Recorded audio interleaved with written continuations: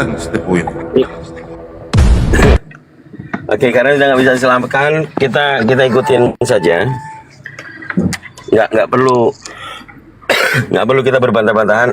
Kalau kita semuanya umat Islam tidak meyakini Yesus itu mati. Kalau lihat dari narasi dalam Bible sesuai dengan perkataan Yesus. Tapi kalau melihat apa yang dikatakan Paulus, ya ini kontradiksi. Dia mengatakan supaya ia menjadi Tuhan itu mati dulu, kan gitu. Tapi gini, kita bahas tentang dosa waris ini karena penyalipan itu menebus dosa seluruh manusia. Yesus yang tidak berdosa harus menanggung beban dosa seluruh umat manusia.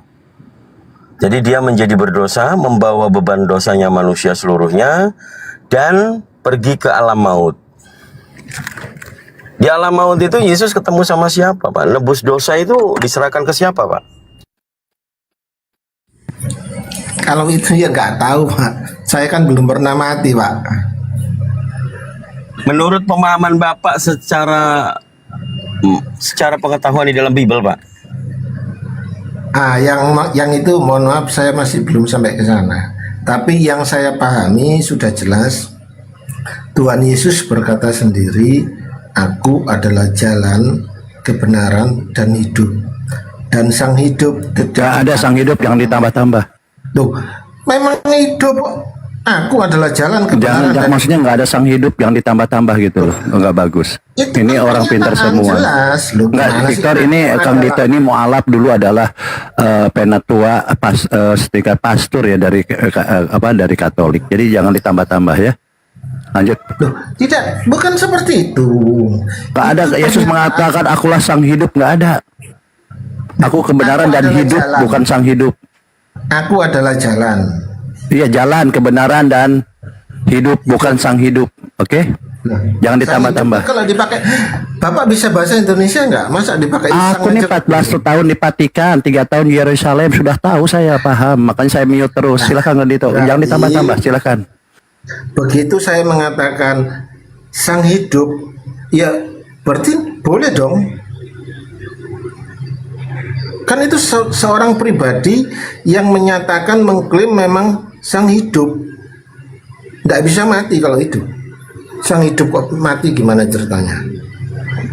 Di mana ada sangnya di situ, Pak? Sang itu pemilik hidup, kehidupan ini, Pak. Bapaknya Yesus, bukan Yesusnya. Lanjutkan itu.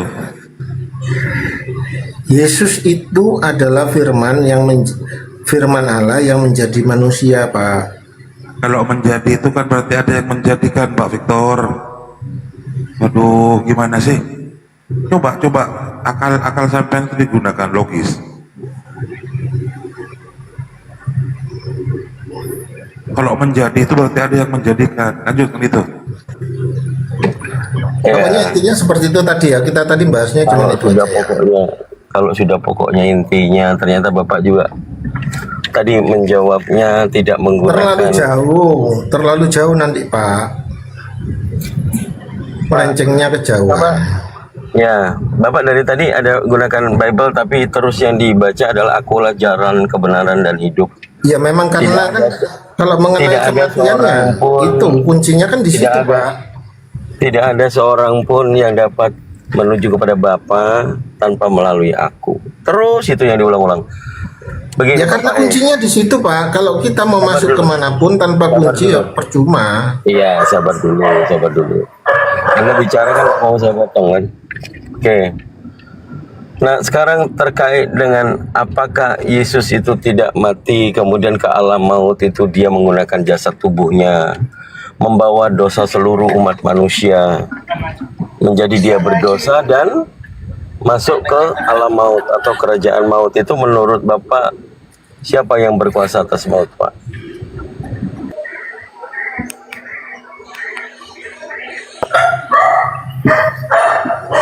Ya, alam maut itu sendiri. Siapa alam maut, Pak? Siapa yang berkuasa atas maut di dalam Bible? Ular tua yang menipu tadi. Jadi kan awal pertama semua itu kan berasal dari awal. Saat dimana Adam dan Hawa berbuat dosa, memakan buah yang dilarang oleh Allah. Iblis atau Dan bukan di Pak? situ Bapak ini adalah- kayaknya dari tadi ngarang di situ bebas. ada ular tua itu tadi. Wasting time Anda itu. Anda pernah baca Bible nggak sih Pak? Dari tadi Saya Anda ngarang jelaskan bebas dengan loh. Bible ini Pak. Kan saya menggunakan kejadian ini. Lah terus yang dikatakan di Ibrani pasal 2 nomor 14 sampai 15. Kejadian dulu Pak, jangan jauh kemana-mana. Kuncinya di situ soalnya. Kunci apa? Kunci Inggris. Tuh, Bapak ini diinfo kok malah kayak gitu. Bapak ngarang Kan kita bebas diskusi dari tadi, Pak, bukan gini loh. kita kan Pak. diskusi. Udah Benar. baca Bible Tunggu. keseluruhan nggak? Kita kan diskusi, Benar. benar enggak? Ya, Bapak membaca Bible. Kalau kita diskusi, Bapak tanya, saya jawab. Jangan saat saya jawab Iya, Bapak makanya marah-marah. Pak. Bapak siapa sih namanya ini? Bapak Victor yang terhormat. Pak Bro, kita Ya, berbicara Bro. ini apa yang tertulis di Bible. Anda merujuk kepada kejadian, kejadian Bro. yang tidak ada. Gantian dong, astagfirullahaladzim. Kenapa orang ini tiba-tiba tidak fokus ya? Kemana-mana bicaranya. Anda membawakan kejadian, tetapi tidak tertulis di kejadian itu bahwa penguasa kerajaan maut itu ular tua. Tidak ada. Yang ada itu di Ibrani. Oke, siap, jelaskan. Ibrani 2 nomor 14. Dengarkan dulu saya berbicara. Anda cek buka Bible Anda. Kita berbicara diskusi ilmiah. Kalau Anda hanya asumsi di kejadian ada begini begitu, aduh nyimak aja di bawah lah. Nggak ada Anda itu pengetahuannya. Di Ibrani dikatakan penguasa maut adalah iblis. Betul nggak? Ibrani 2 nomor 14. Anda ini Iblis itu kan wujudnya itu kan ular itu tadi Pak. Aduh. ya sudah, berarti kan memang iblis yang berkuasa atas maut, betul? Cuman Setuju nggak? awal Kerajaan maut ceritanya itu. Pak itu dari ular itu, gitu Pak. Saya nggak tanya ceritanya, saudara. Saya melanjutkan diskusi kita. Saya menanyakan kepada saudara. Makanya dengarkan baik-baik, jangan keburu jawab. Yang saya tanyakan tadi, siapa yang berkuasa atas kerajaan maut itu? Siapa? Anda ke kejadian ular tua. Ya, terus kita semuanya tahu ular tua itu setan, itu iblis. Ya tinggal Anda jawab iblis saja kan selesai dari tadi. Kenapa Anda muter-muter? Atau memang tidak punya kapabilitas untuk memahami? Cuman dasarnya nggak ada kalau nggak pakai ular tua itu, karena ular tua itu ada di kejadian. Saya nggak berbicara dasar. Saya berbicara bahwa di situ kalau Anda baca, kalau mau kalau segala Anda baca, sesuatunya Pak, itu dari ujungnya. Wasting time. Ini kita Mohon ngomong maaf apa ya. dia larinya kemana ini? Bapak ada Bible nggak di situ? Anda berdiskusi pakai Bible nggak? Atau cuma pakai congor? Cuplis. Itu kan tadi Bible. Ya, sekarang saya tanya samamu, Anda lagi bawa Bible nggak? Berdiskusi dan membaca Bible. Saya baca Bible dari zaman lampau Pak. Saya orang Kristen. Sekarang saya tanya di hadapan saudara, saya itu pengen memastikan Anda itu bawa Bible nggak sekarang? Anda pakai Bible nggak sekarang diskusi sama kita di sini? Lah itu tadi saya pakai kejadian itu apa bukan Bible? Pertanyaan saya sekarang ini, Anda ada Bible nggak di sekitar Hubungannya Anda? apa Pak? Hubungannya apa mengenai itu? Hubungannya sekarang Anda buka, bacakan sama saya Ibrani 2 nomor 14. Itu disebutkan dengan kematiannya. Ia menebus manusia ke dalam kerajaan maut, yaitu iblis. Oke, gini ya. Bapak Apa yang dengerin gini? boleh. Bapak mau denger gak? Anda sudah baca Iya. belum? Coba koreksi. Gantian dulu saya yang jelasin. Iya, Anda jawab terlalu dulu. dalam Sekarang ada soalnya. Bible, Anda bacakan tidak mau. Astagfirullahaladzim. Kenapa sih ini orang satu nih? Macam kayak beginilah. Oh ya wis. Ya udah kalau gitu, mohon maaf. Saya izin turun. Makasih banyak rekan-rekan. Ya lebih baik turun Pak. Anda ngibul dari tadi. Ngibul apanya? Oh, itu kejadian Bible kok. Yang ngibul, Gimana? orang tidak ada nyata yang kau baca. Oke, itu kejadian loh. Please turun, udah turun aja. Oke, makasih banyak. Memalukan. Pak Jospen aja sampai ketawa-ketawa tuh. Disalib tidak mati. Tapi kemudian masuk ke dalam kerajaan maut, ditanya kerajaan maut siapa yang berkuasa, pelintat pelintut. Tolong saudara-saudara Kristen, kalau mau naik diskusi, kita diskusi itu pengen dapat poin ya. Jangan dipelintir sendiri Bible-nya. Masa dipelintar-pelintir. Ini kita semuanya ini ahli ya. Ahli Bible. Bukan ahli kitab. Ahli Biblos. Pak Jospen, atau silakan saudara yang lain. Ini sudah ada rumah tua ini. Silakan rumah tua. Silakan. Ada lubang ayah? Iya. Rumah tua dibuka mionya. Rumah tua. Rumah tua dibuka mionya rumah tua. Gimana? Rumah tua? Atau Kristen yang lain yang mau naik silakan. Minta multi. Minta multi. Rumah tua. Ya. Ya silakan. Anda menyetujui dengan narasi teman Anda yang tadi bahwa Yesus itu tidak mati. Kemahakuasaannya dia itu tak akan pernah berkurang. Makanya ketika dia katakan ke dalam tanganmu kuserahkan nyawaku, terus juga dia itu mewujud nyatakan lewat firman yang dia sampaikan. Aku akan ditangkap, disalib, tapi 3 hari kemudian aku akan dibangkitkan. Jadi yang gak mati itu ya kemahakuasaannya dia. Karena dia adalah firman, makanya firman itu yang menghidupkan dia. Yang menunjukkan bahwa setiap apa yang dia sampaikan itu terjadi, Bang. Sudah? Lanjut. Ya. Silakan, Kang Dito. Kang Dito, silakan, Kang Dito. Kang Dito. Ambil apa, Bang? Handset.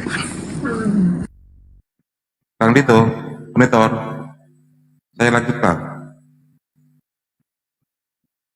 Ya, coba Bapak baca, ada Bible kan?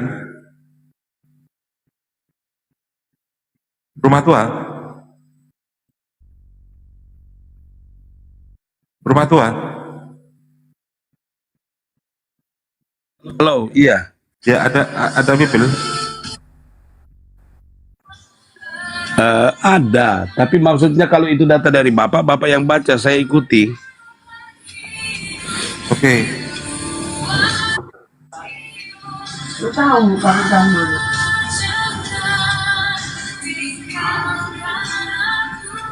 Jangan dapat dengar.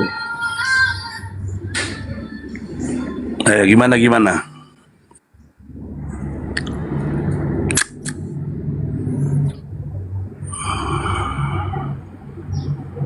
Coba Anda baca di Markus ya, di Coba Matius. Bang Baal dulu ya, saya di pasar.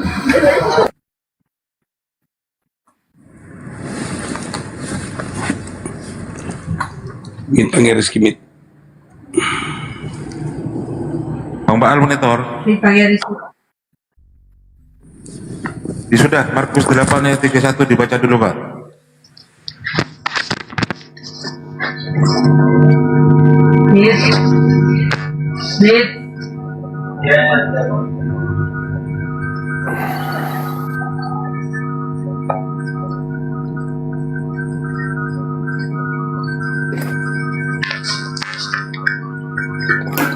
Halo.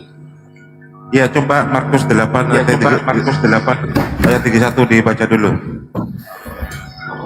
Iya baca, saya ikuti, Bang.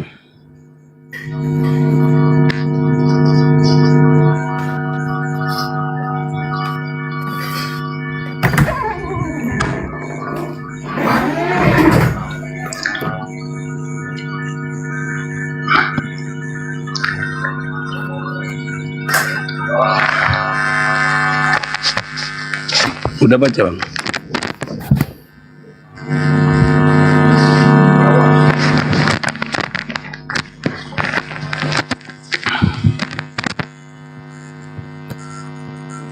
Baca bang.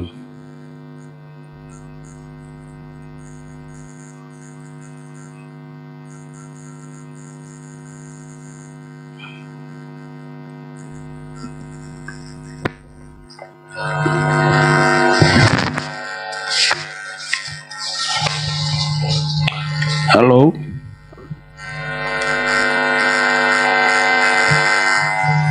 Bapak Noise, hei, noise. Noise.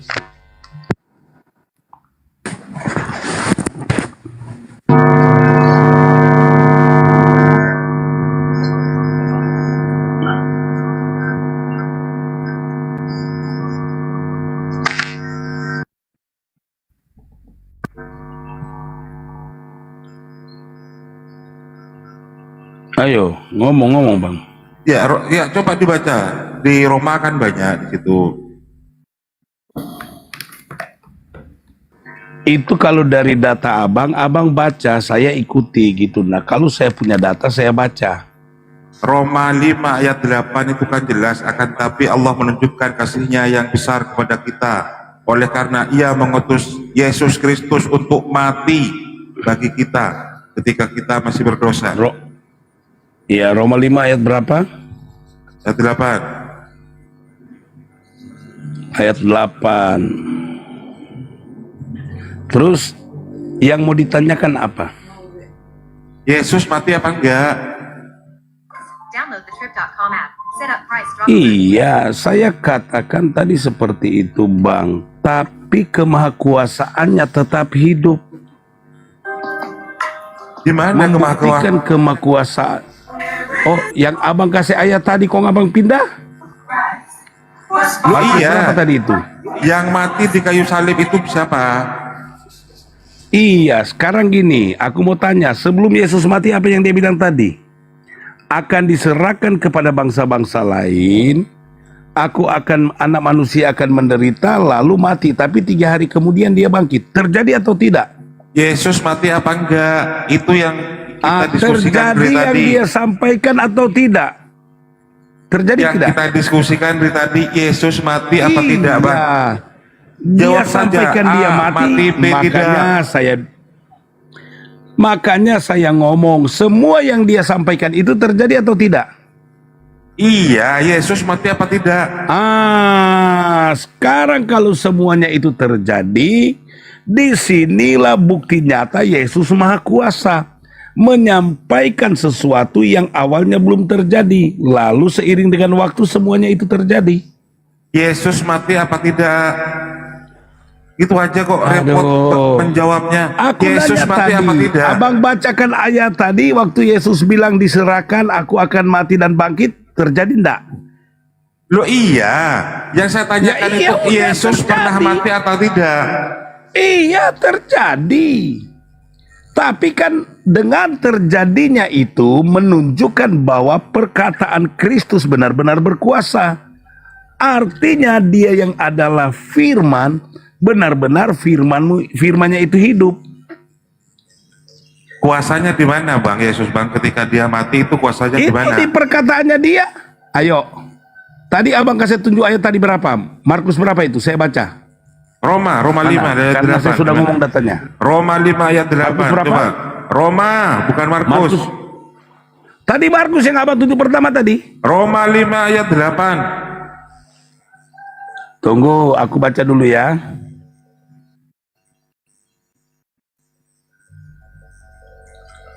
Aduh, sorry. Kalau mau ke Markus, Saya di baca Markus dulu, 15 di situ. Banyak Markus ayat-ayat berapa? tentang kematian Yesus itu banyak. Markus 15 di situ. Baca dari nomor 22 sampai 28. Sampai 38 di situ. Iya, sabar Bang. Karena saya lagi cari.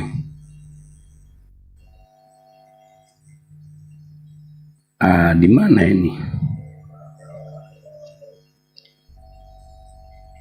Matius, Markus. Sorry Bang ya.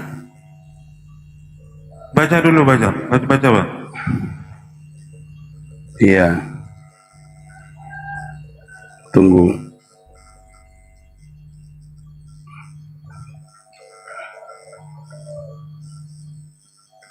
Markus 15 ayat apa tadi, Bang?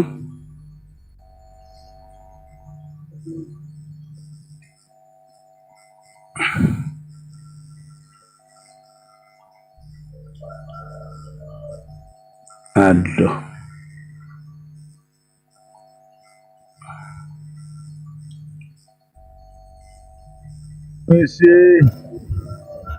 Ya, di-mute dulu Bang Bau. Iya. Di-mute dulu Bang Bau. Matius 20 aja ayat 19 saya baca ya. Kok ke Matius sih? Ya sama aja, Bang.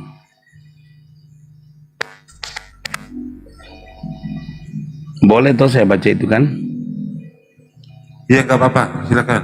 Matius berapa? Matius 20 ayat 19. Bukan 27 Bang. 20.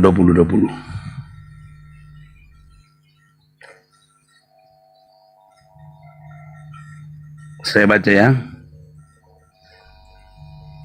Ayat 19 dia bilang begini. Dan mereka akan menyerahkan dia kepada bangsa-bangsa yang tidak mengenal Allah, supaya ia diolok-olokkan, disesat dan disalibkan. Dan pada hari ketiga ia akan dibangkitkan. Jadi ini perkataan Yesus ketika dia belum ditangkap, tapi dia sudah menubuatkan. Dia sudah menyatakan apa yang akan terjadi di dia. Nah, kalau ini tidak terjadi berarti Yesus pembohong. Yesus nggak benar, Yesus nggak berkuasa. Murid-murid walaupun sudah mendengar ini, tapi mereka nggak percaya kalau dia akan bangkit. Makanya presisi sekali ayat ini dengan apa yang terjadi di dalam Kristus itu, Bang. Jadi kemahakuasaannya dia itu nggak bisa diganggu gugat, nggak pernah berkurang sekalipun dia dalam keadaan manusia.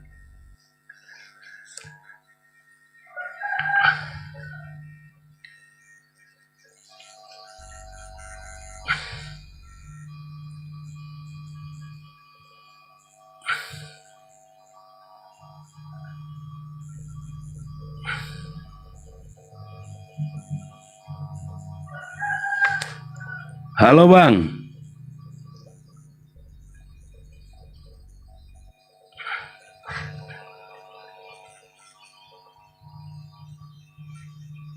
Halo. Iya, di situ di mana Yesus dikatakan tidak mati.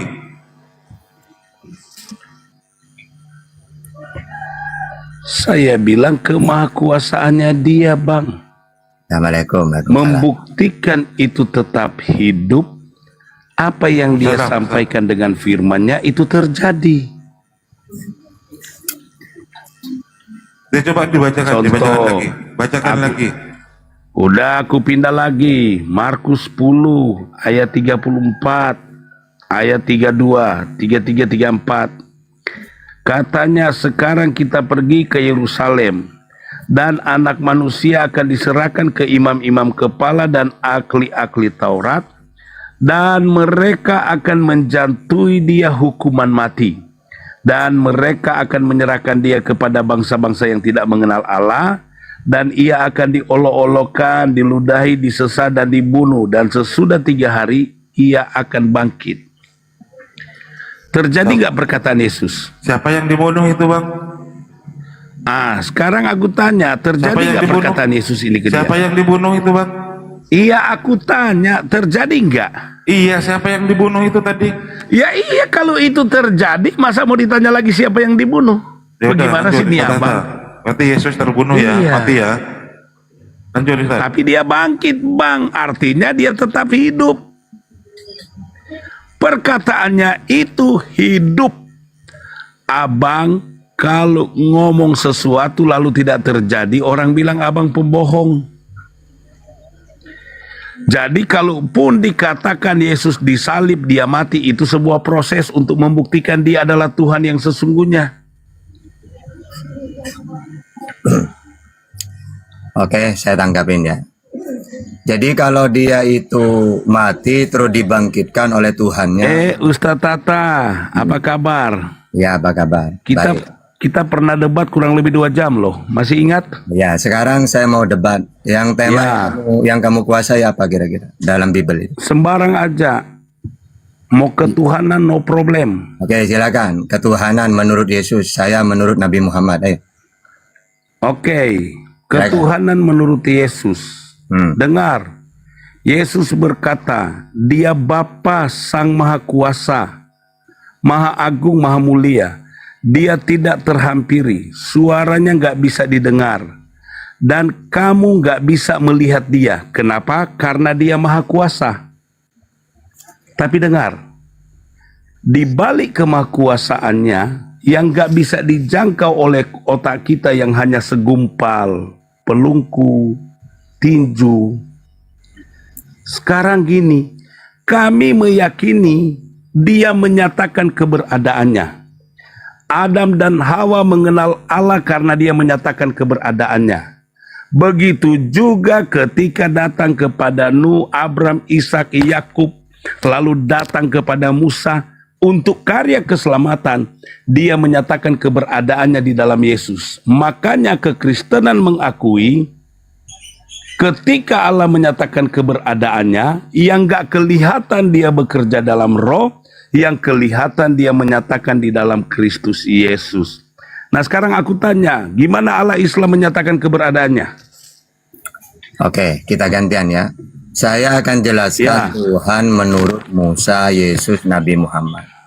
Karena mereka bertiga ini semua para nabi memang diutus untuk mengenalkan Tuhan yang benar.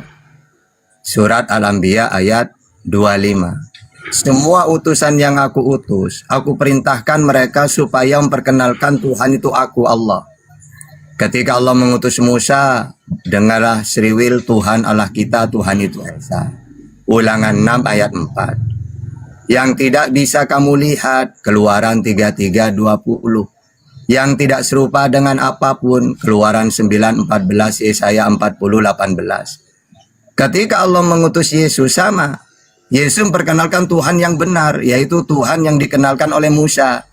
Hukum yang terutama, dengarlah seriwil Tuhan Allah kita, Tuhan itu Esa, Markus 12:29. Yang tidak bisa kamu lihat, Yohanes 5:37. Begitu juga ketika Allah mengutus Nabi Muhammad, Nabi Muhammad diperintah untuk memperkenalkan Tuhan, yaitu Allah, atau Kebun 13, Al-Mu'minun 116. Yang Esa, Al-Ikhlas ayat 1. Yang tidak bisa dilihat, Al-An'am 103. Yang tidak serupa dengan apapun, Asyura ayat 11. Jadi Musa, Yesus, dan Nabi Muhammad sama Tuhannya, yaitu Allah yang Esa, yang tidak kelihatan, yang tidak serupa dengan apapun. Nah kalau Tuhannya Kristen, silakan coba perkenalkan ke saya. Silakan. Iya, saya sudah nyatakan tadi. Masa Ustadz Tata tidak dengar? Dia menyatakan keberadaannya. Nah sekarang kalau Ustadz Tata menyamakan Allah yang disembah oleh Abram, Ishak, dan Yakub sama dengan Allah yang disembah oleh Muhammad, nggak akan ketemu. Bagaimana Allah yang disembah oleh Muhammad yang berasal dari Mekah memiliki sifat-sifat yang berbeda dengan Allah yang disembah oleh Abram, Ishak, dan Yakub, lalu mau dijadikan sama. Kedua, Allah yang disembah oleh Muhammad punya kesimpulan juga sorga yang berbeda dengan yang ditawarkan oleh Allah Abram, Ishak, dan Yakub. Terus katanya Allah yang disembah oleh Muhammad, Dia tidak menyatakan keberadaannya, nggak ada yang serupa dengan Dia. Tapi kok yang anehnya, kenapa Dia bisa datang jadi kaki dua di neraka? Kenapa Dia menciptakan manusia dengan tangannya? Lalu kebahagiaan orang Islam nanti akan melihat wajah Allah di sorga. Jadi ini kan pling-plan. Lalu di sisi lain, Allah Islam loh yang berasal dari Mekah, dia mau belajar kepada Isa. Aku kasih ayatnya ya Bang. Bagaimana ketika dia mau belajar kepada Isa?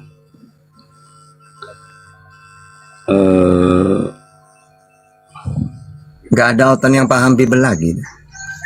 Iya, kan saya kasih ayatnya, Bang. Kayaknya kurang seru kalau dapat.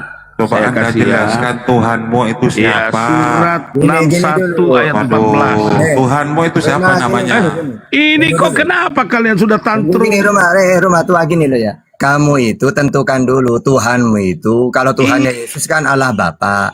Tuhanmu tentukan dulu Yesus atau Allah Bapa Tuhanmu siapa? Makanya perlu ketajaman untuk menangkap apa yang saya sampaikan. Ya, coba tentukan dulu Tuhanmu Yesus atau Allah Bapa yang sesuai ajaran Musa Yesus. Kayaknya gua harus Saya sudah sampaikan dari awal harus tadi. turun tangan nih kalau begini nih.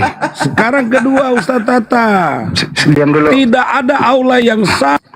Sekarang diskusi. Kenapa dia mengklaim dia banyak? Diskusi Dia yang berkata benar. Ustadz Tahta nanti memberikan penjelasan kepada Anda bahwa Tuhan umat Jadi Ustaz Islam Tata itu sudah mampu siapa. sama saya ya? Ya, Kalau oh ya, oke begitu, kamu. ya. Hacuh! Ya, Oke, nggak mau diatur. Enak kan? Setuju nggak teman-teman gue bersin? Gini ya, Kristen itu tadi saya memperkenalkan Tuhan menurut Musa, Yesus, Nabi Muhammad dengan data. Dia sendiri muter-muter siapa Tuhannya dia itu belum tahu dia. Kalau memang Yesus harusnya pakai data. Oh, Tuhannya Kristen itu Yesus. Yesus mengatakan, "Akulah Tuhan, ya pencipta langit dan bumi. Tiada Tuhan selain Aku." Nah kayak gitu ini enggak. Tiba-tiba kemana-mana belum tahu, belum ditunjukkan siapa Tuhannya. Gitu. Dia ngomong gini loh, Allahnya Abraham, Ishak, bukan apa sih menyebut kata Allah aja gitu, udah salah penempatan di sana.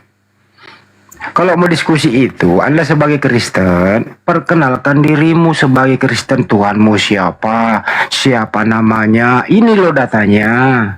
Habis itu Ustaz Tata lagi menjelaskan siapa yang disembah umat Islam, ini loh namanya, ini loh datanya. Diam dulu. Ya, ini polanya loh diskusi. Nah, setelah masing-masing itu penguatan mengenai data masing-masing. Habis itu baru tanya jawab. Ini bisa diskusi nggak sih kalian ini? Siapa yang mau diskusi? Seperti itu.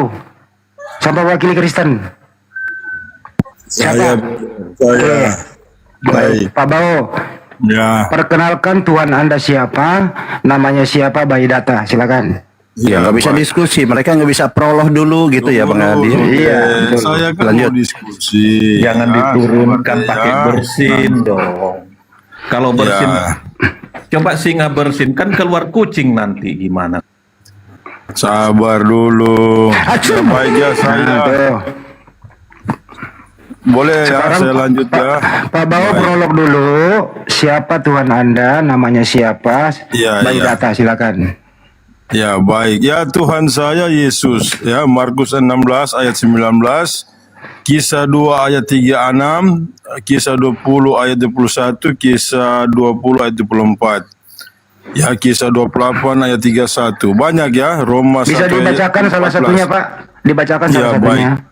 Markus 16 ayat 19. Saya baca ya. Dengan Alkitab saya ya.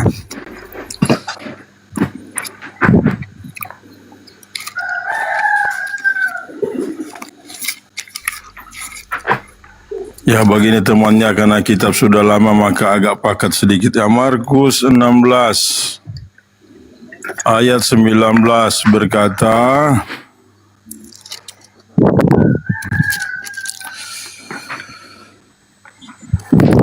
ya, setelah Tuhan Yesus bersabda demikian kepada mereka itu, maka terangkatlah ia naik ke surga, lalu duduk di sebelah kanan Allah. Ya, referensinya Mazmur 110 ayat 1, Kisah 7 ayat 55. Begitu, brother. Oke, terima kasih. Itu baru diskusi gitu loh. Percaya diri pakai Bible. Sekarang Ustaz Tata, silakan. Oke. Jadi kalau Tuhan di dalam Islam itu langsung tidak muter-muter. Siapa Tuhan itu? Allah. Alhamdulillahirabbil alamin, segala puji bagi Allah, Tuhan seluruh alam. Siapa Allah itu? Ya Tuhan. Siapa namanya Tuhan? Ya Allah. Bismillah, dengan menyebut nama Allah. Nah, jadi Tuhan umat Islam itu adalah Allah. Yang kedua, yang namanya Tuhan itu harus disembah kan? Karena kalau kita itu punya Tuhan, pasti menyembah Tuhan. Maka umat Islam menyembah Tuhan yang benar itu, yaitu Allah. An-Nisa 36. Wa'budullah wa la tusyriku bihi syai'a. Dan sembahlah Allah, jangan kamu sekutukan dengan apapun. Yang kedua, yang namanya Tuhan itu disembah. Yang ketiga, pencipta. Maka Allah pencipta. Allahul ladzi khalaqas samawati wal ard. Allah yang menciptakan langit dan bumi.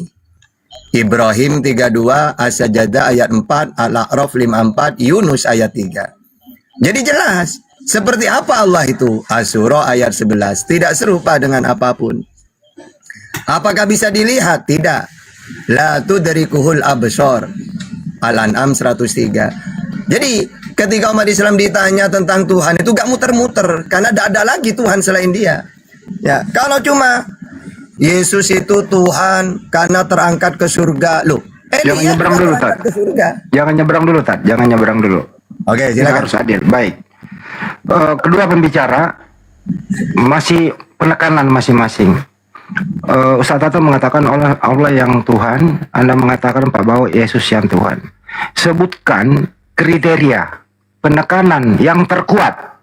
Kriteria dia Yesus itu adalah Tuhan. Kriterianya nih, hal-hal yang paling mendukung bahwa Yesus itu Tuhan. Begitu juga Ustaz Tata, Allah Subhanahu wa Ta'ala Tuhan yang disembah. Kriterianya, hal-hal pendukungnya, supaya netizen ini di tahun Masehi Januari ini tercerahkan. Silakan Pak Bao lagi, monggo. Ya baik brother ya.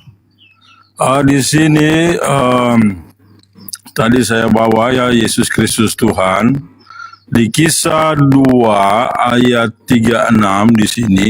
Sebab itu hendaklah diketahui oleh segala isi rumah Israel dengan yakin bahwa Allah sudah menjadikan Yesus itu Tuhan dan Kristus, yaitu Yesus itulah yang kamu ini salibkan itu. Referensinya Kisah 5:31. Ya, saya baca ya referensinya. Kisah 5:31 berbunyi begini.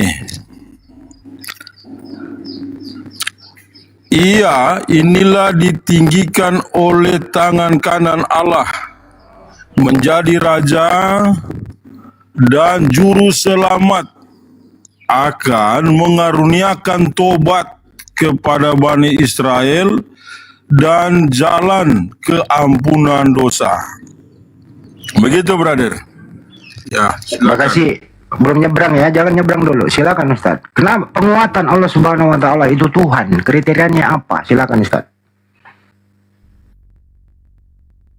Demikian Ustaz, demikian. Dibuka mute-nya Ustaz. Cut, ke mute. Oke. Jadi seperti biasa di dalam KBBI, Tuhan itu apa? Wujud tertinggi. Maka Allah wujud tertinggi. Wa huwal aliyul azim, maha tinggi, maha agung. Yang kedua kata KBBI, Tuhan itu yang disembah. Maka jelas Allah disembah. An-Nisa 36 tadi, wa'budullah wa la tusyriku bihi syai'a. Yang ketiga ciri-cirinya Tuhan itu pencipta. Jelas Allah pencipta. Ibrahim 32, Sajdah ayat 4, Al-A'raf 54, Yunus ayat 3. Jadi kalau di dalam Islam Tuhan itu sesuai dengan KBBI sudah. Karena yang definisi Tuhan itu wujud tertinggi, disembah, dan pencipta. Nah ini Islam tidak muter-muter, langsung datanya jelas banget.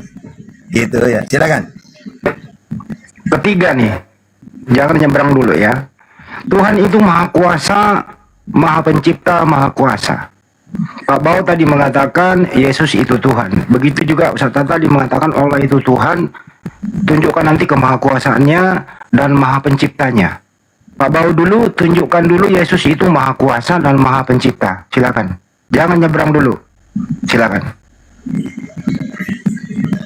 Ya, baik ya, terima kasih. Saya lanjut lagi. Di dalam Kisah Para Rasul 28 ayat 31. Serta memberitakan kerajaan Allah dan mengajarkan segala hal ihwal. Tuhan Yesus Kristus dengan beraninya dan tiada bertegah. Ayat 23 ya, saya undur lagi. Di dalam Kisah 29 ayat 23. Setelah ditetapkannya suatu hari kepada Paulus, maka amatlah banyak orang datang kepadanya ke tempat ia menumpang itu. Maka kepada mereka itu ia menerangkan segala hal itu sambil menyaksikan kerajaan Allah. Dan mulai dari dalam Taurat Musa Pak Bao izin dan dari memotong, dalam Pak Bao. Biar Ya, kita gimana? mengirit waktu. Yesus kan Tuhan Anda. Tunjukkan di mana datanya Yesus itu Maha Kuasa dan Maha Pencipta. Silakan. Ya, baik. Ya, saya buka Matius saja ya dulu. Karena bicara kuasa ya teman-teman. Matius dalam pasal terakhir ya. Matius 28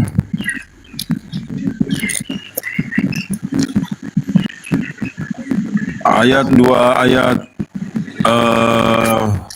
saya lihat ya, ayat 18 saya baca saja dulu. Ya, berkata begini. Sebab itu pergilah kamu, jadikan sekalian bangsa itu muridku, serta membaptiskan dia dengan nama Bapa dan Anak dan Roh Kudus, dan ajar dia menurut segala sesuatu yang aku pesan kepadamu. Maka ketahuilah, olehmu aku ini beserta dengan kamu senantiasa hingga kepada kesudahan alam. Ini brother, salah satunya kemahakuasaan Tuhan ya. Baik. Cukup Baik. dulu ya. Jadi bukti Yesus itu Maha Kuasa, Maha Pencipta, dia pakai Matius 28:18. Ustaz Tata silakan. Apa pertanyaannya? Buktikan kalau Allah Subhanahu wa Ta'ala itu Maha Kuasa dan Maha Pencipta. Silakan. Jangan nyebrang dulu. Ali Imran 189. Walillahi mulku samawati wal ard. Wallahu ala kulli syai'in qadir. Dan milik Allah lah kerajaan langit dan bumi, dan Dia Maha Kuasa atas segala sesuatu. Dan Dia yang menciptakan langit dan bumi dan isinya. Allahul ladzi khalaqas samawati wal ard wa ma bainahuma. Allah yang menciptakan langit dan bumi dan isinya. Ibrahim 32, Sajadah ayat 4, Al-A'raf 54, Yunus ayat 3. Sudah. Ada 3 topik ya. Kita fokus kepada Maha Kuasa saja. Pak Bao bisa diperkuat lagi. Mungkin ada data pendukung lagi kalau Yesus itu Maha Kuasa, Maha Pencipta. Diperkuat lagi. Silakan.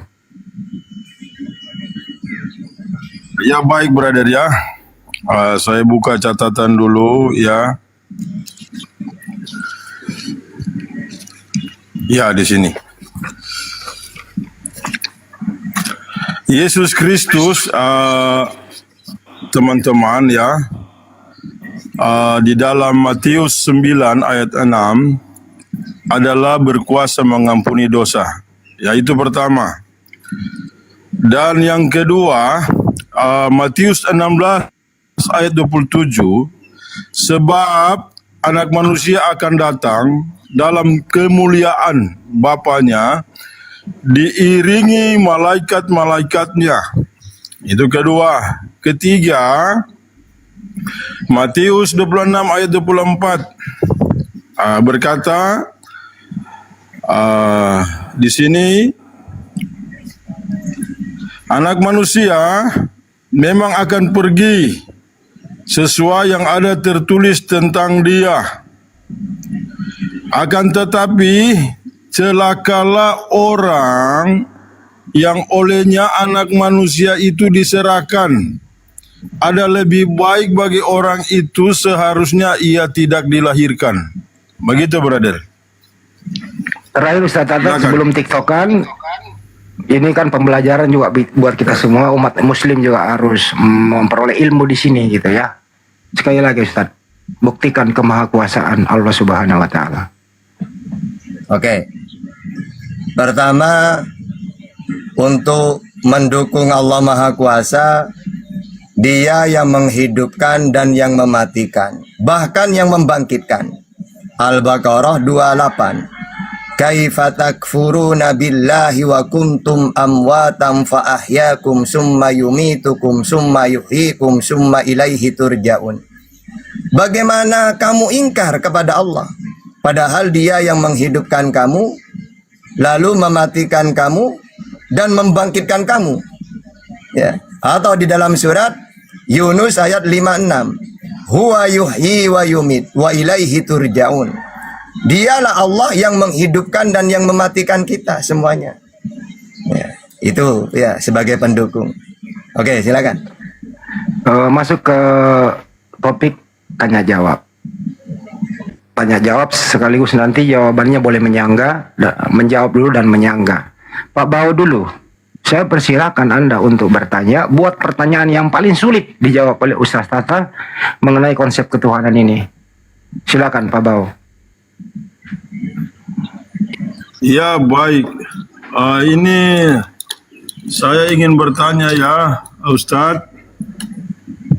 Di dalam umat Islam ya, di dalam sholatnya mereka sholat nggak membahas sholat, membahas tentang konsep siapa itu Tuhan Maha Kuasa kah dan tidak. Jangan ya, topik. Baik ya, Ganti maaf ya kalau ada pertanyaan ketika saya tanya hal-hal dari Islam ya, tidak apa-apa. Baik, kemahakuasaan ya bagi Allah Subhanahu wa taala itu ya, apakah hanya kepada manusia dan hidup dan mati? Bisa jelaskan, brother? Mengerti pertanyaannya, Ustaz? Orang mudeng apa? Coba diulang lagi. Taruh Ustaz. Harus tepat pertanyaannya nih. Pak Bao, bisa diulang kembali pertanyaannya? Ya, baik. Saya ingin bertanya, apakah ya Allah Subhanahu wa taala itu ya Tuhan atas orang mati atau orang hidup? Oke, baik. Jelas, silakan Ustaz. Kalau kayak itu kan sudah aku jawab barusan. Jadi Allah itu yang menghidupkan dan yang mematikan seluruh makhluk. Kaifa takfuruna billahi wa kuntum amwatam fa ahyakum summa yumitukum summa yuhyikum summa ilaihi turja'un. Huwa yuhyi wa yumit. Jadi dari kalimat ini Allah yang menghidupkan kita semua dan yang mematikan kita semua dan yang membangkitkan kita semua. Berarti kan semua di sini semua makhluk. Ya. Bukan hanya orang Sriwil yang dibangkitkan, yang dimatikan, bukan hanya orang Indonesia, seluruh manusia. Gitu. Oke. Baik. Sekarang Pak Bao menerima jawaban atau Anda bisa menyangganya? Silakan. Ya, baik, saya ingin tambah sedikit. Kalau brother Ustadz ya menyampaikan. Dijawab dulu menerima jawabannya atau Anda mengkoreksi? Ya, saya ingin cari tahu lagi. Tadi kan Tuhannya orang mati, Allah itu kan berkuasa atas orang mati, orang hidup, iya kan? Iya. Begitu Ustadz? Iya. Iya. Jangan tiktokan dulu. Bertanya aja. Iya. Ya, baik ya. Berarti saya sudah memahami ya. Oke, baik. Terima kasih. Ya. Sudah memahami, Anda standby. Sekarang Ustaz Tata lagi yang bertanya. Yang paling sulit, yang nggak bisa dijawab bawahnya. Silakan. Oke. Kalau Tuhanku dia yang mematikan dan yang membangkitkan. Kalau Yesus itu Tuhan, bisa nggak dia bangkit sendiri? Pakai dalil ya, kalau dia bangkit sendiri. Silakan. Ya, baik ya. Ya, di dalam perkataan Yesus Kristus ya kepada murid-muridnya semasih ada di dunia ya, kurang lebih 30 tahun setengah ya. Di sini Tuhan Yesus memberitahukan hal sengsaranya pada pertama kalinya. Matius 16 ayat 21. Daripada masa itu mulailah Yesus mengajarkan kepada murid-muridnya bahwa ia wajib pergi ke Yerusalem, lalu merasai banyak sengsara daripada orang tua-tua dan daripada kepala imam dan ahli Taurat, sehingga dibunuh, kemudian ia bangkit pula pada hari yang ketiga. Ya, itu pertama. Dan yang kedua, Tuhan Yesus memberitakan hal sengsaranya pada ketiga kalinya. Matius 20 ayat 18 sampai 19, bahwa kita ini pergi naik ke Yerusalem dan anak manusia itu akan diserahkan ke tangan kepala imam dan ahli Taurat. Maka mereka itu akan menghukumkan dia mati, lalu menyerahkan dia ke tangan orang kafir, supaya ia diolok-olokkannya dan disesanya, serta disalibkannya, dan pada hari yang ketiga ia akan bangkit pula. Itu kedua, ketiga kali ya. Cukup, Tuhan Bang. Yesus memberitakan. Ya, sabar Cukup dulu. Udah panjang. Nanti Ah, ada iya, penekanan kok. Sahabat dulu. Iya, Kan ada moderator nih, harus adil saya. Iya, Ustaz Tata, apakah pertanyaan Anda itu sudah dijawab sesuai dengan data, atau Anda setuju? Kalau tidak setuju, silakan Anda counter attack. Silakan. Iya. Kalau cuma berita dia akan diserahkan dan akan bangkit, itu belum terjadi. Tapi kalau dia dibangkitkan, ini sudah terjadi. Misalnya Kisah Para Rasul 2:32. Yesus inilah yang dibangkitkan Allah. Berarti dibangkitkan yang benar. Atau Kisah Para Rasul 3 ayat 15. Ya, demikianlah ia, pemimpin kepada hidup. Telah kamu bun-bun, tetapi Allah telah membangkitkan dia. Jadi yang jelas, ya, ayat yang jelas ternyata dibangkitkan. Kalau tadi itu kan belum terjadi, cuma berita bahwa dia akan diserahkan dan akan bangkit. Pertanyaannya, bangkit ini bangkit sendiri atau dibangkitkan? Ternyata yang benar dibangkitkan. Ya, Kisah Para Rasul 2:32, Kisah Para Rasul 3:15, terus juga di dalam Kisah Para Rasul 5:30 atau Roma 10 ayat 9. Semuanya jelas mengatakan Yesus dibangkitkan oleh Allah. Berarti Tuhanmu bisa mati dan tidak bisa bangkit. Butuh dibangkitkan. Berarti yang membangkitkan Tuhan saya. Karena jelas kan, huwa yuhyi wa yumit. Allah yang menghidupkan dan yang mematikan. Ternyata dibenarkan oleh Paulus. Kisah Para Rasul 2:32, Allah yang membangkitkan Yesus. Berarti Tuhanmu dibangkitkan oleh Tuhanku. Gitu yang benar. Oke, baik. Pak Bawo bisa disanggah ulang, ternyata Tuhanmu Yesus ini nggak bangkit sendiri, tapi dibangkitkan oleh Tuhannya umat Islam. Anda menerima atau mau membantahnya? Silakan, kesempatan untuk Anda. Ya, baik brother ya. Di sini ya saya membaca Alkitab. Ini Yesus sendiri yang berkata. Tetapi yang Ustaz sampaikan itu kan rasul-rasul. Mereka kan berkhotbah. Ya, ini Yesus sendiri. Mana yang kita dengar? Yang merasakan atau yang tidak merasakan?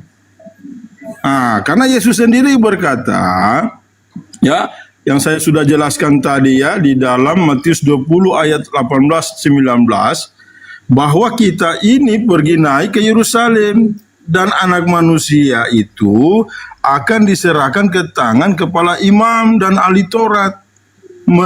Maka mereka itu akan menghukumkan dia mati, lalu menyerahkan dia ke tangan orang kafir, supaya ia diolok-olokkannya dan disesanya serta disalibkannya, dan pada hari yang ketiga ia akan bangkit pula. Di sini tidak ada Yesus bilang ada yang membangkitkan dia, betul?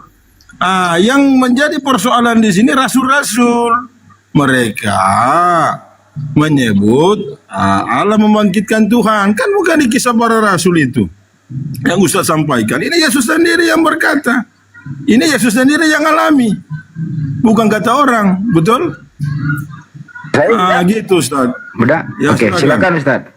Oke, kalau kamu mau minta ucapan Yesus, akan saya pakai ucapan Yesus pengakuan dia juga. Yohanes 5:30. Yesus sudah ngaku, kenapa dia dibangkitkan? Karena aku tidak bisa berbuat apa-apa dari diriku sendiri. Sehingga wajar kalau dia dibangkitkan menurut rasul-rasul itu. Karena memang Yesus sendiri ngaku, aku tidak bisa berbuat apa-apa dari diriku sendiri. Ajaran saja aku diberi. Yohanes 7:16, ajaranku bukan dari diriku sendiri, tapi dari Allah yang mengutus aku. Mujizat saja masih minta kepada Tuhannya. Yohanes 11:44.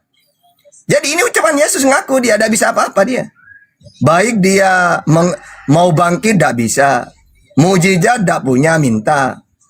Itu pengakuan Yesus sendiri itu. Gitu, silakan. Ya baik ya Ustadz, begini. Entar dulu. Ini silakan Anda tiktokan.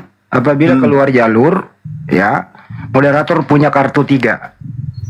Kartu kuning 2, kartu merah 1. Jangan sampai pakai kartu merah. Jangan autopic. Silakan tiktokan, tapi jangan menghujat personal dan jangan menghujat sesembahan masing-masing. Silakan. Ya baik. Baik brother ya, terima kasih atas informasinya. Baik, saya tanggapi dulu Ustaz dalam Yohanes 5 ayat 30 ya, yang tadi Ustaz bilang Yesus tidak dapat berbuat apa-apa. Saya tanggapi dulu ya ayat ini.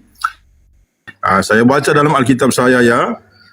Suatu pun tiada aku dapat berbuat menurut kehendakku sendiri, melainkan aku menjalankan hukum sebagaimana yang aku dengar.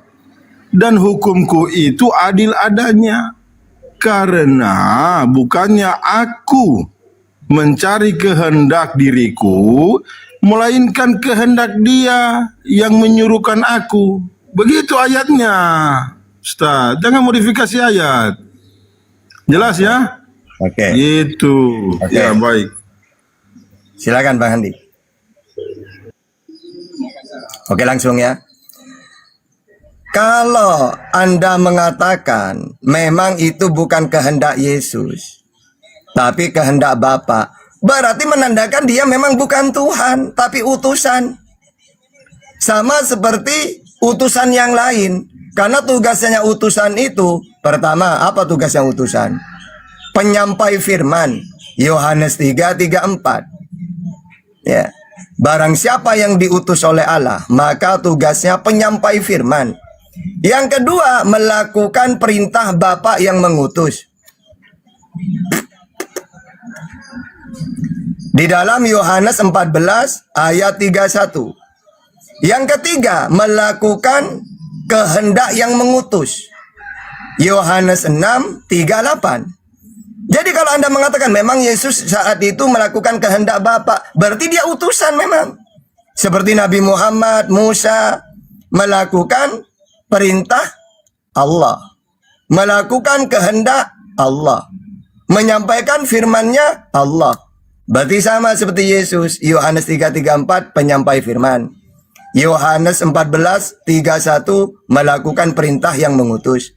Yohanes 6 ayat 38 melakukan kehendak yang mengutus, menandakan Yesus bukan Tuhan di situ. Oke, silakan. Ya, baik Ustaz ya. Sekarang kita berbicara tentang kehendak Bapa ya. Di dalam Yohanes 6 ayat 40 berkata, karena inilah kehendak Bapa-Ku, bahwa masing-masing yang memandang anak itu serta percaya akan Dia, kelak beroleh hidup yang kekal. maka aku ini akan menghidupkan dia pada hari kiamat. Siapa anak ini? Yaitu Yesus Kristus, ya. Itulah kehendak Bapa. Bagaimana, Ustaz? Oke. Ya, silakan. Jadi kalimatnya percaya kepada dia. Oke, sekarang dia itu kan Yesus. Percaya kepada dia. Pertanyaannya, dia itu ngaku siapa? Ternyata Yesus tidak pernah mengaku Tuhan. Matius 15:24 utusan untuk Sriwil. Markus 6 ayat 4 sebagai nabi. Yohanes 17:8 penyampai firman. Yohanes 12 di situ dia menerima firman. Yohanes 12:50 menerima firman. Yohanes 15:15 mendengar firman.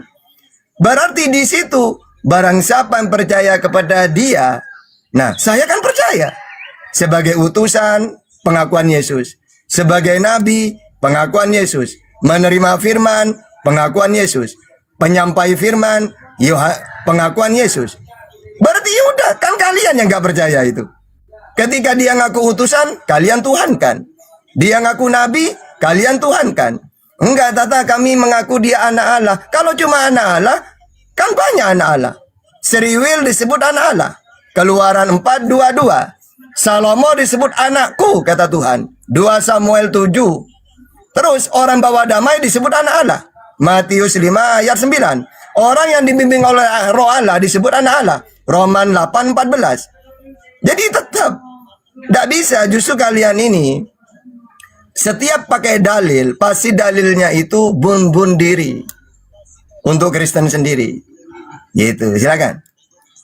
Ya, baik, Ustaz, ya. Tetapi di sini ya Alkitab mencatat ya Tuhan Yesus ya di dalam Kisah 16 ayat 31 berkata, "Percayalah kepada Tuhan Yesus Kristus dan engkau akan selamat." Nah, itu pertama ya, Kisah 19 ayat 5, mereka dibaptis dalam nama Tuhan Yesus Kristus. Kisah 20 ayat 21, supaya mereka bertobat kepada Allah dan percaya kepada Tuhan kita, Yesus Kristus. Ya, jelas ya, di dalam Yohanes 14 ayat 1, ya, jangan gelisahlah hatimu, percayalah kepada Allah dan percaya kepada aku juga.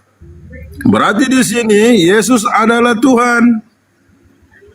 Percaya Allah, percaya Yesus. Begitu, Ustaz. Jangan cuma satu, percaya Yesus juga. Ya, jelas ya teman-temannya. Oke. Baik, silakan. Oke. Di situ ada dua ya. Percaya kepada Allah, percaya kepada Yesus. Nah, kita pakai data. Di dalam Matius 15:24 ngaku utusan kan? Berarti percaya ke utusan. Yesus sebagai utusan. Lalu Yesus, siapa yang mengutus kamu? Allah Bapa. Yohanes 5:37. Siapa Bapa itu Yesus? Tuhan langit dan bumi. Matius 11:25. Berarti ada dua sosok, kata Yesus, aku ini utusan. Yang mengutus saya Allah. Allah itu Tuhan langit dan bumi. Berarti Yesus sebagai utusan, Allah sebagai Tuhan. Makanya kalau dalam Islam itu percaya kepada Nabi Muhammad dan percaya kepada Allah, percaya kepada Nabi Muhammad. Allah sebagai apa? Tuhan. Nabi Muhammad sebagai apa? Utusannya. La ilaha illallah Muhammadur Rasulullah. Atau Yesus. Inilah hidup yang kekal. Mereka mengenal engkau satu-satunya Allah yang benar dan mengenal Yesus sebagai utusan. Berarti jelas ayat itu. Allah Bapa sebagai Tuhan, Yesus sebagai utusan. Begitu juga umat Islam percaya kepada keduanya. Allah sebagai Tuhan, Nabi Muhammad sebagai utusan. Kalau kalian enggak, dua-duanya dituhankan. Padahal kata Yesus, Tuhan itu hanya satu. Hukum yang terutama, dengarlah Sriwil, Tuhan Allah kita, Tuhan itu Esa. Mengenal engkau satu-satunya Allah yang benar. Tepat guru, dialah Tuhan yang satu. Tidak ada yang lain kecuali dia. Enggak ada yang lain. Tapi kalau kalian, malah Yesus utusan ini, kamu lantik jadi Tuhan juga. Nah, ini bukan ajaran Yesus itu. Gitu. Silakan. Ya, baik Ustaz ya. Di dalam Yohanes 3 ayat 16 ya. Karena demikian Allah mengasihi isi dunia ini sehingga dikaruniakannya anaknya yang tunggal itu supaya barang siapa yang percaya akan dia jangan binasa melainkan beroleh hidup yang kekal. Roma 5 ayat 8, tetapi Allah sudah menyatakan kasih-Nya kepada kita di dalam hal Kristus telah mati karena kita, tak kala kita ditaklukkan oleh dosa. Bagaimana Anda katakan dia utusan?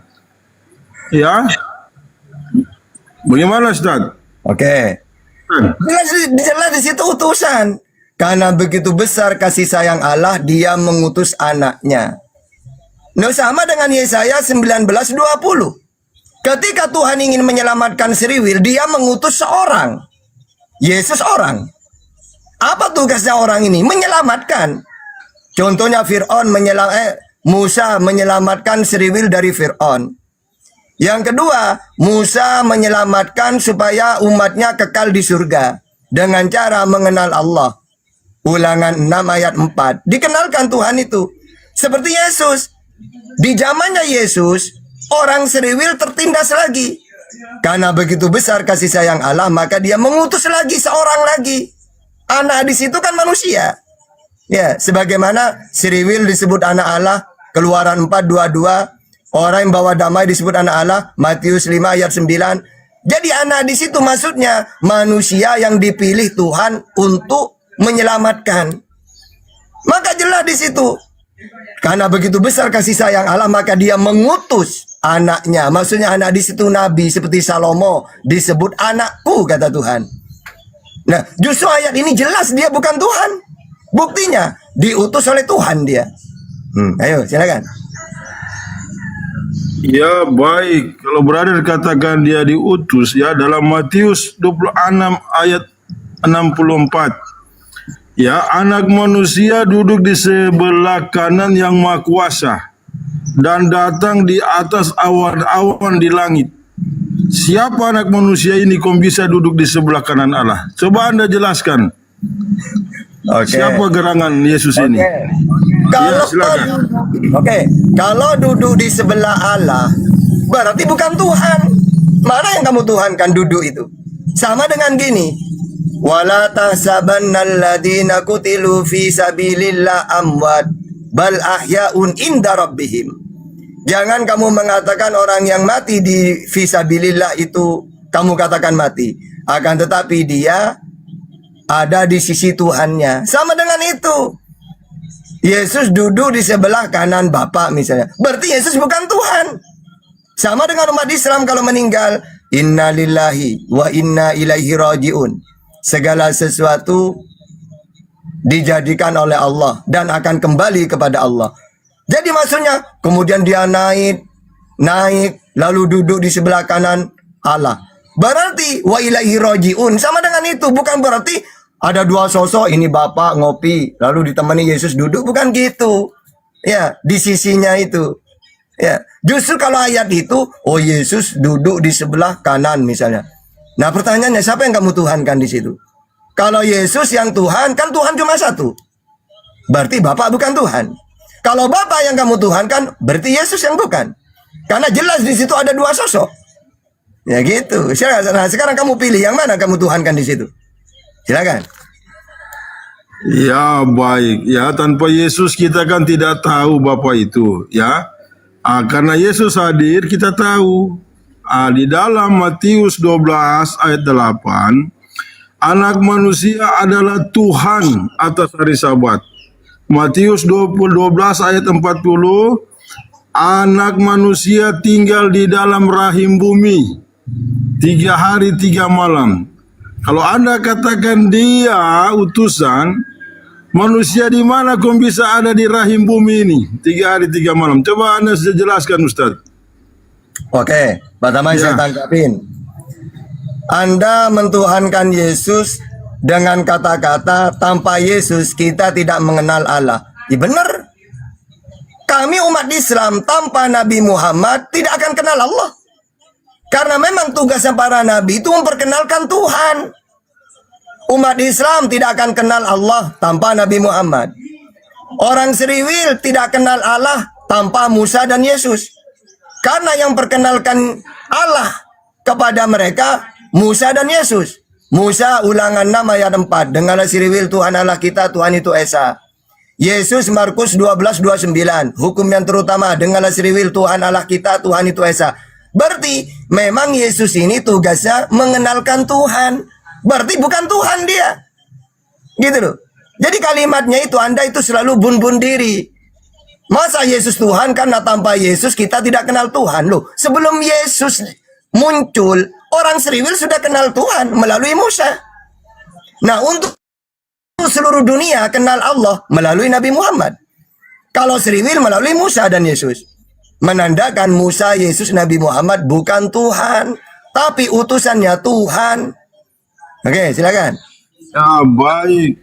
Anda masih ragu ya? Saya buka Matius 19 ayat 28. Apabila anak manusia bersemayam di tata kemuliaannya, kamu yang telah mengikut aku akan duduk juga di atas 12 tahta untuk menghakimi kedua belas suku Israel. Kenapa anak manusia di sini ya begitu hebat? Ya, kita saja yang percaya ikut bersama-sama dengan dia memerintah, bahkan menghakimi.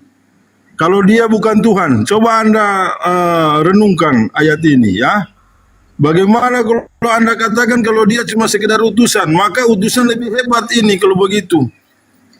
Ya, di dalam ayat Matius 19 ayat 28, apabila anak manusia bersemayam di tahta kemuliaannya, kamu yang telah mengikut aku akan duduk juga di atas 12 tahta untuk menghakimi kedua belas suku Israel.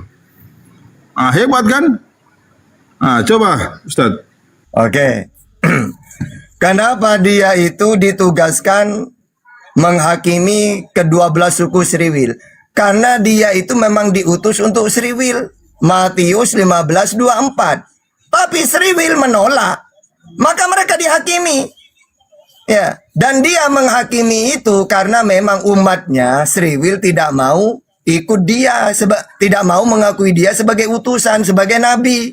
Makanya dalam Yohanes 12:47, dan jikalau seorang mendengar perkataanku tetapi tidak melakukannya, aku tidak menjadi hakimnya. Maksudnya apa? Dia hanya untuk Seriwil. Kalau di luar Seriwil, Yesus gak tanggung jawab.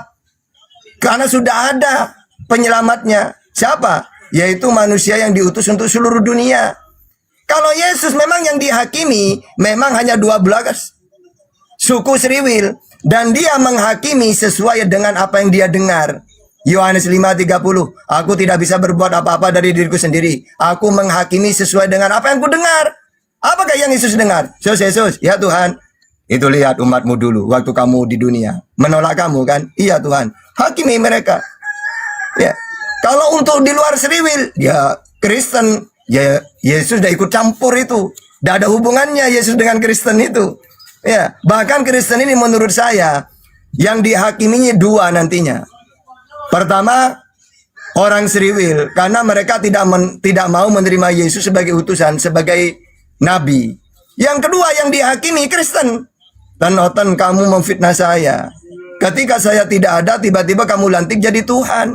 Tidak pernah saya ngaku Tuhan. Nah kalau Islam, apalagi apologet Islam, api, dihakimi, seneng. Apalagi Bang Juma seneng dihakimi itu. Bang Juma, siapa aku? Kamu kan ngaku utusan untuk Seriwil. Matius 15:24. Kamu kan nabi, Markus 6 ayat 4. Apa tugas saya Bang Juma? Kamu kan penyampai firman, Yohanes 3:34. Penyampai firman, Yohanes 17:8. Siapa Tuhan yang benar? Kata kamu Allah Bapa, Matius 11:25. Aduh, paling kamu itu dulu api ya. Kok pinter banget. Lolos Islam. Nah kalau Kristen, Otan siapa saya? Oh kamu Tuhan. Ditampar kamu. Sejak kapan saya ngaku Tuhan? Saya kan sudah memperkenalkan Tuhan itu Allah Bapa, Matius 11:25. Yang Esa, Markus 12:29. Yang tidak bisa kamu lihat, Yohanes 5:37. Kok tiba-tiba kamu mentuhankan saya? Nyalah kamu, aku tidak mengenalmu, kata Yesus. Oke, silakan. Ya, baik Ustaz ya. Itu kehendak Anda ya. Tapi di sini ya, supaya Ustaz tahu, Matius 24 ayat 27 ya. Sebab sama seperti kilat memancarkan dari sebelah timur dan melontarkan cahayanya sampai ke barat, demikian pula kelak kedatangan anak manusia. Ini pertama ya, kedatangan anak manusia. Kedua, Matius 24 ayat 30. Pada waktu itu akan tampak tanda anak manusia di langit, dan semua bangsa di bumi akan meratap. Ya, siapa gerangan anak manusia ini ya? Sampai semua bangsa di bumi akan meratap. Coba Anda jelaskan, Ustaz. Untuk apa saya jelaskan? Wong sudah kamu jawab kok. Anak manusia, siapakah? Ya anak manusia. Kecuali dia Tuhan turun. Baru Tuhan. Wong kamu sudah jawab. Anak Semua manusia akan turun. bangsa Siapakah akan anak meratap. manusia? Siapa dia, Ustaz? Coba pertanyaan kamu apa? Coba, anak manusia akan turun. Anda bilang kan Terus dia kamu nanya. utusan. Iya kan? Nah iya. Maka anak manusia ini yang Anda katakan dia utusan ya, di sini semua bangsa di bumi akan meratap. Siapa gerangan Yesus ini? Maka jawabannya, siapa itu Tata? Ya anak manusia, bukan Tuhan. Loh, Masa manusia kok begitu hebat? Semua coba baca lagi, bangsa coba, di bumi akan coba meratap. baca lagi ayatnya. Ya, sekarang coba baca lagi ayatnya, coba. Nah, saya baca Baca ya. ayatnya.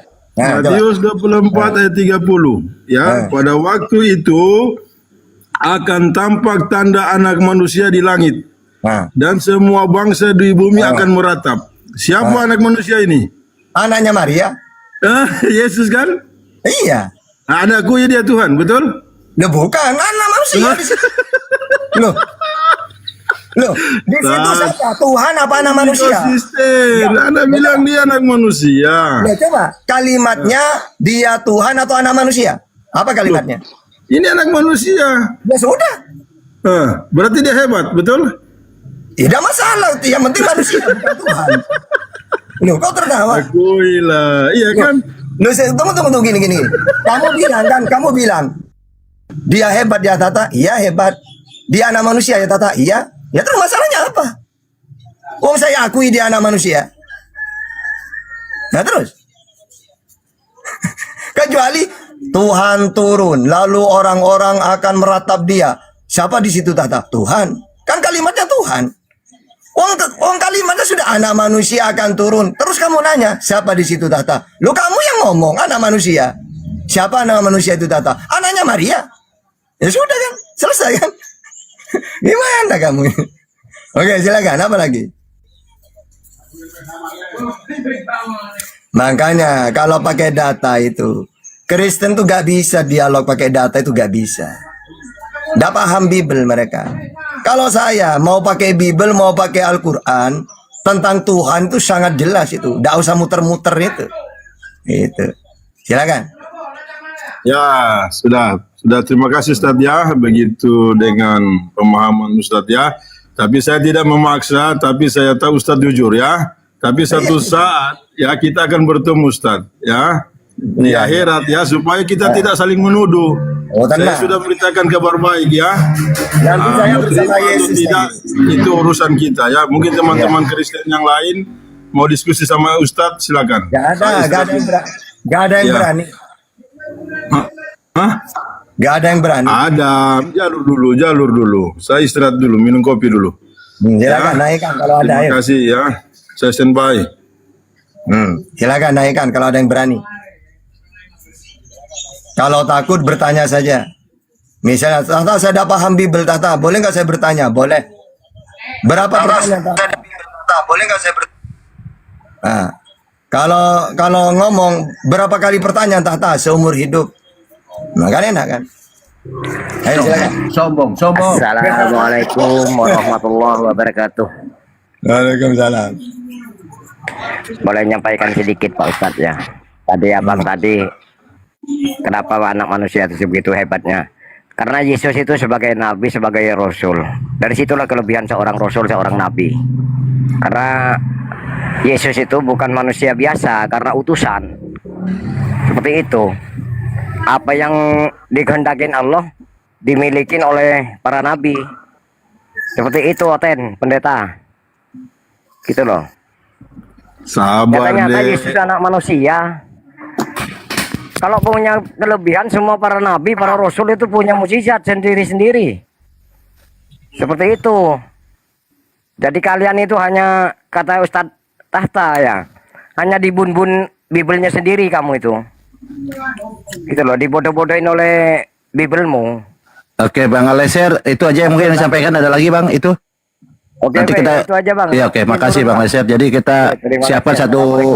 Iya, waalaikumsalam warahmatullahi wabarakatuh. Kita siapkan satu buat ini ya, buat Kristen ya. Saya turunkan izin. Oke, teman-teman Kristen, kalau yang tidak berani naik, kalau yang nggak ada yang berani naik, tap-tap layar di bawah ya.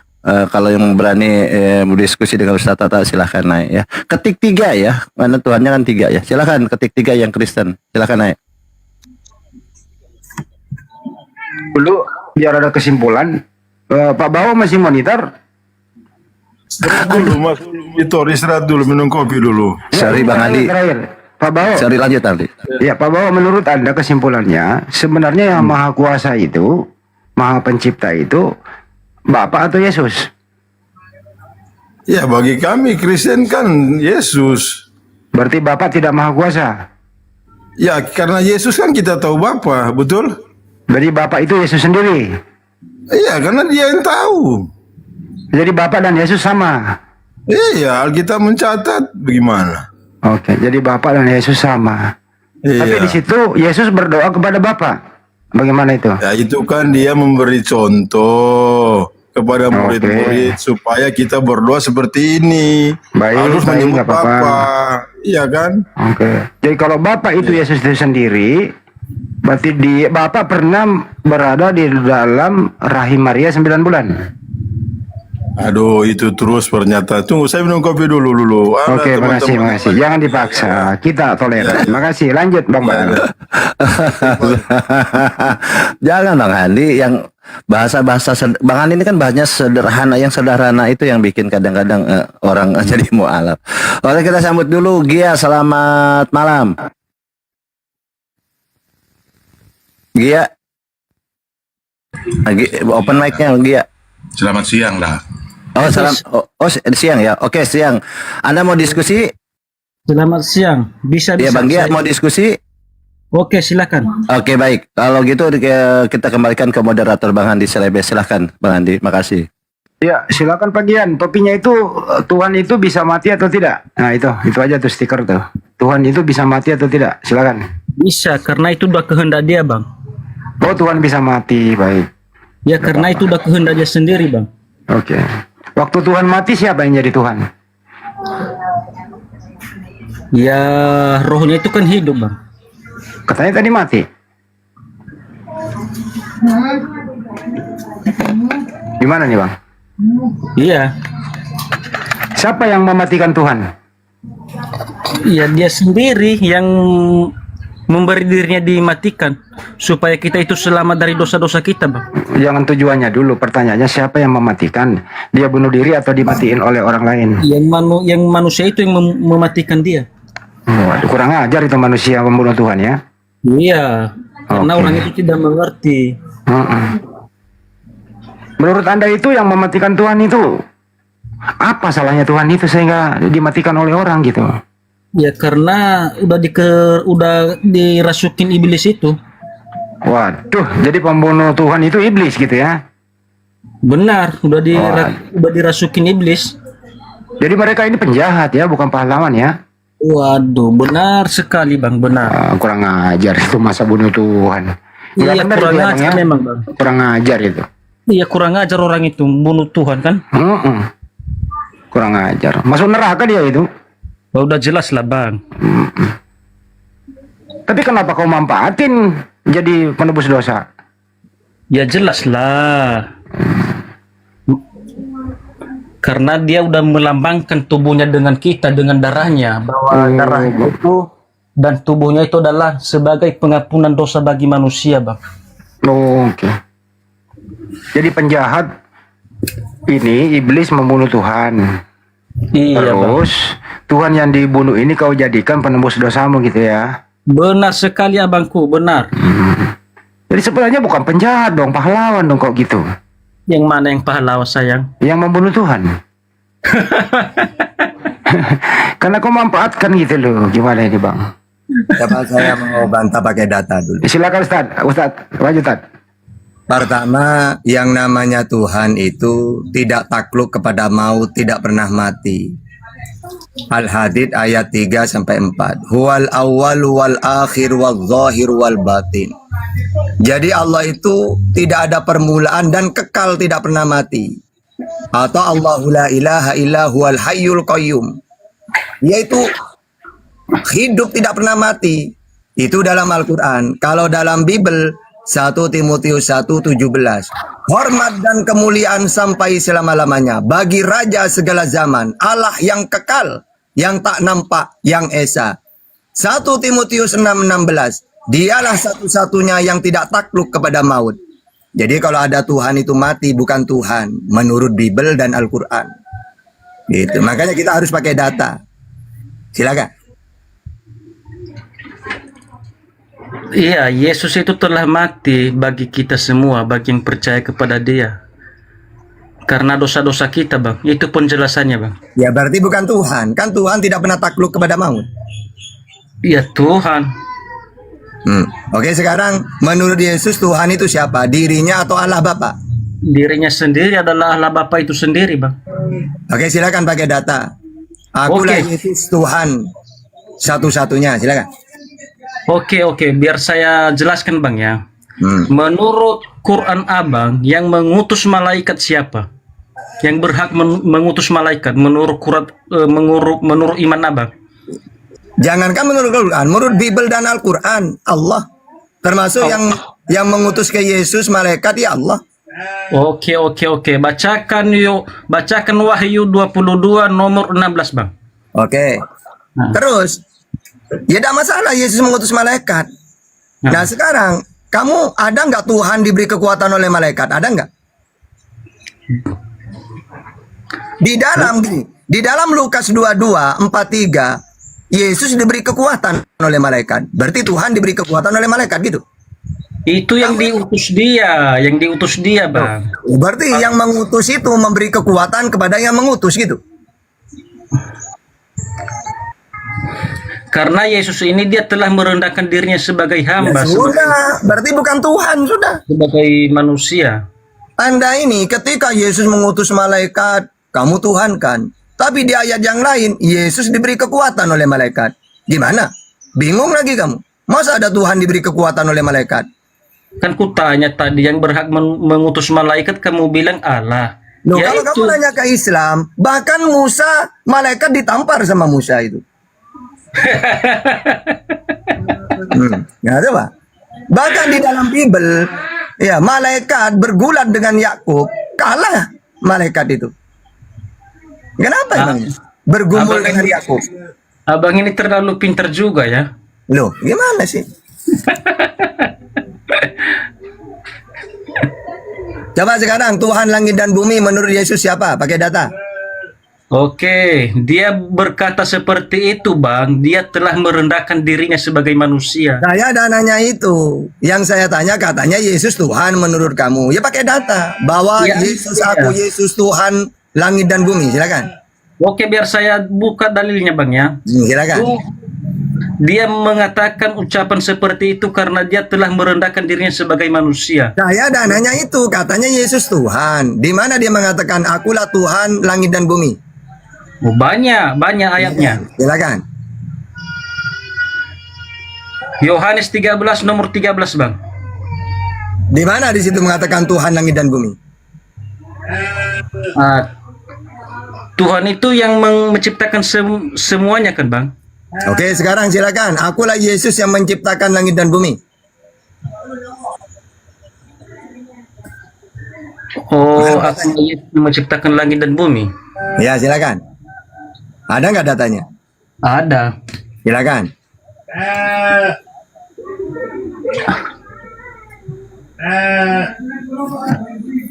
Jadi kalian itu mau lari kemanapun, wong nggak ngerti Bible, tetap kejebak.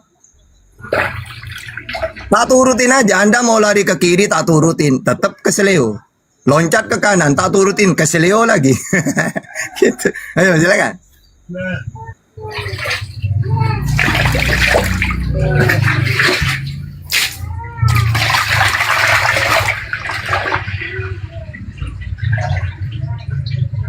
Yang dibuka itu kitab, bukan keran. Kitabnya dibuka, jangan di kerannya. Kalau kerannya nanti banjir nanti. Ayo. Sabar dulu, Bang.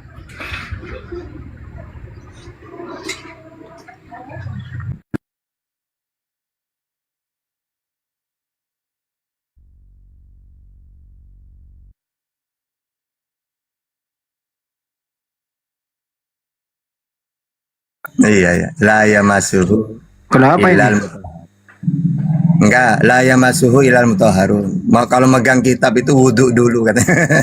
Harus suci. Bro Jian. Bro Jian. Jian. Kenapa dia mute? 1 Korintus 8 Bang, nomor 6 Bang. 1 Korintus 8 nomor 6 Bang, ayatnya Bang. Ya silakan dibaca. Bacain aja. Ya udah bacakan lah Bang, biar abang itu tahu. Dibaca saja. Silakan. Biar saya bacakan, tunggu dulu ya, biar ku ambil dulu kitabnya ya.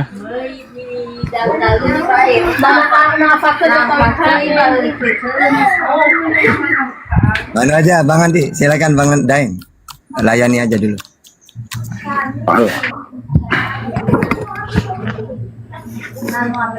Namun bagi kita hanya ada satu Bapa saja, yaitu Bapa. Bagi kita hanya ada satu Tuhan, yaitu Bapa. Dan daripadanya berasal segala sesuatu. Dan untuk itu dia hidup, dan satu Tuhan saja, yaitu Yesus. Kok di sini ada dua Tuhan ya? Nah, kan benar itu. Oke.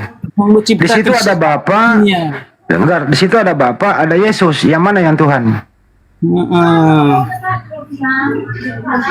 Bro, pertanyaan sederhana nih. Kan data lu sendiri nih. Gua nanya nih ya.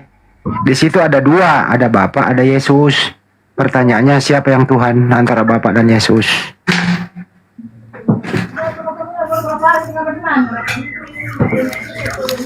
Datamu sendiri loh itu. Ada dua di situ, ada Bapa, ada Yesus. Pertanyaannya, manakah yang Tuhan, Bapa atau Yesus? Anda sendiri loh yang bawa. Saya bacakan Bang ya. Udah dibaca tadi, tinggal jawab aja. Makanya disimak dengan baik-baik Bang. Ya, silakan. Namun bagi kita hanya ada satu Allah saja, yaitu Bapa, yang daripadanya berasal segala sesuatu dan yang untuk Dia kita hidup, dan satu Tuhan saja, yaitu Yesus Kristus, yang olehnya segala sesuatu telah dijadikan dan yang karena Dia kita hidup. Oke, pertanyaannya Bang, di situ ada dua. Ada Bapak. Tar dulu Bang. Iya, Bapak itu tertuju kepada Yesus Bang. Tar dulu Bang, dengarkan dulu kan karena udah baca nih. Pertanyaannya, di situ ada Bapak, ada Yesus. Betul ya? Ada Bapak, ada Yesus, betul ya? Enggak, Bapak itu tertuju kepada Yesus itu. Jangan dulu dijawab begitu, saya belum nanya. Di situ ada Bapak, ada Yesus, betul? Iya, Yesus itu kan Bapak, Bang. Pertanyaannya adalah, siapakah yang Tuhan, Bapak atau Yesus, atau keduanya Tuhan? Ya Yesus itu tertuju kepada Yesus itu, Bapak itu Bang. Oh, berarti Yesus itu adalah Bapak itu sendiri. Dia tertuju dalam ucapan itu Bang, dalam kalimat itu. Artinya Bapak dan Yesus sama. Ya Yesus itu kan dipanggil Bapak juga. Oke, oke, baik. Berarti Bapak itu Yesus juga. Iya. Yesus Bapak juga gitu ya. Benar. Oke. Berarti Bapak ini punya fisik laki-laki. Namanya Yesus, betul? Iya. Oke. Berarti Bapak ini pernah turun ke bumi selama 33 tahun, begitu? Iya, abangku. Jadi waktu Bapak turun ke bumi surga kosong. Iya, benar. Benar. Berarti pernah Bapak masuk di dalam kandungan Bunda Maria 9 bulan. Benar. Jadi Bapak ini pernah menjadi bayi. Benar. Jadi Bapak Saya ini iya. Jadi Bapak ini yang mati di tiang salib. Iya, iya.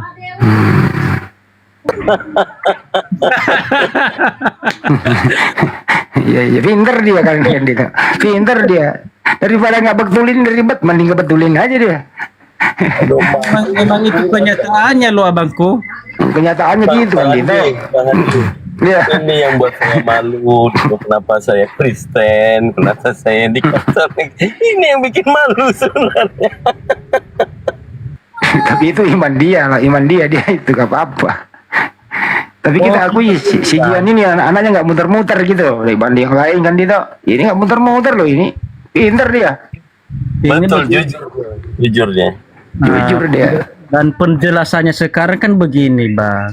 Misalnya adalah foto abang, misalnya abang bakarlah foto abang itu, apakah abang itu ikut terbakar juga? Kan enggak. Enggak lah. Itu penjelasannya, abangku. Oh, jadi kalau Yesus disalib berarti Bapak nggak tersalib? Ya ibaratnya seperti itu. Misalnya abang punya foto, abang pakulah foto abang itu, apakah abang itu ikut terpaku juga? Kan enggak. Oh, berarti ibarat kata ini Bapak adalah fotonya Yesus. Gitu. Itu adalah gambar Allah Bapa sendiri yang telah menjadi manusia. Oke, berarti antara Bapak dan Yesus beda dong. Karena kalau Yesus disalib, karena kalau foto dengerin dulu analogi Anda saya pakai.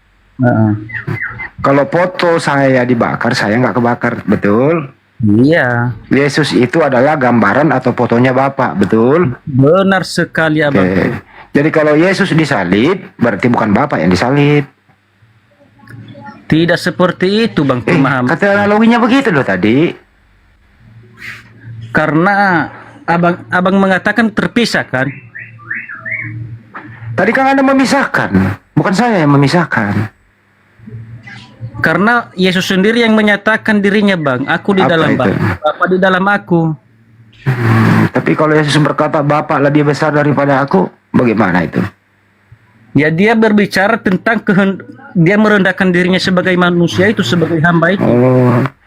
Saya kasih, kalau begitu saya juga yang ngasih analogi, boleh ya Bang ya? Oh, bisa sayang, bisa. Ya. Yesus berkata Bapa lebih besar daripada aku, berarti Bapak besar, Yesus kecil, betul ya? Betul ya? Dia berkata seperti itu, Bang. Iya, betulin aja, nggak apa-apa, alasannya apapun, betul ya? Oke, iya. Betul. Kita analogi kepada bola kaki sama bola tenis, gitu ya? Iya. Anggaplah Yesus itu bola tenis, Bapak bola kaki.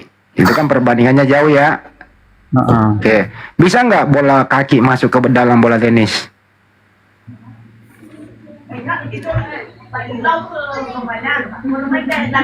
Jangan dikasih pemahaman seperti itu, Bang. Nggak mau, dia kan Bapak lebih besar daripada Yesus. Gimana sih? Ya, coba cari yang lain dulu, yang gampang-gampangnya aja. Itu paling gampang itu.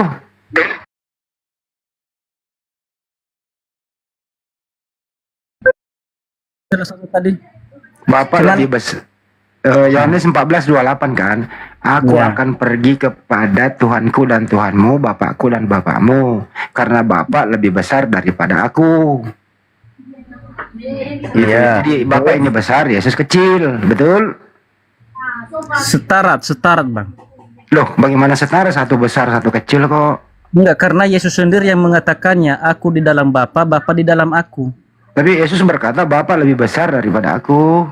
Itu berbicara tentang dia merendahkan dirinya sebagai hamba itu, Bang. Dia berbicara seperti itu untuk contoh bagi manusia, bagi kita orang-orang sekeliling situ, Bang.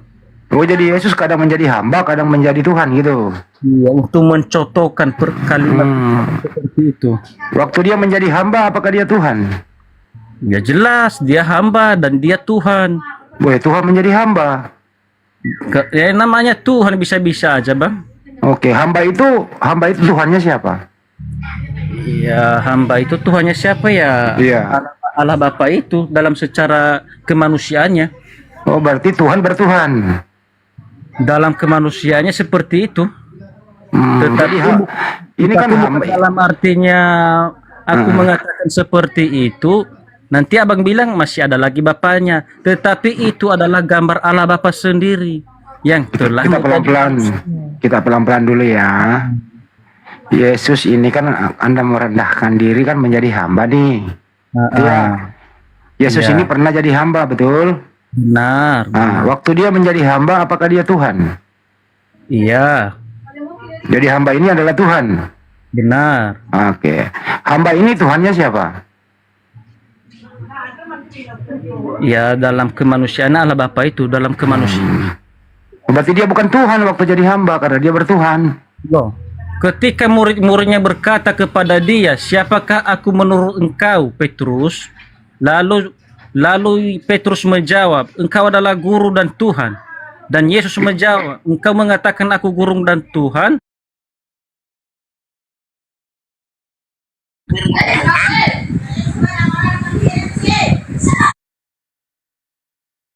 Tuh.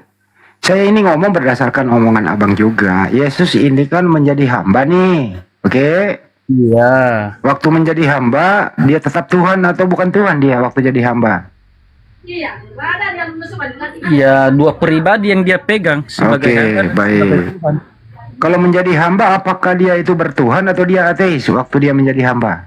Oh, dia tidak bertuhan, Bang. Dia tidak bertuhan. Jadi hamba ini ateis, tidak punya Tuhan dia. Dia tidak punya Tuhan karena dia itu adalah Bapa. Dia itu adalah Bapa itu sendiri. Ini saya ngomongin hamba, Bang. Oh ini, iya. Dengerin, Yesus ini kan menjadi hamba nih, betul? Iya. Yesus yang hamba ini bertuhan atau tidak? Tidak bertuhan. Tidak. Berarti Yesus waktu menjadi hamba dia ateis, dia tidak punya Tuhan. Dia tidak punya Tuhan, Bang. Dia tidak punya Tuhan, nggak apa-apa. Berarti dia ateis. Jadi Yesus pernah jadi ateis ya? Nah, tetapi kalau dia mengatakan, terpujilah engkau Tuhan, terpujilah engkau Bapa Tuhan langit dan bumi, dia berbicara tentang merendahkan dirinya sebagai hamba itu. Iya. Waktu merendahkan dirinya menjadi hamba ini tidak bertuhan, kan gitu. Betul? Saya kasih contoh kepada Anda nih. Anda ini hamba Tuhan nggak? Iya. Nah, kalau hamba itu bertuhan nggak? Ya, kalau kita manusia iya bertuhan. Oke, bertuhan. Kalau Yesus menjadi hamba, dia bertuhan atau tidak? Ya bertuhan lah, Bang. Dengan di dalam keadaan manusianya itu iya. Oh, berarti dia bertuhan, bukan dia ateis memberikan ya. contoh, karena dia memberi contoh bagi manusia bahwa kita itu harus seperti itu. Waktu Yesus menjadi hamba, siapa Tuhannya Yesus? Ya, Allah Bapa itu. Oh, berarti Yesus juga pernah bertuhan, betul? Kata siapa Yesus bertuhan? Dia kan manggil Bapa kepada Tuhan, kepada Bapaknya. Tadi barusan Anda yang ngomong loh itu. Diulang lagi pelan-pelan ya. Pelan-pelan ya, Bang ya.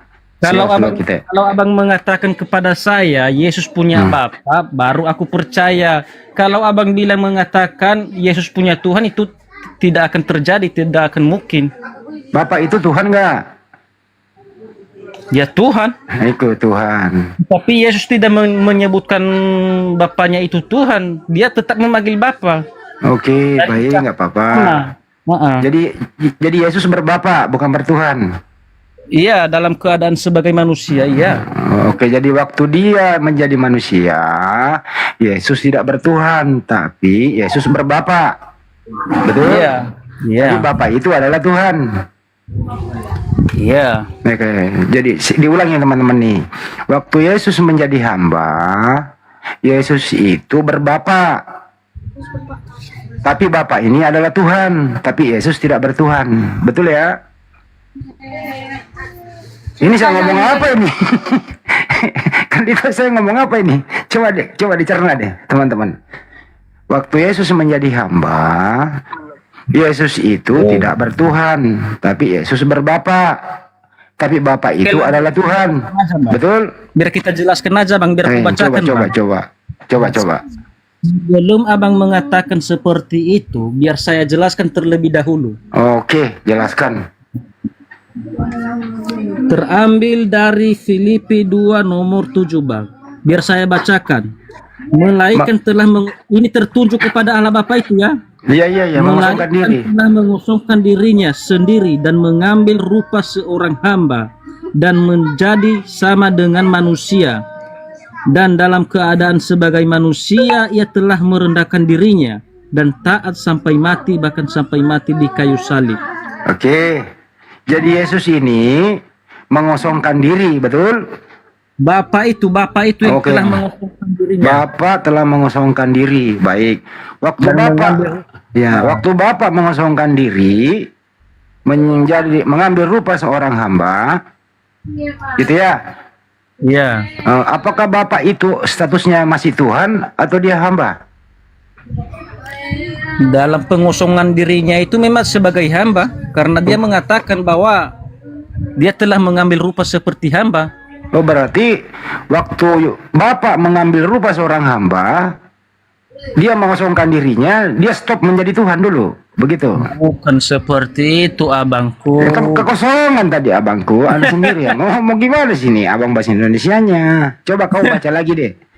Bapak di surga turun ke bumi, mengambil rupa seorang hamba, mengosongkan diri. Betul. Berarti Bapak ini menjadi hamba, bukan lagi menjadi Tuhan, betul? Benar. Berarti pernah Tuhan istirahat, dia menjadi hamba, betul?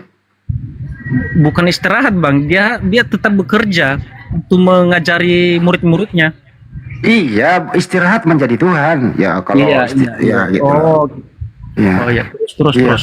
Iya kan kekosongan gitu loh. Nah, waktu Bapak ini menjadi hamba, ya, apakah Bapak ini menjadi hamba? Hamba ini bertuhan atau tidak punya Tuhan? Ya bertuhan. Siapa Tuhannya? Ya Bapaknya sendiri. Kan Bapak udah nggak ada, udah menjadi hamba dia. Kan begini Bang. Ya begini, silakan. Misalnya gini Bang, Abang sama nafas Abang kan satu. Tetapi kan itu kan nafas Allah sendiri Bang yang telah menjadi manusia ini. Tetapi Bang, wajar aja lah dia. Saya kasih analogi ya. Dengan tubuhnya itu. Saya kasih analogi deh Bang ya. Supaya abang berpikir nih. Ada seorang presiden. Gitu ya. Iya. Kemudian berhenti menjadi presiden. Dia menjadi rakyat biasa. Iya. Pertanyaannya, apakah masih ada presiden? Iya, masih ada lagi untuk menggantikannya. Jangan dulu penggantinya, saya ulang ya. Hari ini presiden Burundi. Dengerin dulu. Hari ini presiden Jokowi sama Prabowo lah. Janganlah menyebut itu, saya nggak mau. Dengarkan dulu. Kita pakai negara lain aja, dengerin. Oh ya. Nanti kita salah ngomong kan gitu ya. Ini hanya contoh. Ada presiden, dia berhenti menjadi presiden. Ya. Apakah masih ada presiden? Tidak ada. Tidak ada. Dia menjadi rakyat biasa. Berarti tidak ada lagi presiden. Benar. Benar, pintar. Ini Bapak di surga adalah Tuhan, betul? Tetapi begini loh Bang. Dengerin dulu. Gini, karena dia berhenti mengambil jabatan presiden itu kan gelarnya kan presiden kan Bang? Bang, anggaplah namanya John. John ini adalah presiden negara A gitu ya. Iya. Dia berhenti menjadi presiden. Iya. Gitu ya. Apakah masih ada presiden? Tidak ada. Tidak ada lagi. Karena dia menjadi rakyat biasa, betul? Betul? Baik. Iya. Ini Bapak ini di surga adalah Tuhan, betul? Iya. Dia berhenti menjadi Tuhan karena dia menjadi hamba, betul? Ya. Apakah masih ada Tuhan? Ya masih ada begini bang. Loh, Pak tadi berhenti bang. Gimana sih abang ini? Bukan presiden itu dalam artinya dia berhenti dengan jabatannya itu presiden itu, tetapi kan dia presiden. Kan dia berhenti kan bang. udah ada gelarnya sebelumnya. Dia presiden. Berhenti dia jadi presiden. Tetapi gelarnya kan ada. Ya gelar presiden masih ada, tapi tidak ada yang menjabat. Tetapi kan manusia beda dengan Tuhan bang. Ini kan analogi bang, supaya anda cepat tangkap gitu loh. Abang ini nggak jujur loh. Oke, silakan. Jadi Tuhan itu turun ke muka bumi mengambil rupa seorang hamba. Jadi Tuhan ini berhenti menjadi Tuhan karena dia menjadi hamba. Saya tanya balik, waktu Tuhan menjadi hamba, apakah hamba ini adalah Tuhan? Ya hamba itu adalah Tuhan itu sendiri karena dia telah mengosongkan dirinya. Enggak, waktu Tuhan mengosongkan diri, dia menjadi hamba. Pertanyaannya, hamba ini Tuhan atau bukan? Dalam keadaan sebagai manusia tidak. Tidak, berarti tidak ada lagi Tuhan. Karena dia jadi hamba, betul? Iya, tetapi dia berkuasa. Nggak usah kuasanya dulu, terserah lu. Artinya tidak ada lagi Tuhan karena Tuhan ini menjadi hamba, betul apa betul? Iya benar. Oke cukup, itu aja kok repot. Enggak, bukan dalam keadaan bukan dengan karena dia manusia itu dia tidak berkuasa bang, berkuasa. Semua bisa dilakukan dia. Baik. Kita cek ke berkuasa, oke? Menurut anda itu Yesus itu maha kuasa nggak? Ya maha kuasa benar lah bang. Baik. Waktu Yesus berada di dalam kandungan, apakah Yesus maha kuasa? Iya. Oke. Apa ya kira-kira dikuasai Yesus dalam kandungan ibunya? Ya dia bisa menjadi seorang baik kan begitu bang? Enggak, apa yang dikuasai dalam kandungan selama 9 bulan? Kan maha kuasa dia. Iya, yang dikuasai dia kan bisa dia menjadi seorang anak bayi itu. Biasanya nih bang, sebagaimana akal sehat berfungsi begitu ya. Ya, bayi di dalam perut itu ya dikuasai oleh ibunya, bukan dia yang berkuasa. Pertama ibunya, dengerin dulu. Pertama ibunya yang memberi dia nutrisi gizi. Kalau ibunya kurang gizi, bayi ini kurang gizi. Enggak, karena dia sendiri yang ada di perut Marian itu, makanya dia berkuasa. Dia bisa ada di perut Maria, ibunya. Iya. Hubungan apapun. Enggak, yang berkuasa kan Yesus maha kuasa nih. Anda bilang tuh. Jadi Yesus itu berkuasa di dalam kandungan. Apa yang dikuasai coba? Nah, yang dikuasai dia ada di perut ibunya itu tanpa hubungan apa-apa. Gak apa-apa. Waktu Yesus Tuhan mau masuk dalam kandungan, apakah ada Tuhan di luar kandungan?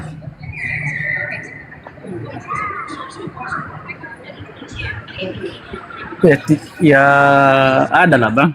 Yaitu bapaknya itu yang disebut bapak. Berarti ada 2 Tuhan? Bukan dalam, itulah makanya aku bilang bang. Karena aku mengatakan itu nanti abang mengatakan seperti itu. Lah, kan anda ini kan memasukkan Tuhan yang maha kuasa dalam kandungan 9 bulan. Kan Tuhanmu cuma satu nih, betul apa betul? Nah, waktu Tuhanmu berada di dalam kandungan 9 bulan, apakah ada Tuhan di luar kandungan? Tapi nanti kalau aku mengatakan seperti itu, jangan abang ngomong seperti itu. Enggak, ngomong aja udah. Ya ada, yang bapak itu yang disebut bapak itu, itulah. Oke, baik. Jadi ada Tuhan dalam kandungan, ada juga Tuhan di luar kandungan, betul? Iya. Oke, berarti ada berapa itu Tuhan? Ya satu lah bang, karena Yesus pun mengatakan aku dan Bapa adalah satu. Kalau Tuhan itu satu, yang mana yang Tuhan? Dalam kandungan kah? Luar kandungan kah? Kan Yesus sendiri yang telah menyatakannya, Bang. Aku dan Bapa adalah satu di Yohanes 10 nomor 30, Bang. Kalau Dan begitu Bapak, kalau begitu lu seret juga Bapak masuk dalam kandungan, berarti Bapak nggak ada di luar kandungan. dan dikatakan Kan itu- pun di Yohanes kan itu- 14 nomor 7, aku dan Bapa, Bapa di dalam aku, Bapa di Iya, dalam aku di dalam Bapa. Ya udah aman-aman sudah itu Bang. Jadi Yesus Maha Kuasa ya. Iya jelas lah, Ya, Bang. baik. Waktu dia bayi apa Yesus Maha Kuasa? Waktu dia bayi Iya. keluar dari kandungan nih. Keluar bayi dari nih. Maha Kuasa nggak dia? Dia berumur 12 tahun, Bang. Dia Saya telah nggak- mengajari Nah, waktu dia bayi dulu umur 1 bulan lah, umur 1 bulan. umur 1 bulan. Udah berkuasa atau belum? Ya, udah berkuasa tetapi belum dibuktikan kuasanya itu. Saya tanya Begini. dulu ya baik-baik ya. Ini Waktu- orang pun nanti heran, kan begitu. Oh gitu. Mestinya Yesus yang umur 1 bulan 5 bulan ini mestinya udah bisa main bola, tapi karena nanti orang heran jadi dia merendahkan diri gitu ya. Benar. Begitu. Mestinya dia Haleluya. kuat. Iya benar Jadi sekali. Yesus menurut Anda ini Maha Kuasa. Cuman waktu dia bayi nggak boleh dia seperti orang dewasa, nanti orang heran. Iya karena dia udah dewasa. Hanyalah kekuasaannya itu, Bang. Tapi kenapa dia repotin ibunya? Dikasih makanan, cebokin, kenapa nggak bekerja sendiri? Kan kasihan ibunya repot padahal dia bisa gitu loh. Ya memang kan itu udah kehendak dia, Bang. Oh kehendak dia. Kan kasihan ibunya. Ya, nggak mungkin bisa kita atur dia, namanya dia Tuhan, kan begitu, Bang. Dia juga sih. Mestinya kan dia bisa cari makanan sendiri, kerja, nafkahin ibunya. Ini malah tergantung sama ibunya, gimana itu? Ya, wajar lah kalau kita itu mengurus Tuhan itu. Namanya Tuhan kita kan, dia yang menciptakan kita, kan begitu, Bang. Menurut kamu itu Tuhan itu yang mengurus manusia atau manusia mengurus Tuhan? Ya gantian. Oh gantian. Dia mengurus kita. Nah, baru sesudah dia jadi baik kita urus juga dia, Bang. Sama Menurut seperti kamu, orang tua kita, Bang. Sama seperti orang tua kita. Karena kita masih baik kan, Bang. Kan diurus orang tua kita, diurus orang tua. Sesudah itu nanti orang tua itu sudah nggak ada lagi tenaganya, kan kita juga yang ngurus kan? Iya benar. Ya, menurut kamu Bunda Maria ini pernah mengurus Tuhan gitu ya? Iya pernah. Jadi Bunda Maria mengurus Tuhan, jadi Tuhan diurus oleh manusia kan gitu ya? Iya. Kayaknya Tuhannya kok butuh bantuan ya? Bukannya Tuhan itu maha kuat? Dia karena dia telah merendahkan dirinya, Bang. Oh, merendahkan diri lagi. Balik lagi ke situ ya. Karena udah kehendak dia sendiri. Siapa Tuhannya Maria waktu Yesus bayi ya? Ya, Yesus itu. Oh, jadi Maria Tuhannya adalah anaknya? Iya, karena dia tidak tahu bahwa Yesus sebelum itu kan dia tidak tahu bahwa Yesus itu siapa. Oh. Jadi, iya. Anakku adalah Tuhanku gitu ya? Karena dia tidak tahu bahwa Yesus itu adalah Bapa itu sendiri. Iya. Mana lebih tua Maria daripada Yesus? Yesus lah, dia kan sudah ada sebelum dunia dijadikan, Bang. Oh, berarti lebih tua anak daripada ibu. Iya, karena dia sudah ada sebelum dunia dijadikan, ada dalilnya. Jadi Maria ini memanggil Yesus kakak atau anak? Yang memanggil Yesus itu sebelum dia mengetahui, ya dia memanggil anak. Sebelum Maria. Oh, jadi Maria sebenarnya memanggil dia anak, tapi dia nggak tahu kalau dia itu kakaknya gitu ya. Padahal itu Tuhannya. Oh, Tuhannya. Oh, Maria nggak tahu kalau itu Tuhannya. Iya. Oh, jadi dia panggil anak. Iya, Bang, iya. Iya. Abang pinter kali loh abang ini loh. Barusan dapat ilmu saya ini, Bang Yan. Bener dah. Serius. Iya, harus gitu bang. Karena malaikat sebelum pun dia dilahirkan, malaikat itu pun sudah berkata, engkau akan telah melahirkan Tuhan Juru Selamat di kota Daud, kan begitu. Oh gitu. Jadi yang dilahirkan Maria itu adalah Tuhan. Jadi Tuhannya Maria adalah anaknya Maria, tapi Maria nggak tahu kalau anaknya Tuhan. Iya, dia kan sebelum itu kan dia tidak tahu. Yang namanya Pertanyaannya gini loh bang, Maria sendiri yang punya anak, dia yang ngurus. Iya. Kok dia nggak tahu anaknya? Sedangkan Anda ini orang lain, kenapa Anda sok tahu? Dari mana Anda tahu? Ibunya Ya, yang nggak memang- tahu, kenapa Anda yang tahu? Ya, Gimana memang tuh? seperti itu kenyataannya bang. Siapa yang ngasih tahu Anda kalau Yesus itu Tuhan? Sedangkan ibunya nggak tahu loh. Oh, Yesus sendiri yang telah menyaksikannya bang, yang menyaksikan dirinya Tuhan. Yesus sendiri. Oh, berarti dia rahasiakan kepada ibunya. Kan malaikat kan sudah menyampaikan terlebih dahulu. Engkau akan Berarti Maria, berarti anak Maria laki- tahu dong. Berarti Maria tahu dong kalau anaknya Tuhan. Iya, tahu sebenarnya. Kenapa Anda tadi mengatakan nggak tahu? Ya, dia kan masih dalam kebimbangan. Oh, Maria bimbang. Kenapa bisa seperti itu, kan begitu. Ya, terus yang disembah Maria siapa itu? Ya, bersama Maria nggak ada. Enggak, yang disembah Maria waktu Yesus kecil siapa? Ya, yang disebut ya Allah Bapa itu. Bukan Yesus. Ya, gambar Allah Bapa itu sendiri Yesus itu bang. Oh, berarti Maria menyembah bayi itu. Iya. Oke lah, nggak apa-apa lah. Enggak, bukan seperti itu. Itulah Kalau tadi makanya. Anda yang ngomong iya, sekarang nggak lagi, gimana sih? Ketika aku mengatakan Allah Bapa, kamu bilang nanti Yesus itu masih rendah. Padahal itu setara. Kan tadi Anda mengatakan Tuhannya Maria adalah Yesus, anaknya kan gitu. Iya. Berarti yang disembah Maria siapa? Ya, Allah Bapa itu bang. Bukan Yesus, bukan anaknya. Iya. Loh, kok beda sih? Anaknya Tuhan, yang disembah Tuhan lain. Gimana sih? Iyalah, yang disembah itulah Yesus itulah bang. Terpaksa dia. Terpaksa dia. Terpaksa dia.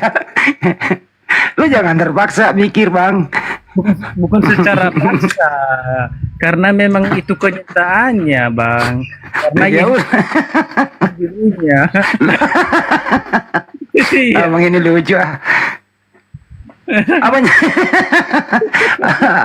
abang jangan terpaksa bang. Tapi kalau memang berakal sih, ya memang harus terpaksa begitu. Gitu Iya. ya. Tapi abang saya akui berakal gitu. Abang sopan. Iya. Dan saya apresiasi dan ya sudah. Kalau kira-kira abang ada kesalahan dari saya mohon maaf ya bang ya. Oh, nggak ada bang. Nggak ada. Memang wajarnya itu bang, karena abang pun tidak tahu kan. Jadi saya jelaskan kan begitu. Iya. Sering-sering naik kemari bang. Abang kalau boleh tahu posisi di mana bang? Di Nias bang. Oh di Nias, masya Allah. Iya. Sehat terus ya bang ya. Terus semangat beraktivitas di bulan Amin. Januari. Semoga abang dapat kerjaan yang bagus, dapat duit yang banyak, bisa jadi kaya raya. Amin, amin. Tapi tadi malam abang nggak kemana-mana kan? Enggak. Nggak ikut, Sampai ikut. keluarga. nggak ikut mabok-mabok kan? Nggak kan? Wah, enggak lah. Hari Janganlah ini. bang. Nggak boleh bang ya. Iya. Mabok itu dilarang oleh Yesus, nggak boleh mabok. Dan lagian awak nggak suka minum-minum itu bang. Mantap lah bang. Iya. Sering-sering naik ke sini ya bang ya. Iya bang, sering. naik ke sini. Seringnya aku naik bang. Ya, asal jangan diganti foto profilnya aja lah bang. Abang bebas pakai. Yang penting jangan foto orang lain. Kalau kayak gini-gini kan animasi. Bebas abang mah. Oh iya ya. Enggak. Yang penting nggak menghina, menista orang. Aman itu bang. Hina nggak boleh bang. Nggak boleh. Karena kita itu tidak diajarkan dengan seperti itu. Kenapa Tetap- Ibu Evita?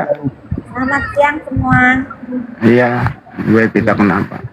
Saya habis undangan makan nih langsung. Nggak ada yang nanya tuh. Nah, ya saya ingin beritahu.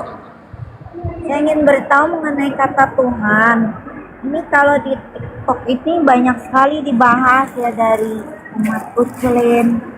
Sebenarnya Tuhan itu dipopulerkan oleh siapa? Oleh penterjemah Belanda. Namanya Albert Cornelius Royal.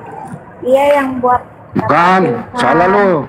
Yang menerjemahkan itu, woi, salah. Itu Alkitab Melayunya. Salah, Ya.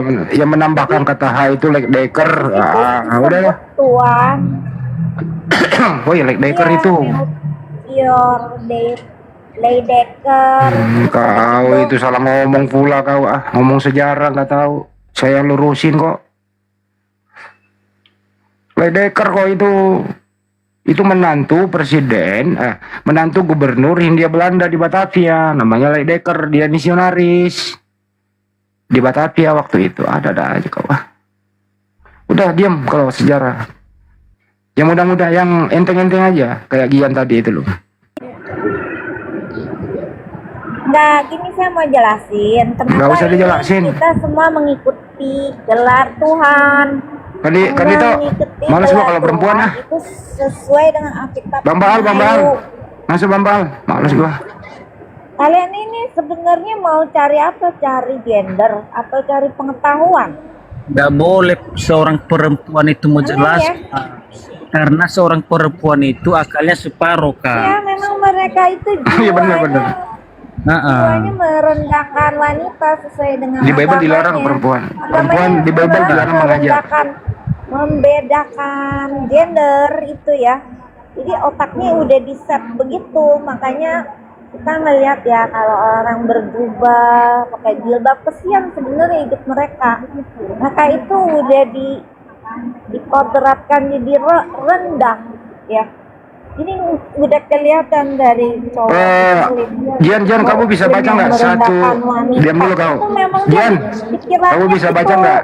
Otaknya itu memang Satu Timotius 2 nomor 12, Jian.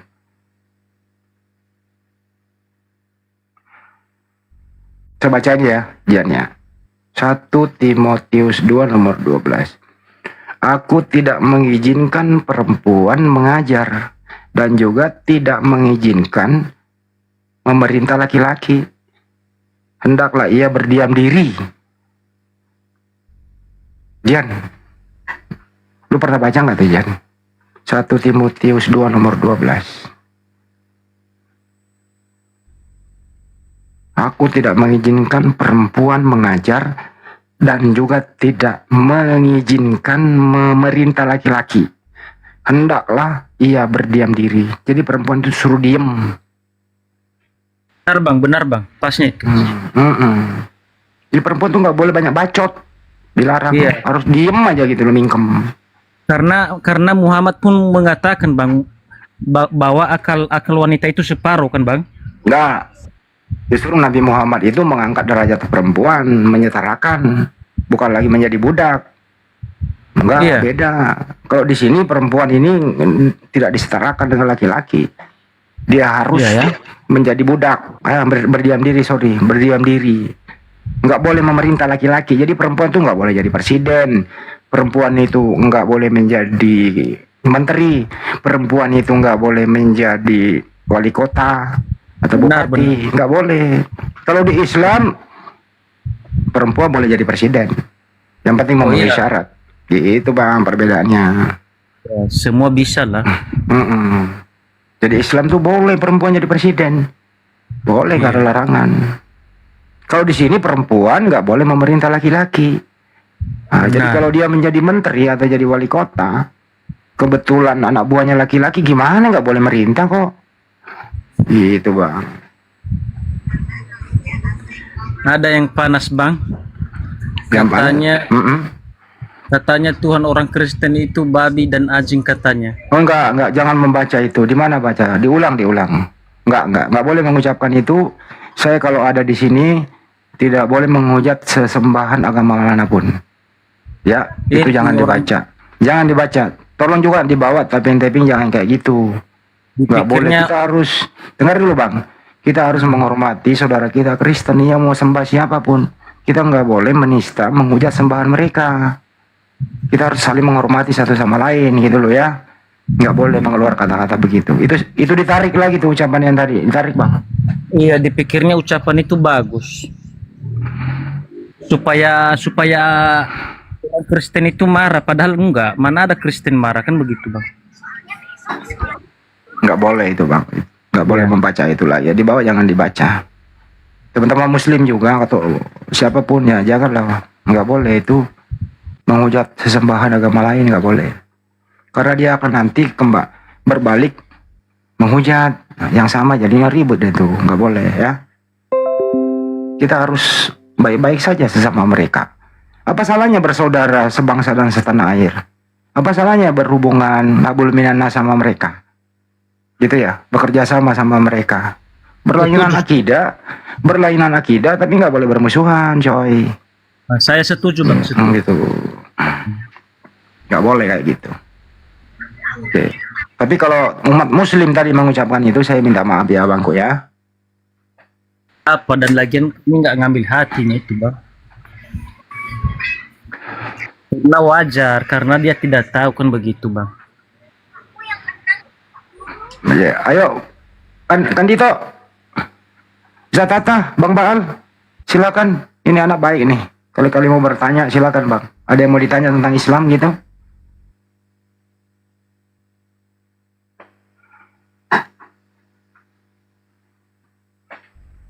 Kalau Islam itu bang, pada prinsipnya itu Tuhan itu esa. Sebagaimana sila pertama Pancasila, ketuhanan yang Maha Esa. Gitu ya. Jadi itu ketuhanan yang Maha Esa, ya Tuhannya umat Islam itu Allah Subhanahu wa taala. Tuhan itu nggak boleh, nggak ada tandingannya, nggak ada persamaannya. Bang, bang izin dulu bang ya, aku lagi ada kerjaan. Oh iya, Gian, maaf ya kalau ada kata-kata salah dari kami di sini ya, maaf ya. Iya sama-sama bang, aku pun kalau ada kata-kata yang tidak menyenangkan di hati abang, maaflah aku ya, minta maaf ya. Oke, sama-sama saling memaafkan abangku. Sehat selalu ya, salam buat keluarga. Semangat. Amin, amin. Oke, amin, amin. Nah gitu dong, kalau diskusi enak, turun baik-baik, saling memaafkan. Kita ketemu lagi berteman gitu ya. Nah, siapa tahu saya ke Nias, bertemu sama dia, enak dong. Ayo Bang Andi, ngopi-ngopi kita ya kan gitu. Nah, terus kalau dia ke Makassar, nah, sini Bang Jian, ngopi-ngopi kan gitu. Gue traktir dia makan ikan bakar. Sama coto Makassar, kan enak. Siapa lagi? Bang Arif, aduh ini hostnya ini gue ditinggal pula lagi. Ah ini Pak Ketut Sujana ini, belum duduk dia.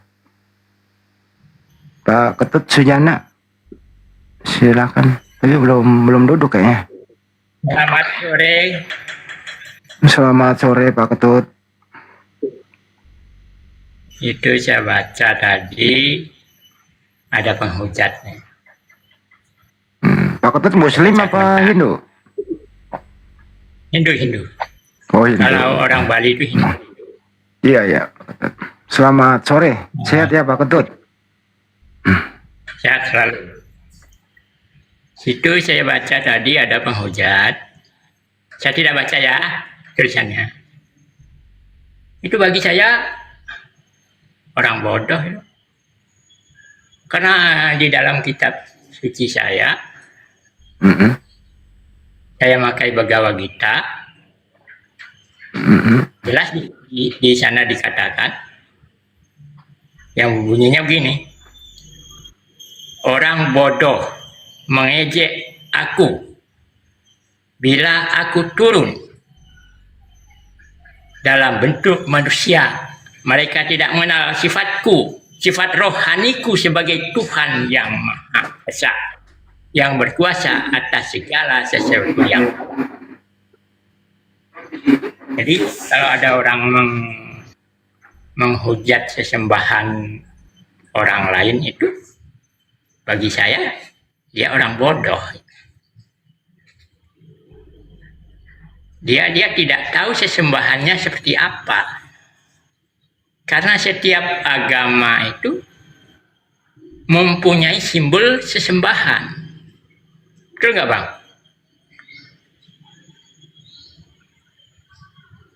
Halo? Kok menghilang?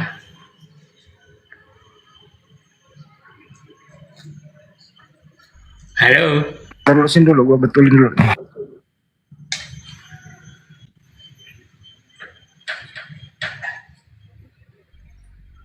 Ya? Kok menghilang semua? Ada.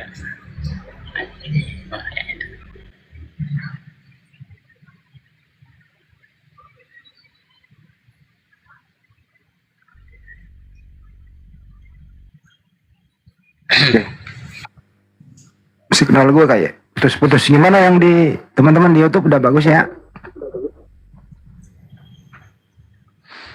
Pak Ketut Sujana dari Hindu. Oke. Jarang-jarang lah kita bisa ngobrol sama orang Hindu, Bang. Selamat datang, Bang.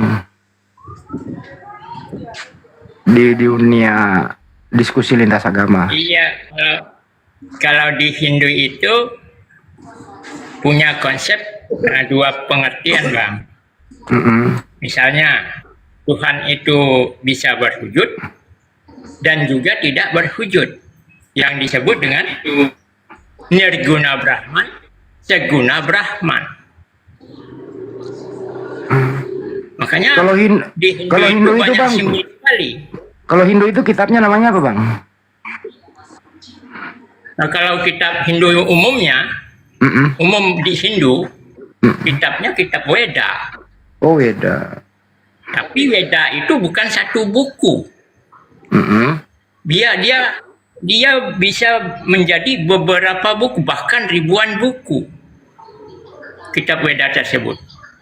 Nah, saya memakai kitab Bhagavad Gita karena konsep ketuhanan di dalam Bhagavad Gita itu sangat rinci dan jelas. Jadi menurut abang kitab Hindu adalah Weda yang kumpulan wahyu abadi gitu ya, berisi pengetahuan spiritual gitu ya, spiritual, filosofis gitu ya, menjadi 4 bagian kan gitu ya, Bang ya. Rigweda, Yajurweda, Samaweda, dan Atharwaweda gitu ya. Ya, betul.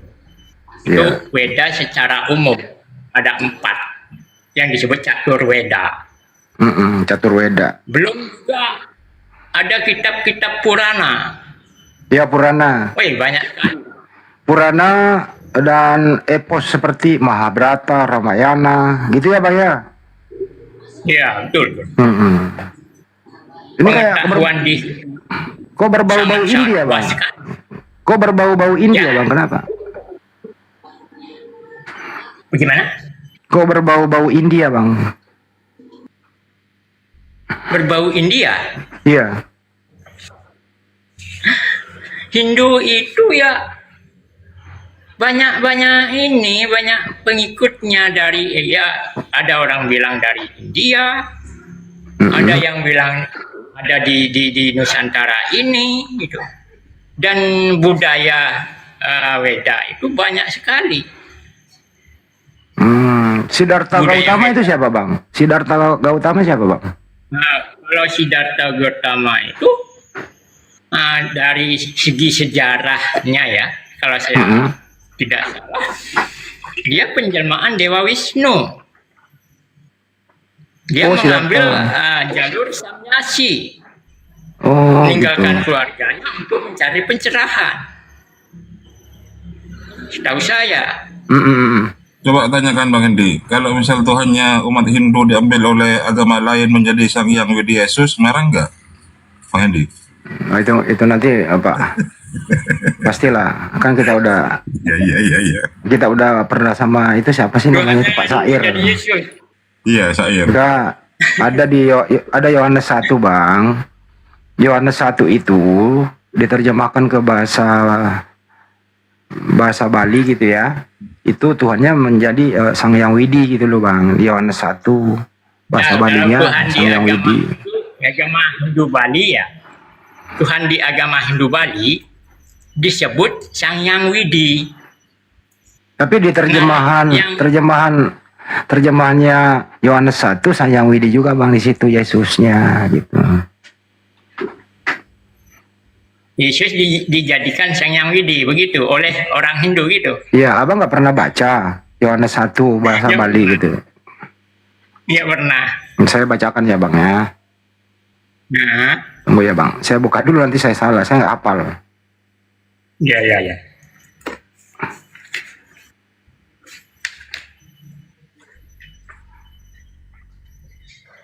Ya. Maaf ya Bang, nggak siapa tahu salah nih. Sadurung jagate puniki kawentenang atau ida sang yang widiwasa.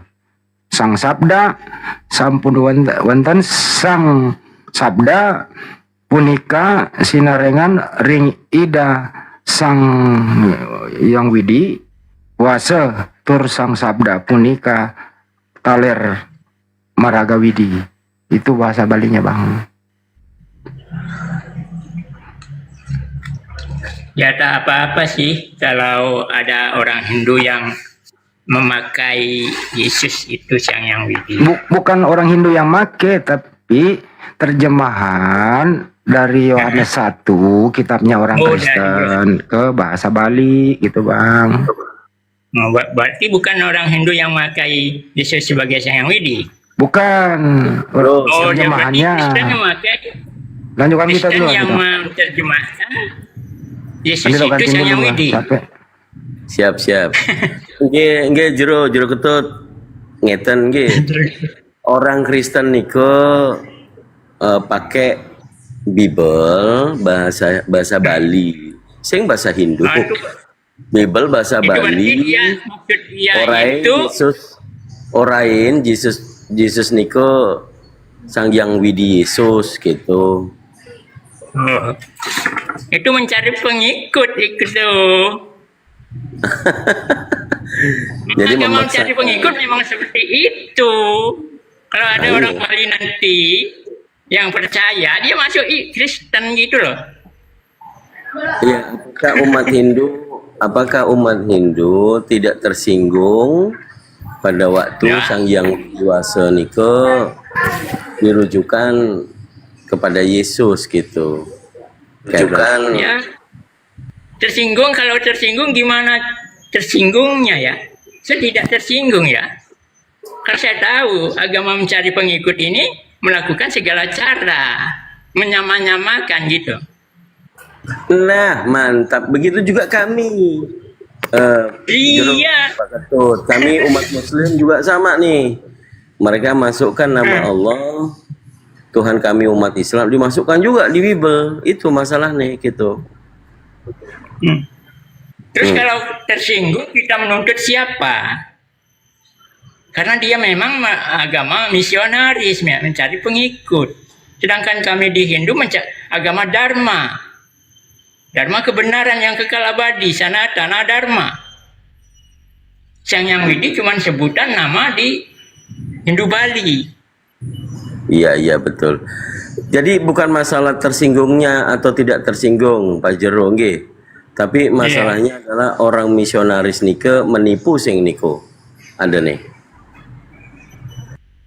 Ya kalau dia menipu, yang kena tipu itu siapa? Apakah yang kena tipu itu merasa ditipu? Kalau dia merasa ditipu, yang kena tipu tentunya dia pulang lagi ke agama leluhur dia gitu. Nah, mantap. Jadi ya yang Kristen yang merasa tertipu, baliklah. Gitu ya, Pak Jero nggih. Iya, kadang di leluhur dia punya leluhur, agama leluhur dia apa? Yang saya tahu agama Kristen, Islam itu agama pendatang. Agama leluhur orang suku Jawa misalnya suku Bali misalnya tentu punya agama leluhur kan? Betul, betul. Tetapi menjadi manusia yang modern menggunakan rasional berpikir bahwa keagamaan itu kalau dari leluhur perlu dipertanyakan dengan adanya kitab yang menjadi pedoman, kan gitu. Perkara iman kita nggak bisa paksakan iman kepada siapapun, tetapi manusia yang berpikir pasti akan melihat dari sisi kitab sucinya tentang eksistensi, otentik maupun pengajaran yang di dalamnya. Kalau cuma mengambil bahasa mengajarkan kebaikan tetapi tidak rasional atau tidak bisa dicerna secara akal manusia, maka juga kita masih tergolong orang primitif. Itu kalau bagi saya selaku akademisi yang bergerak di bidang diskusi lintas agama. Ini gitu Jero. Jadi konwenten apa ada nih pemaksaan untuk berubah keimanan, tetapi mengajak secara akademis, secara pola berpikir bahwa kita manusia yang diberikan akal dan pikiran untuk mendiskusikan tatanan agama yang ada terutama di Indonesia. Hindu, Buddha, Konghucu, Islam, Kristen, Katolik. Nah, ini yang kita perdiskusikan gitu, Jero.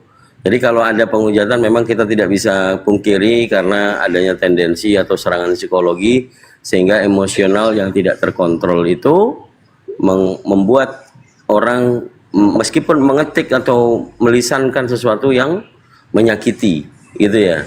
Jadi tadi saya sepakat Jero Ketut bilang kalau orang yang menghujat itu bodoh gitu ya. Saya sepakat itu.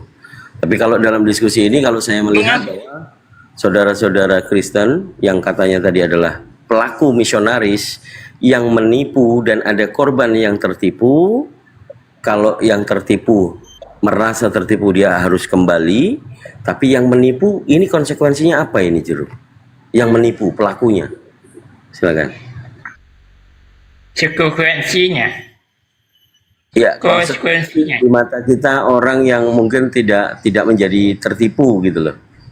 Kita melihatnya orang yang menipu itu seperti apa kok konsekuensi logisnya?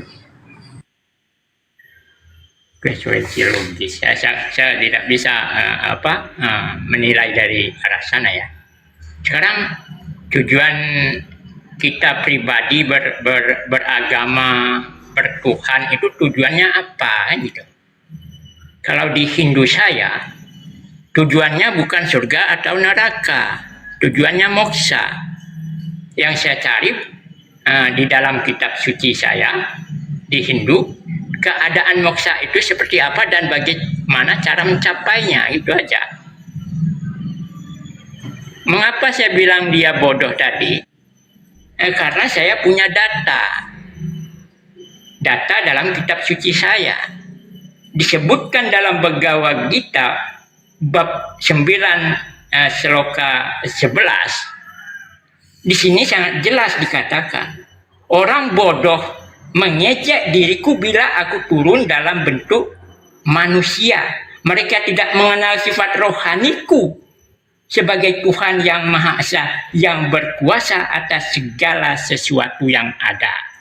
Makanya saya bilang tadi orang yang menghujat itu tadi, saya katakan orang bodoh. Saya punya data gitu. Menarik ini, mantap ini. Salam hormat untuk Hindu, menarik ini. Apa sih? Kalau saya tidak punya data, saya tidak berani mengatakan orang lain itu bodoh gitu. Bahkan saya tidak berwenang juga, tidak berani juga menghujat sesembahan orang lain. Iya, betul. Pak Ketut. Ya. Itu kitab Weda itu yang ada 4 tadi ya, catur itu. Itu berasal dari mana Pak? Sumbernya dari mana itu Pak? Yang saya baca ini. Ya. Ini kitab Weda dari Mahabharata, epos Mahabharata, yang disabdakan oleh Sri Krishna kepada Arjuna. yang judul bukunya adalah Bhagavad Gita. Di sini disebutkan bab 9 sloka 17. Aku adalah ayah alam semesta. Alam semesta ini. Ibu, penyangga dan kakek. Aku adalah objek pengetahuan yang menyucikan dan suku kata Om. Aku juga Ring, Sama, dan Yajurveda. Ini jadi bersumber dari Mahabharata itu Weda ya Pak ya? Iya. Okay. Epos Mahabharata, bukunya berjudul Bhagavad Gita.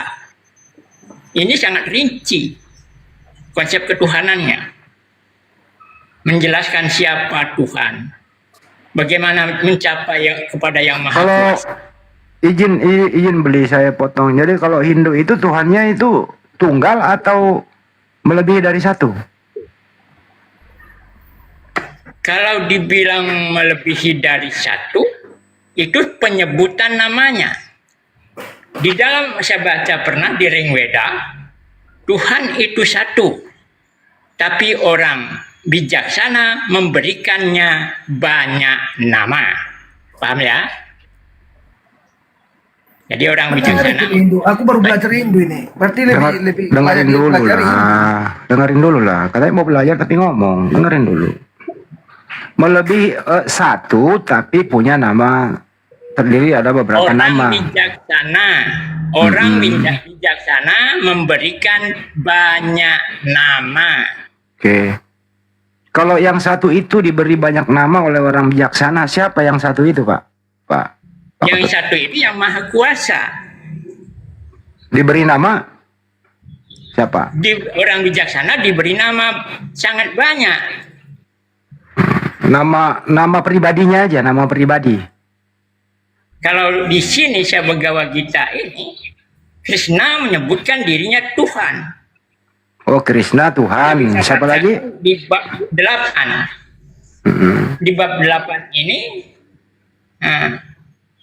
Sloka 3, makhluk hidup yang dapat dimusnahkan, makhluk hidup yang tidak dapat dimusnahkan dan bersifat rohani disebut Brahman, dan sifatnya yang kekal disebut Adhyatma atau sang diri.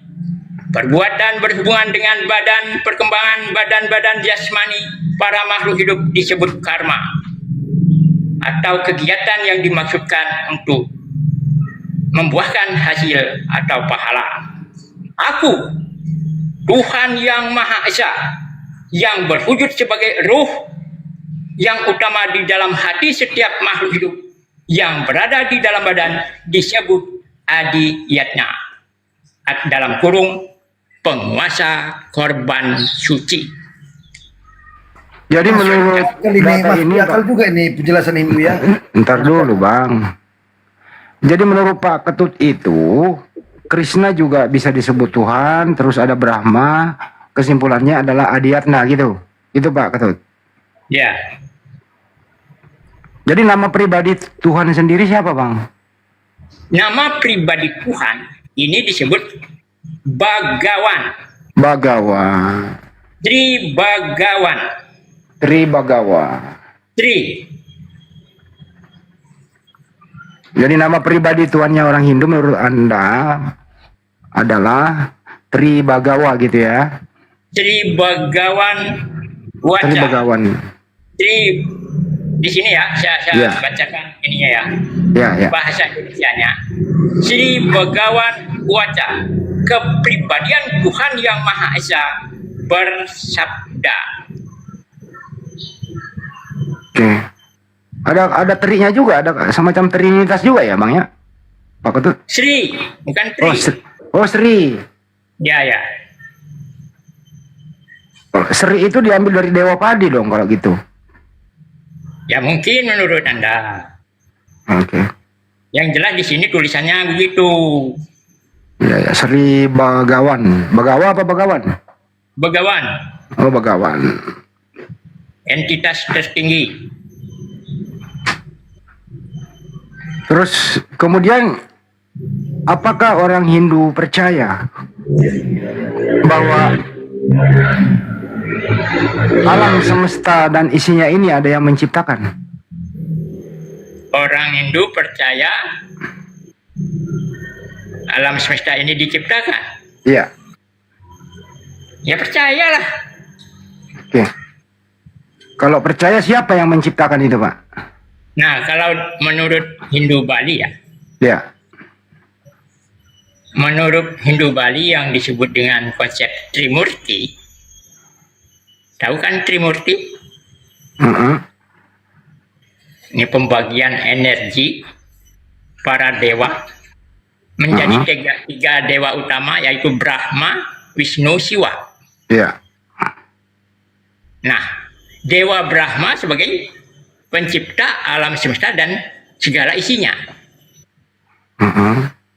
Dewa Wisnu sebagai pemelihara, pelindung alam semesta dan isinya. Dan Dewa Siwa sebagai pelebur, pengembali yang sudah tidak layak dipakai lagi. Contoh badan kita, sesuatu saat akan mati. Kita lahir, hidup, mati. Kalau Brahma sebagai pencipta alam semesta dan segala isinya. Oke. Jadi saya ulang Pak ya.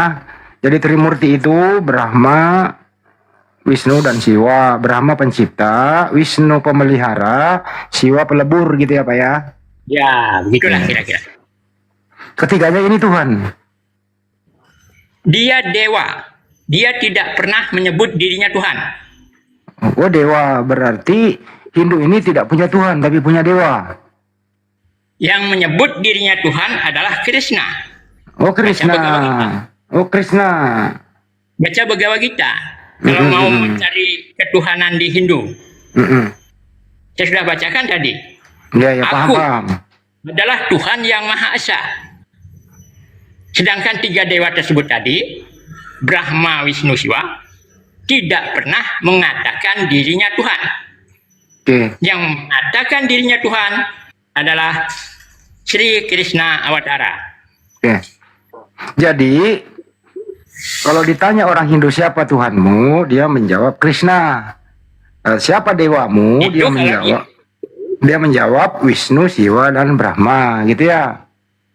Nah itu kalau dia membaca Bhagavad Gita. Yang Anda tanyakan itu orang yang membaca Bhagavad Gita. Tetapi orang yang tidak pernah membaca Bhagavad Gita, dia tidak akan pernah bisa menjawab siapa Tuhannya. Ya. Jadi yang menciptakan alam semesta bukan Tuhan.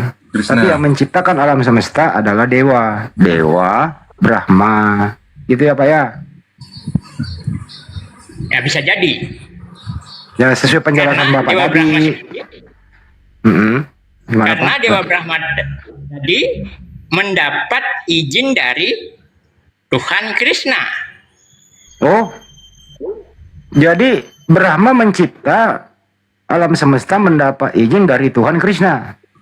Iya. Oh. Ya gambar ilustrasinya. Dewa Brahma itu ada di bunga teratai. Bunga teratai itu bersumber dari perut pusarnya Dewa Wisnu yang berbaring di Sira Segara, lautan susu. Cari nanti di Indotemos nanti bisa ketemu itu. Jadi intinya adalah Krishna ini adalah Tuhan memberi izin kepada Brahma untuk mencipta gitu ya. Terus kemudian Wisnu memelihara, Siwa yang melebur gitu ya. Iya. Jadi kesimpulannya, mohon maaf kalau salah, saudara kita Hindu ini dia punya Tuhan, dia juga punya dewa. Betul ya Pak ya? Betul. Terus siapa Pak yang menjelma menjadi manusia atau menjadi dewa?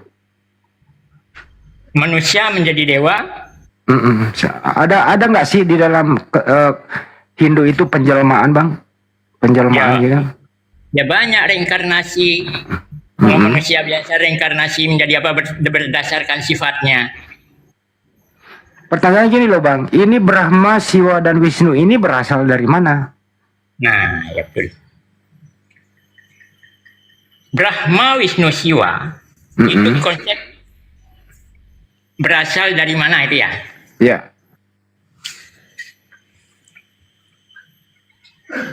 Dari Brahman yang disebut Nirguna Brahman. Brahman ini dari mana? Gitu ya? Iya, maksudnya pertanyaannya, Brahma, Wisnu, Siwa ini dia makhluk hidup di muka bumi atau bukan? Brahma makhluk hidup pertama. Oke. Makhluk hidup pertama. Yang diberi anugerah oleh Tuhan Krishna untuk menciptakan alam semesta dengan segala isinya. Siapa Krishna? Krishna adalah awatara, penjelmaan dari Dewa Wisnu, Kristus ya. Dewa pelindung dan Dewa pemelihara alam semesta ini. Oke.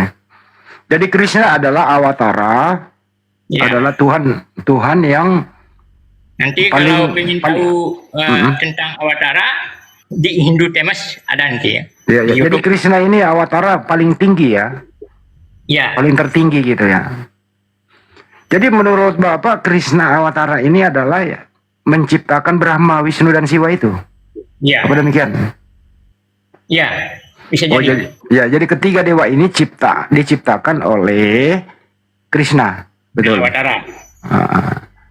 Oke, paham Pak. Mantap ini penjelasannya. Jadi kita juga teman-teman Muslim, Kristen harus paham gitu loh.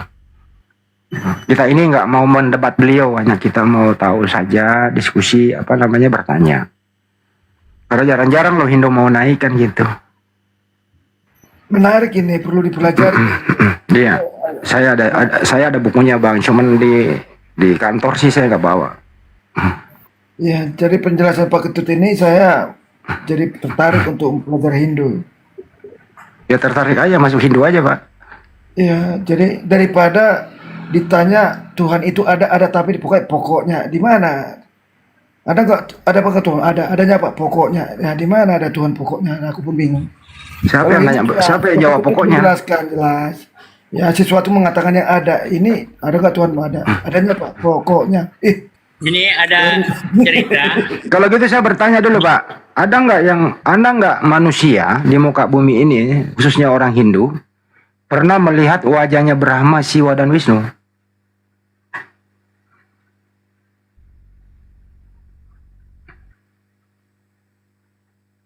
Karena ini Pak Samsung nih mengejar harus ada nih gitu ya. Pak Beli. Ada nggak manusia di muka bumi ini, terutama penganut Hindu, pernah melihat wajah Brahma, Siwa, dan Wisnu? Mana nih Pak Ketut? Ke mute Pak Ketut. Beli ke mute.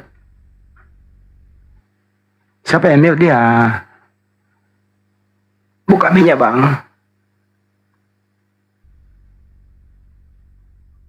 Bang Arif, kenapa dia ke-mute? Bagus loh itu. Hei, Pak Ketut, dibuka mute-nya. Kok di-mute? Dibuka mute-nya. Saya undang ini ya. Terima. Terima Pak Ketut. Aduh, baru belajar TikTok. Ya bagus loh tadi ada juga unsur Trimurtinya. Brahma, Siwa, dan Wisnu. Brahma ini pencipta, Siwa pelebur, Wisnu pemelihara. Tapi Krishna adalah Tuhan yang menciptakan ketiganya. Dan kemudian Brahma yang mencipta. Mirip Bang Andi ya. Ada Trimurti, ada Trinitas. Waduh. Tapi saya ya silakan Bang. Bisa masuk? Ya, pertanyaan saya Bang, ada nggak praktisi Hindu atau umat Hindu di dunia ini pernah melihat wajah Brahma, Siwa, dan Wisnu, Pak? Bisa dengar? Bisa, bisa. Jadi gini ya, di agama Hindu ini, sesuatu yang diucapkan bisa digambarkan, bisa dilukiskan. Ya, paham ya? Misalnya, catur muka, Dewa Brahma disebut catur muka. Itu artinya adalah mempunyai 4 wajah. Mungkin sudah pernah lihat di dewa-dewa Hindu ya. Iya. Dewa Brahma mempunyai 4 wajah. Catur muka. Kadang-kala dia memegang senjata. Untuk itu senjata bukan untuk perang, tapi untuk mencipta. Nggak bertanduk 7, Pak? Janganlah, Pak Arif. 4 wajah. Ya, lanjut, Pak. Ya, disebut catur muka. Catur itu 4, muka itu wajah. Digambarkan dengan 4 muka. Maksudnya gini loh Pak Ketut yang terhormat.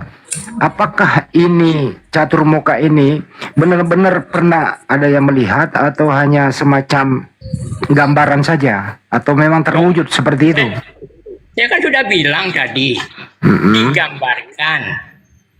Oke. Maksud nggak?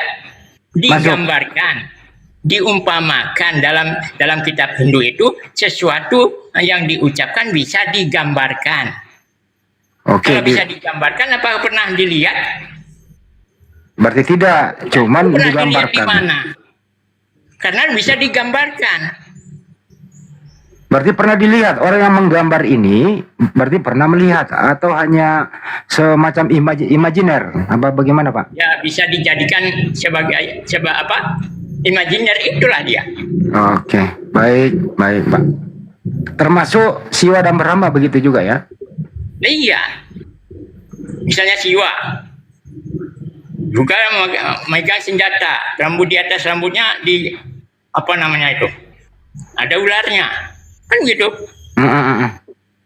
Itu diterima di Hindu. Digambarkan, diumpama di apa?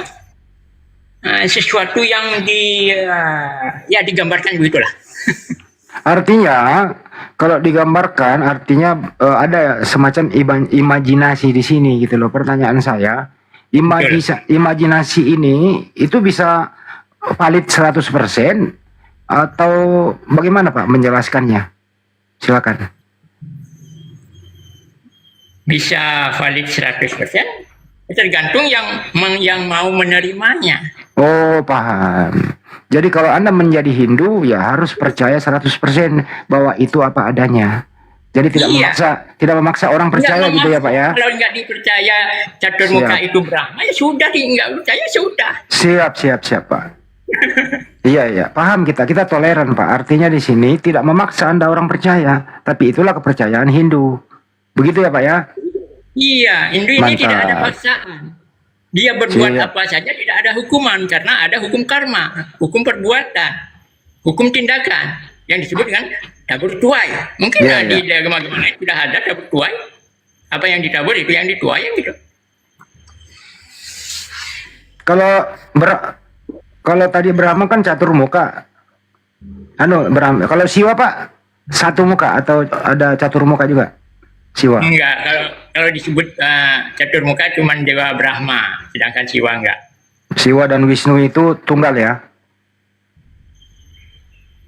Ya, Siwa dan Wisnu itu sebutan istilahnya gelar. Oh, gelar. Ya. Maksudnya? Ya, siapa saja bisa menjadi Siwa, siapa saja bisa menjadi Wisnu, siapa saja bisa menjadi Brahma. Tergantung. Itu gelar itu. Oh, gelar. Jadi gelar ini bukan kepada sosok oknum, artinya siapa aja bisa gitu ya? Bisa, Anda saja bisa. Kalau sifat Anda seperti Brahma mencipta, silakan. Gitu loh. Seru itu Pak kalau difilmkan. Saya pernah nonton filmnya itu Pak. Pernah nonton filmnya ya Pak? Iya, gelar. Saya saja bisa menjadi Wisnu pemelihara kalau sifat saya memelihara. Melihara, melindungi, itu Wisnu. Tapi nggak boleh orang menjadi Brahma, nggak bisa. Tapi kalau Brahma nggak bisa ya? Brahma jadi Wisnu. Enggak boleh orang menjadi Brahma. Mengapa nggak boleh? Oh, boleh juga. Asal dia mau bisa mencipta. Oke, Mencipta oke, mobil. oke. Mencipta motor. Oh, gitu. Jadi menciptakan sesuatu itu bisa jadi Brahma dia ya. Itulah Brahma. Oke, oke. Oh, yang tidak bisa ditandingi adalah Krishna. Krishna dia mengatakan sendiri sebagai Tuhan yang Maha Esa, Sri Bhagawan Kuasa. Iya. Mantap. Di sini bab 7 sloka 4. Nah, Krishna berkata, tanah, air, api, udara, angkasa, pikiran, kecerdasan dan keakuan palsu. 8 tenaga ini semua tenaga-tenaga material yang terpisah dari diriku. Ini pernyataan Krishna ini. Oke, baik Pak. Kalau menurut Bapak penyusun Sedangkan Siwa, Brahma Siwa tidak pernah mengatakan ini.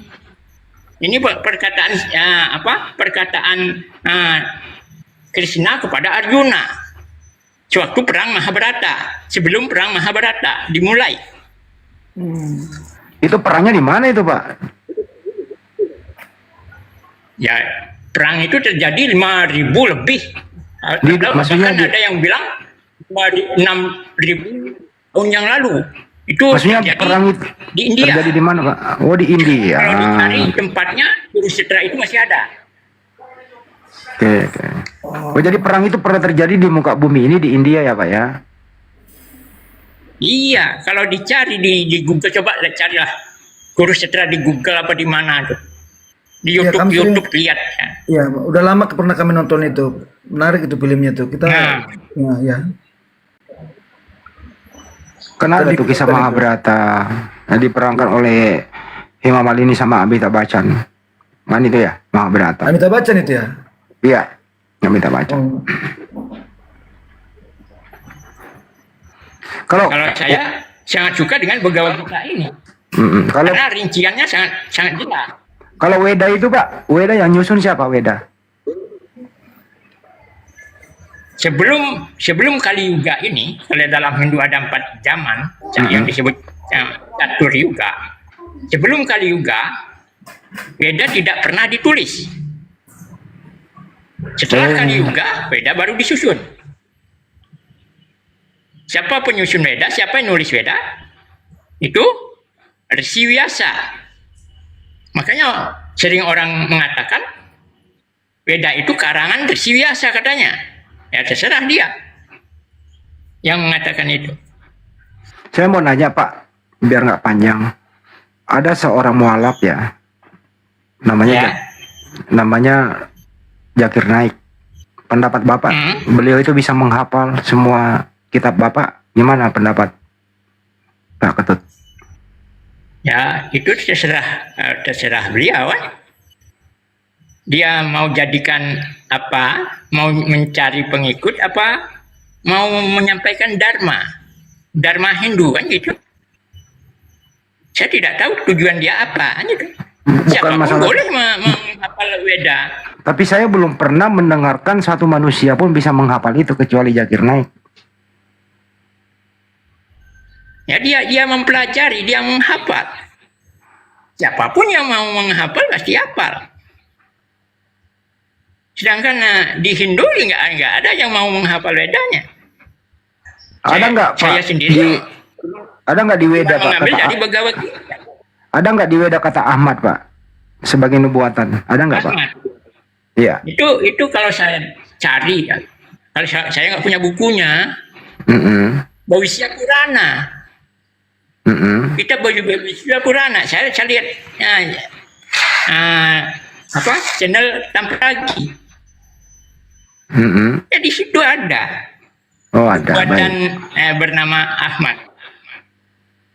Ada ya. Baik, makasih. Itu sampai situ aja sih, Pak.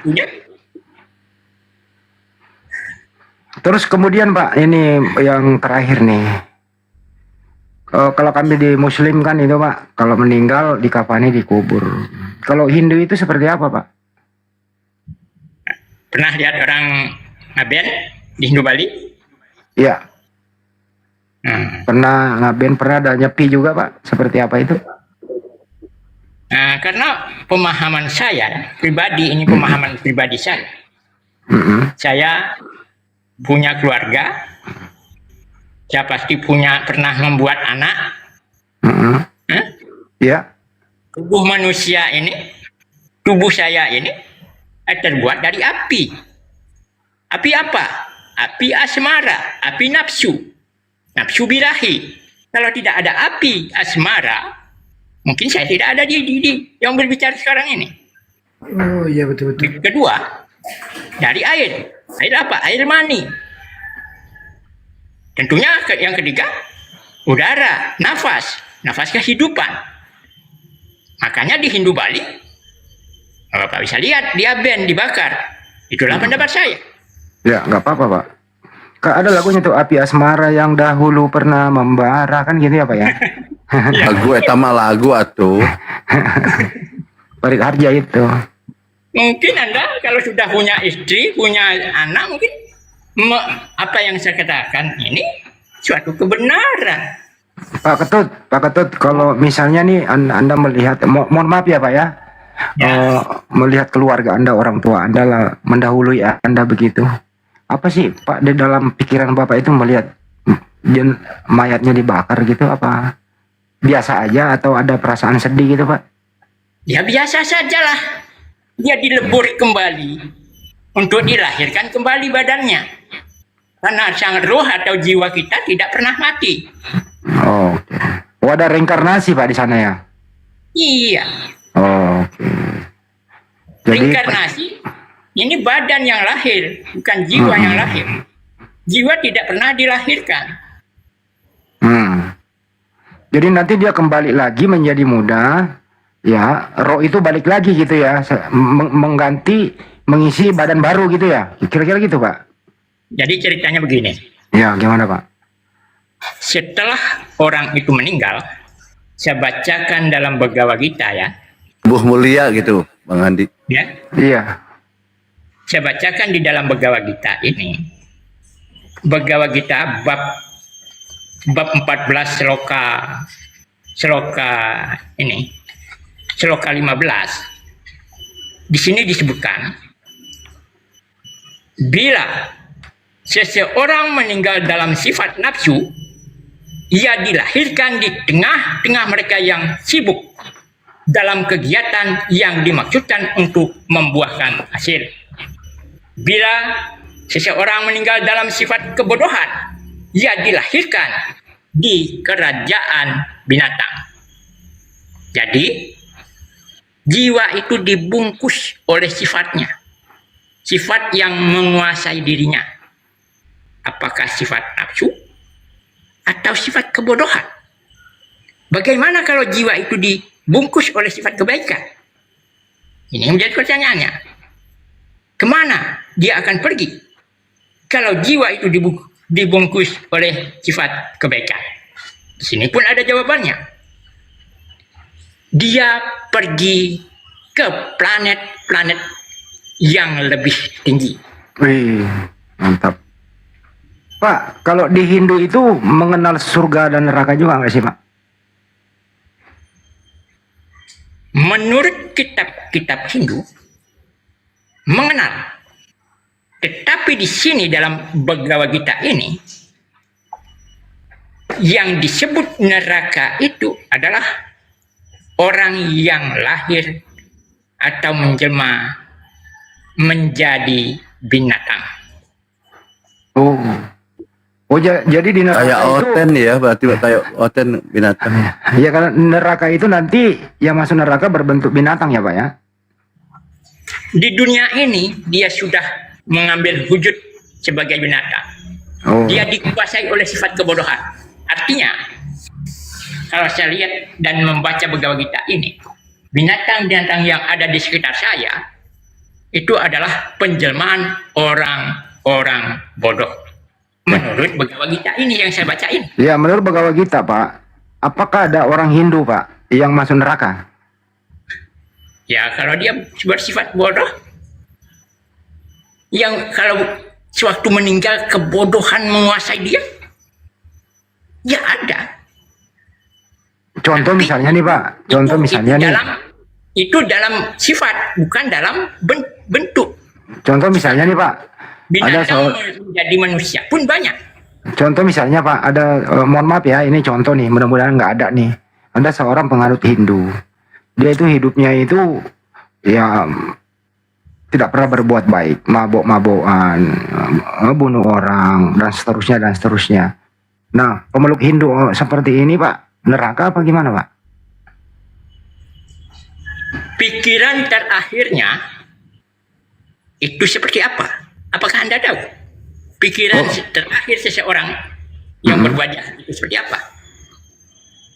Karena pikiran inilah yang mengantarkan dia mau menjelma di kehidupan apa. Oh, artinya siapa tahu nanti pas dia akhir-akhir hidupnya dia bertobat begitu. Kita nggak tahu isi hati seseorang begitu ya Pak ya. Ya. Oke. Kalau misalnya nih Pak, mohon maaf nih, ini agak menjauh juga nih pertanyaan. Kalau ada orang yang beragama Hindu Pak, dia mengalami kecelakaan misalnya di lautan, mayatnya nggak diketemukan, kan nggak bisa dibakar lah begitu. Gimana caranya Pak itu Pak? Harus dicari kah? Atau bagaimana proses pemakamannya Pak? Ya itu bisa apa? di Hindu Bali ini ya, saya bilang Hindu Bali ya. Ya kadang kala ya dipanggil secara batiniah, lahiriah dia dipanggil secara batiniah, secara lisan. Kalau memang tidak memungkinkan untuk mencari, ya dibiarkan gitu. Diambil mungkin di sana di mana dia hilang, akhirnya diambil, disajeni, atau kalau di darat tanahnya diambil disajeni, selesai.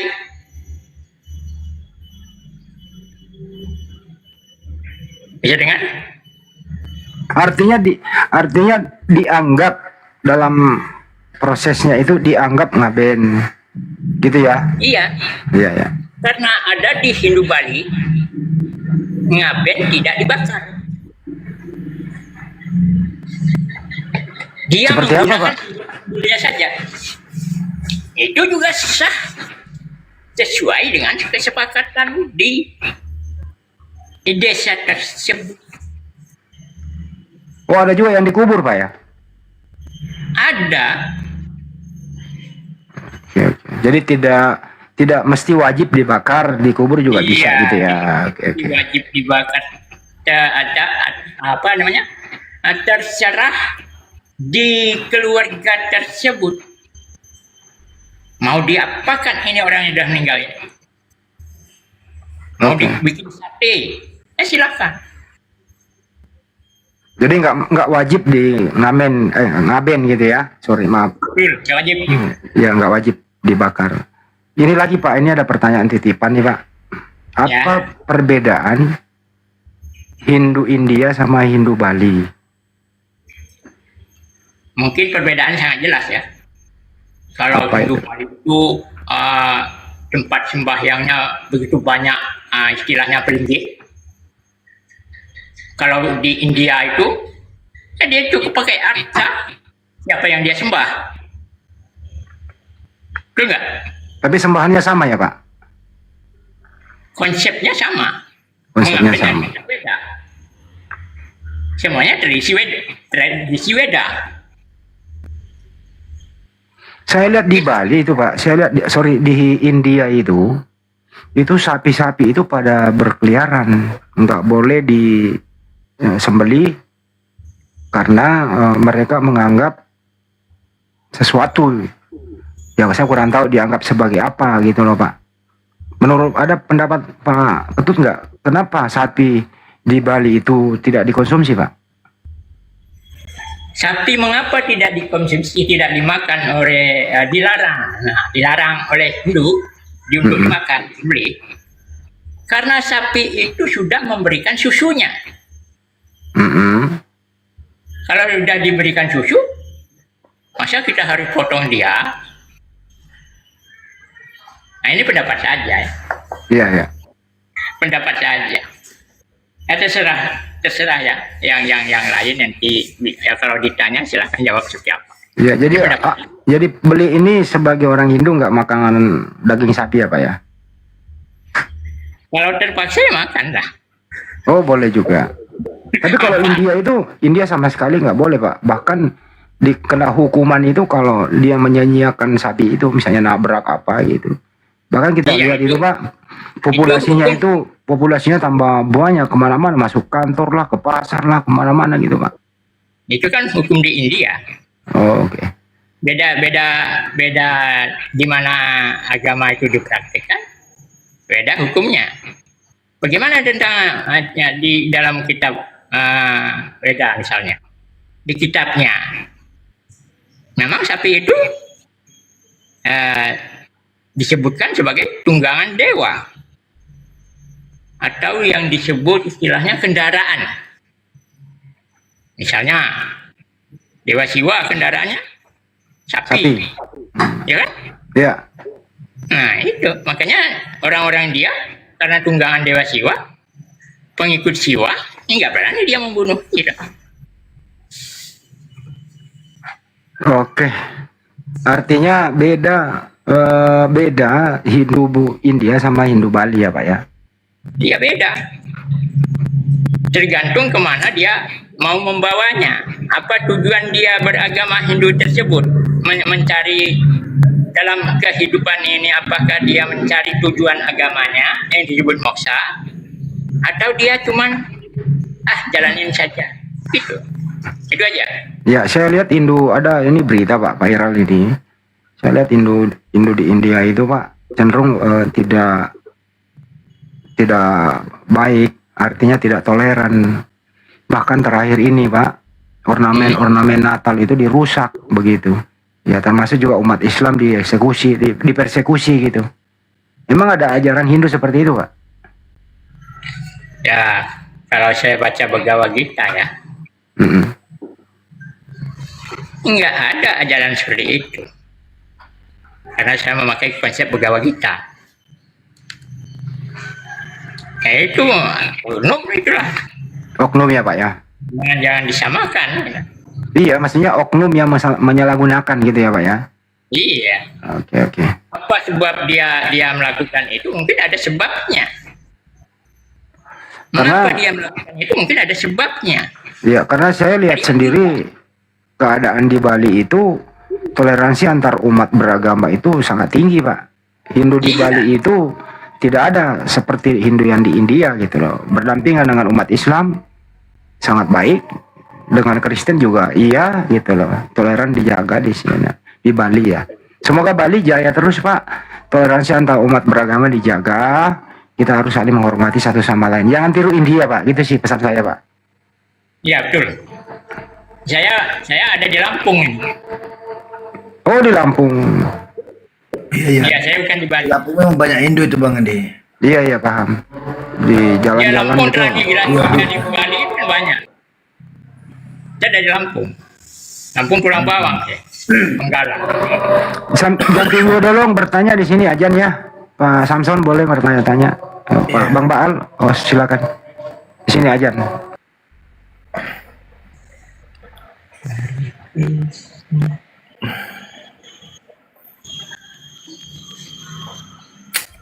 Silakan yang lain mau bertanya lagi. Saya tanya nih Pak Ketut, tadi disampaikan bahwa ada mengenai inkarnasi gitu ya. Kemudian kalau kita tahu ya Hindu ini adalah dunia gitu ya, Hindu yang paling tua lah, yang paling bisa dikatakan paling awal lah agama itu. Kemudian mengenai inkarnasi. Kemudian tadi bahwa manusia yang berdosa itu akan berinkarnasi jadi binatang tadi ya. kalau tidak salah seperti itu. Kenapa kok sama dengan di Kristen Bang ya, Bang Ketut?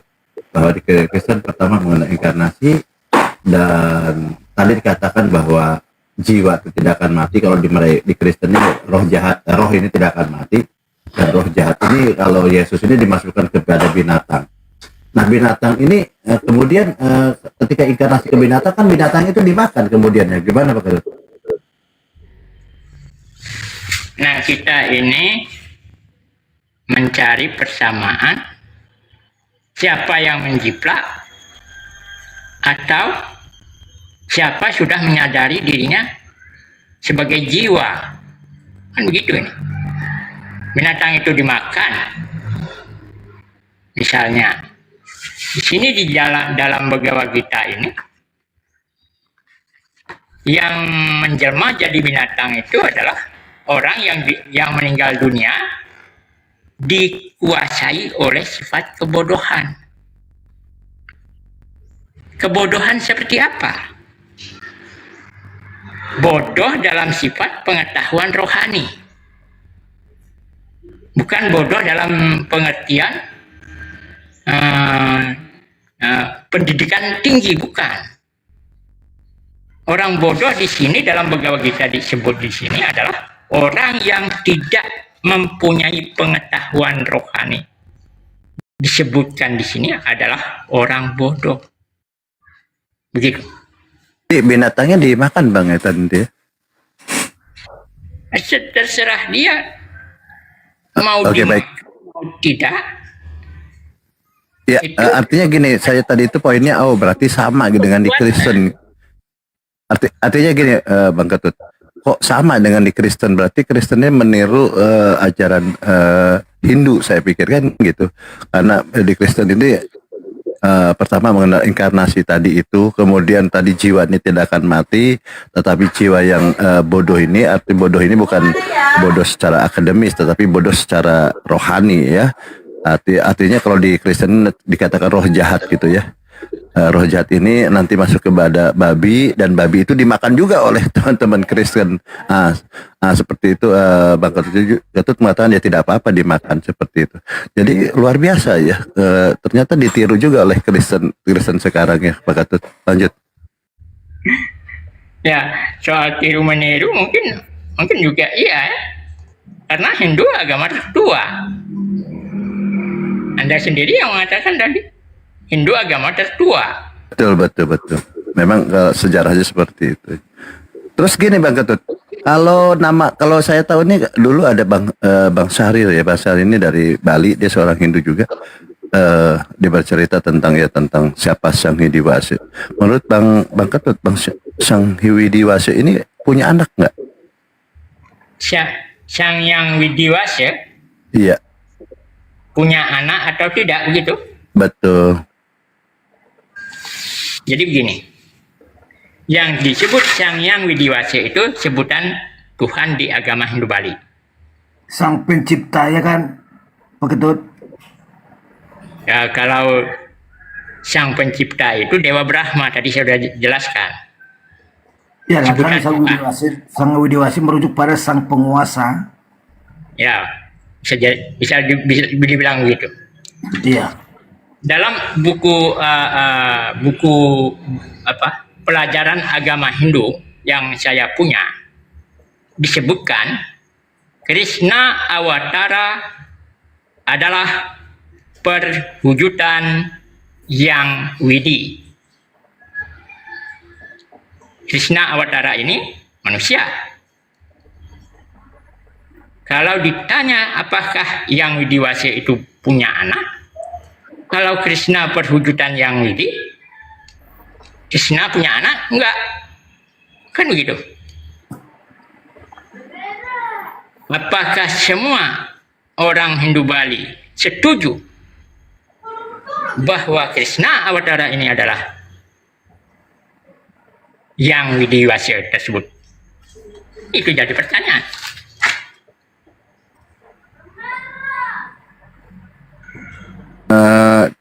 Dari seorang saudara kita dari Hindu Bali mengatakan bahwa Sang Widiwasa tidak punya anak gitu ya. Dia bersifat aditya.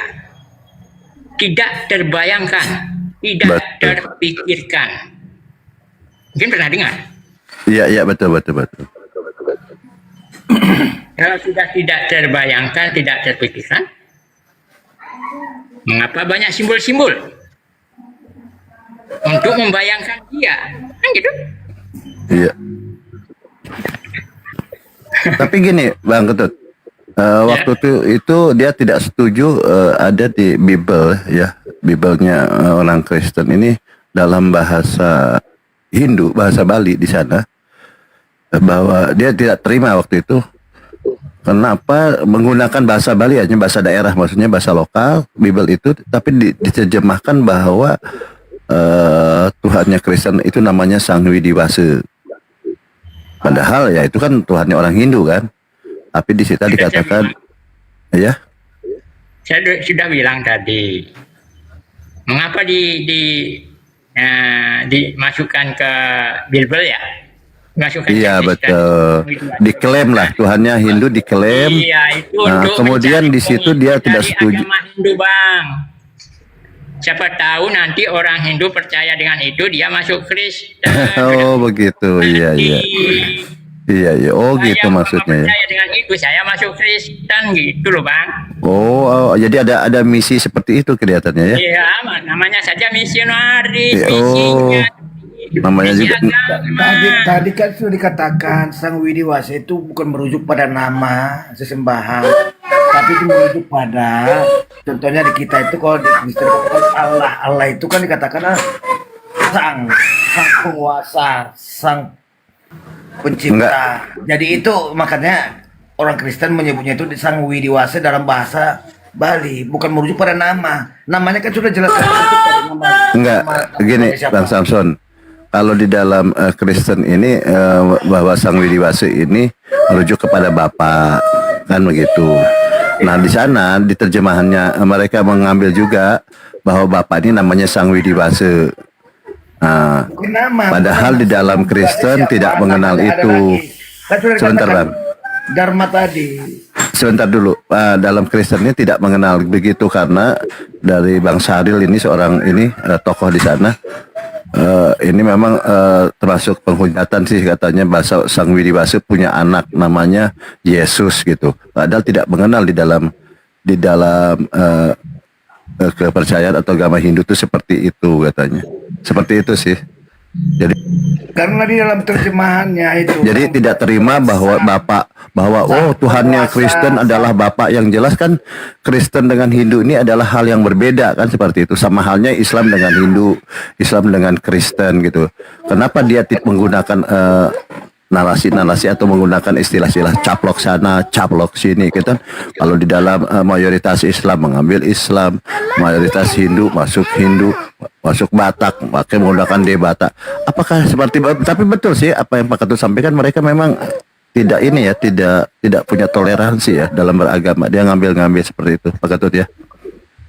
Ya bisa jadi ketiru, Bang. Jadi begini, Bang. Agama leluhur kita itu apa? Ini agama kan agama pendatang. Sebelum Islam ada nggak ajaran dari leluhur? Itu saya sudah tanyakan tadi. Terus dijawab dengan ajaran leluhur tidak sesuai dengan kitab suci ya. Kan begitu.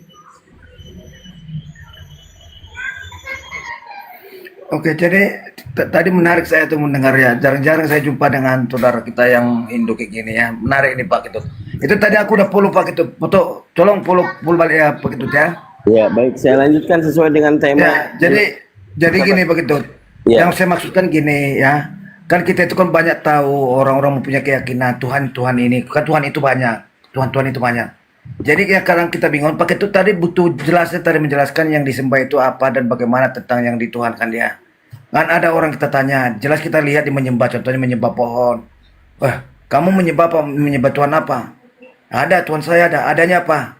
Ada. Ya ini yang ada yang diam di dalam pohon ini. Ya itu yang dia mah pokoknya ada. Di mana ada Tuhan pokoknya kan gitu. Sampai keringat dingin kita, sampai undung-undung kita bertanya, adanya apa? Pokoknya ada. Adanya apa? Ada. Pokoknya di dalam pohon ini ada.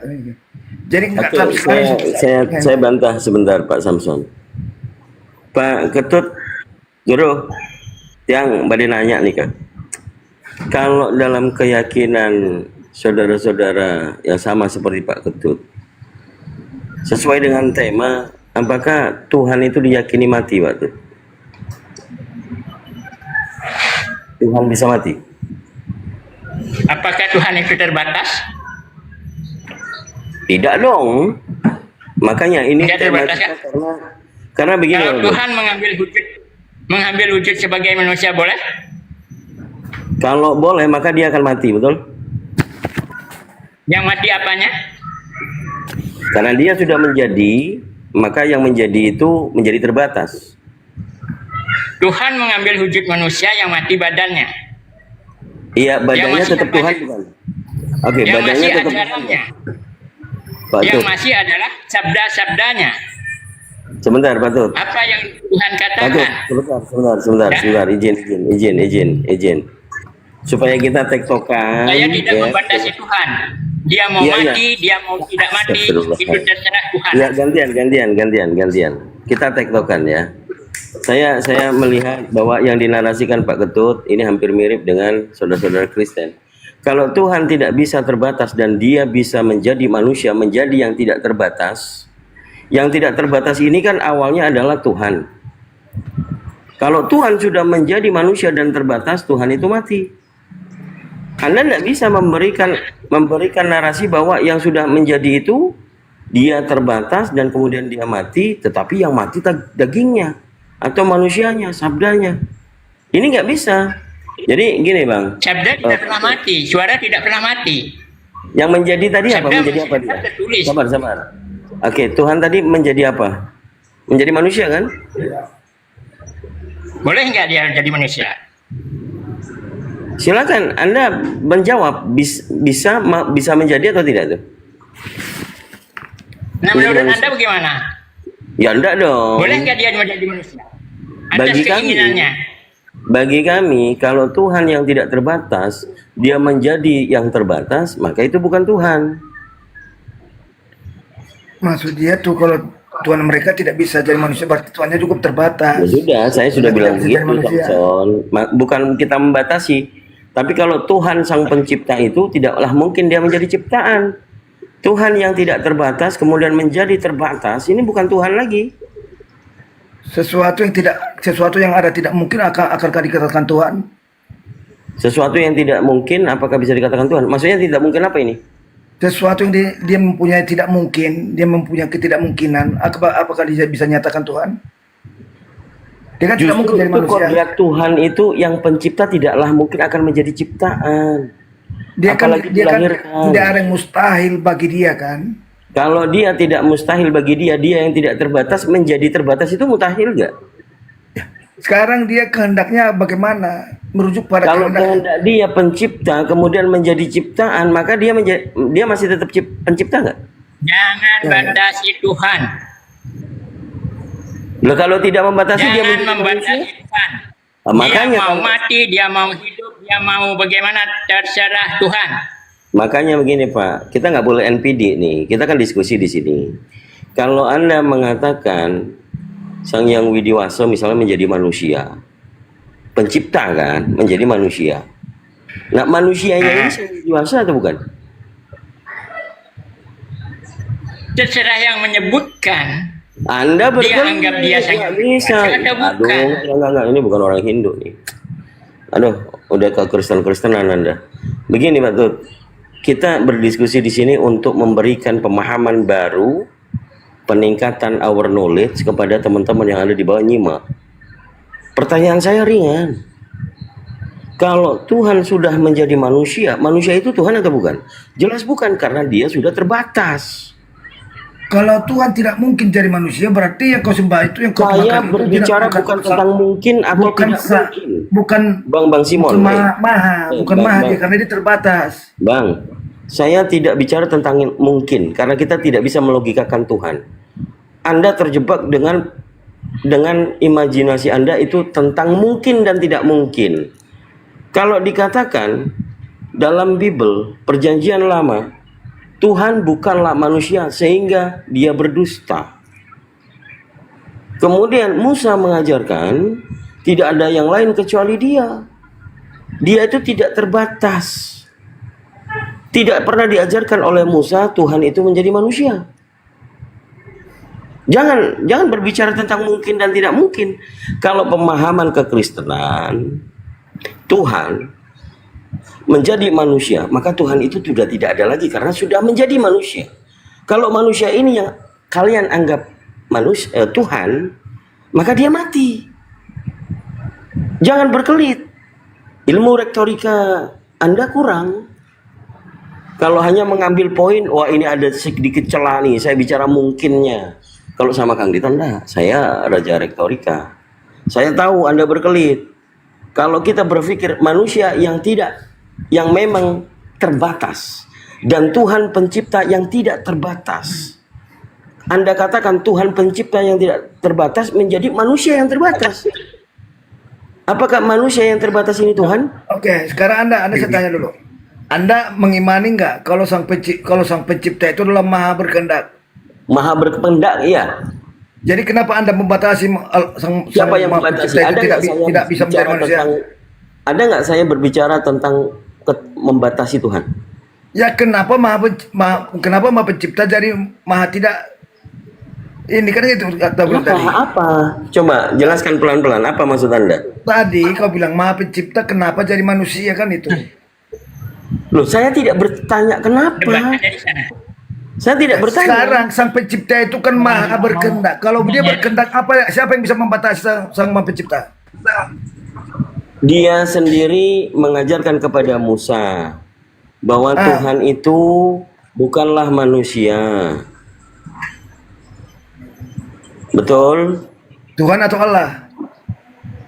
Ya Tuhan itu ya sama lah dengan Allah. Berarti Tuhan itu adalah Allah. Ini kemana-mana Samson. Anda mau diskusi sama saya head to head, boleh? Iya, kita bahas tentang maksud apa saya ini? gini. Oke, tentang Anda Tuhan kan ya. memakan kitab kesucinya orang. Jadi Lihat Anda dulu, harus paham jangan juga berkelit. kitab kesuci Kalau orang. lawan saya berkelit nanti dibersinin loh. Oke, sebentar, apa yang Iya, kita kalau mau kau bahas? membawakan kitab suci orang, kau harus paham kitab suci orang. Di dalam iman Kristen, Kitab suci orang yang apakah mana Tuhan yang itu kita Allah? bicarakan? Saya Allah ngerti itu loh, Allah jangan, itu sendiri. jangan berkelit.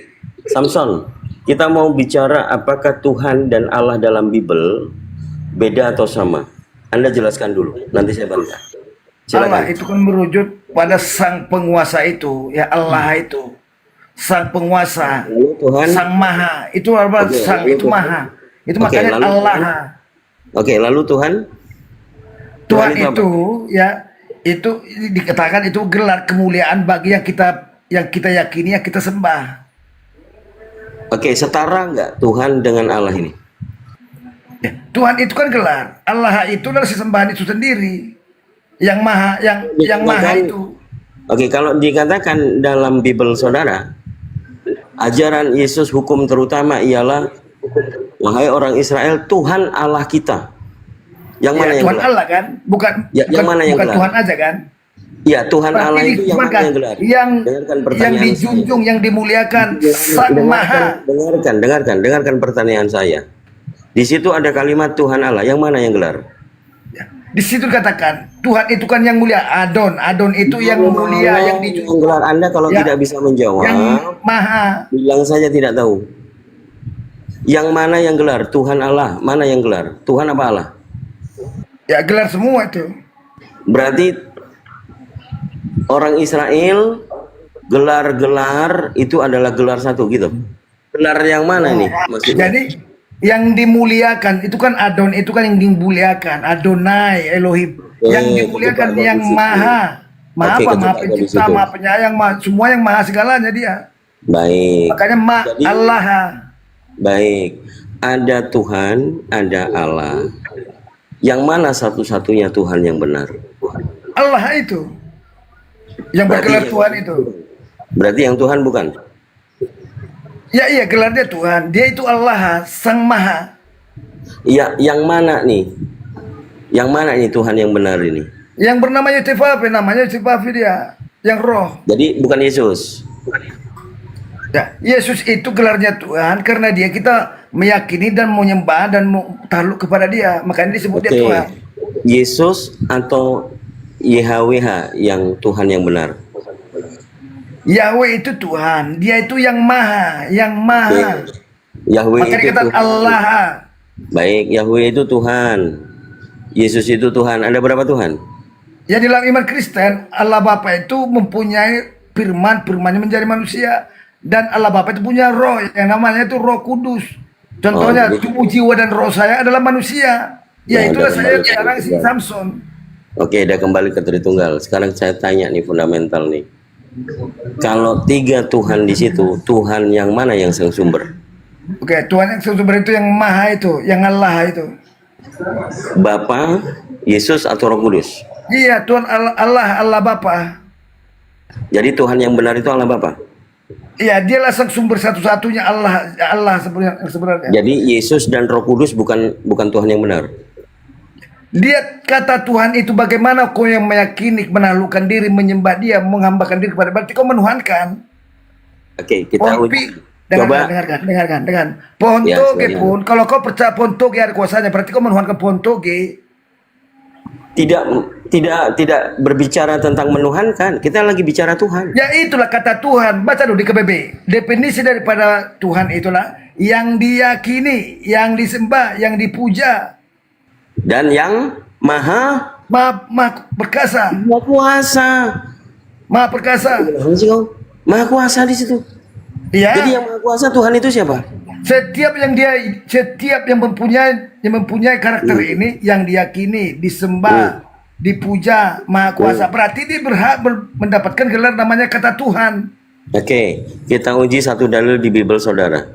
Matius 22 nomor 44. Tuhan telah berfirman kepada Tuhanku yang berkata Yesus. Ada berapa Tuhan di situ? Ya, Tuhan Allah Bapa itu kan Tuhan, Yesus Tuhan. Ada apa masalah? Dengarkan, makanya dengarkan. Coba Anda cross check Bible saudara. Matius 22 nomor 44. Tuhan telah berfirman kepada Tuhanku, duduklah di sebelah kananku, dan seterusnya. Yang berbicara adalah Yesus, Tuhan kalian. Ada berapa Tuhan? Oke. Itu merujuk pada Allah Sang Maha, Coba Anda baca Sang dulu. Maha itu. Jangan- Ya, itu Tuhan Sang langsung Maha. jawab. Dan ada Coba. lagi ya, Yesus Anda adalah baca belum? Tuhan yang Coba. menjadi Aduh, manusia itu, ya, yaitu ribet banget. Sang Coba Juru baca. Selamat itu, yang kita menjalan kita untuk mengenal Sang Ribet Maha ya, itu. ngomong sama Oten ini. Coba nih tak tunjukkan ini. Saya tampilkan. Aduh, berat kalau mau cuman congor-congoran, nggak kayak gitu diskusi. Nih, coba dibaca. Tuhan telah berfirman kepada Tuanku. Yang bawah. Oke, coba konteks perikopnya ini Yang apa? aja saya kasih. Konteks perikopnya apa ini? Saya kasih yang ada original teksnya nih. Nih original teksnya. Kurios. Bahwa Tuhanku Oke. telah berfirman kepada Tuhan. Itu tertulis dari mana ayat berapa kau ambil itu? Makanya dengarkan, jangan nyerocos. Matius 22 nomor 44. Bahwa Tuhan telah berfirman kepada Tuhanku, duduklah engkau di sebelah kananku, sehingga aku menaklukkan segala musuhmu di bawah kakimu. Yang berbicara Yesus. Yesus Tuhan bagi Kristen. Ternyata dia mengatakan, Tuhan telah berfirman kepada Tuhanku. Tuhanku di sini adalah Tuhannya Yesus. Dan Tuhannya Yesus mendapatkan firman dari Tuhan. Mumet, pecah kepalamu. Ayo. Coba Matius berapa? Ayo. Oh, jangan framing kau. Lah ini tertulis ada kok. Framing dibilang. Matius berapa? Bisa dibilang sama dalil. Kau tuh 22 suka mau cuma kaya tapi nggak bisa kau pertanggungjawabkan. Waduh ini loh, ku pertanggungjawabkan. Iya, di Matius berapa tadi? Itu ada datanya, kau bilang framing ini sesuatu yang tidak tertulis, itu framing. Ini kok di depan ditampilkan bilang. Iya, di Matius berapa? Makanya kalau minta tolong sama Kang Dito, sabar dulu. Sabar dulu Samson. Kalau kamu tidak tahu, sudah baca tertulis ada nih tapi tidak tahu ayatnya nomor berapa. Iya, kamu seharusnya begini. Oh, Kang Dito, maaf saya tidak tahu ayat berapa itu ya. Minta maaf dulu. Gampang kok sebenarnya. Namanya minta tolong, minta maaf. Coba bilang minta maaf dulu Samson. Maaf Bang Dito bilang. Merasa paling benar, tapi ditanya nggak ada yang bisa menjelaskan siapa yang Lo udah ditulis itu. Minta maaf Bang Dito, saya tidak tahu itu ada di mana. Makanya saya tanya, Begitu. ini konteksnya menjelaskan apa? Lo kok baca sendiri lah kok yang jelaskan. Makanya Kang Dito itu tidak berani menjelaskan, bertanya kepada kalian yang punya kitab sucinya. Tuanku ini merujuk pada siapa? Tuanku ini merujuk pada siapa? Ya kau jawablah kau, kitabmu sendiri masa Islam menjelaskan, masa orang Hindu menjelaskan. Botol kalian ini. Ini Islam ini kayaknya nggak ada yang berilmu, cuma bawa-bawa. Mulai panas Kang Dito. Kang Dito bikin pertanyaannya susah banget. Orang sih. ini cuma hanya ngotot-ngototan aja. Oh, itu tertulis loh, kau baca itu. Kok ngotot? Nggak ada yang bisa diajak diskusi orang sebenarnya. Nggak ada yang bisa bawa kebenaran orang ini. Ini nih orang Muslim nih bertanya, ini kitabnya kalian. Kata Tuhan ini kepada siapa? Ya yang kau jawab. Suara Ini sebenarnya kau ada otakmu nggak sebenarnya? Kok marah sih? Kau kan membawakan ayat ini. Ini kata Tuanku ini kepada siapa? Ya gak ngerti, itu kitabmu sendiri. Masa orang Hindu menjelaskan, masa orang Islam menjelaskan, masa orang Buddha menjelaskan. Kau sendirilah. Botol orang ini. Kau kan pastikan mengkaji ayat ini. Kata Tuhan ini kepada siapa? Ya gak ngerti itu kitabmu. Dengar ya, Islam ini tidak boleh menjelaskan, menafsirkan. Islam ini tidak boleh menafsirkan, menjelaskan kitab Hindu, kitab Buddha, kitab Konghucu, kitab Yahudi maupun Kristen. Ditanya imannya kucar kacir. Macet dia, malah tantrum. Jadi Islam ini ya, saudara-saudara, tidak boleh menjelaskan, tidak boleh memframing, tidak boleh menghujat kitab-kitabnya orang. Itu kitab Hindu, kitab Buddha, Konghucu, Yahudi. Karena ini adalah dianggap kitab suci aja bagi agama masing-masing. Yang punya kapasitas menjelaskan ya mereka yang mengimaninya. Nah, kau malah bertanya kepada Islam. Bagaimana kok ini? Nanti kau bertanya sama Hindu lagi. Botol kalian. Biasanya yang terjadi begini loh. Kalau orang itu ditanya, apalagi mengenai kitabnya, mestinya dia menjawab. Bukan menyuruh orang yang bertanya menjawab.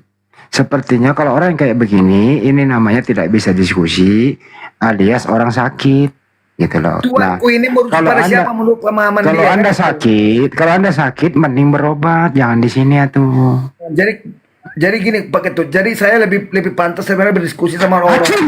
Udah, lebih pantas berdiskusi silakan aja Pak Ketut kemana gitu, jangan di sini. di sini. Saya ulang kembali ya. Tapi Pak Ketut, dia lebih pantas katanya diskusi sama Pak Ketut.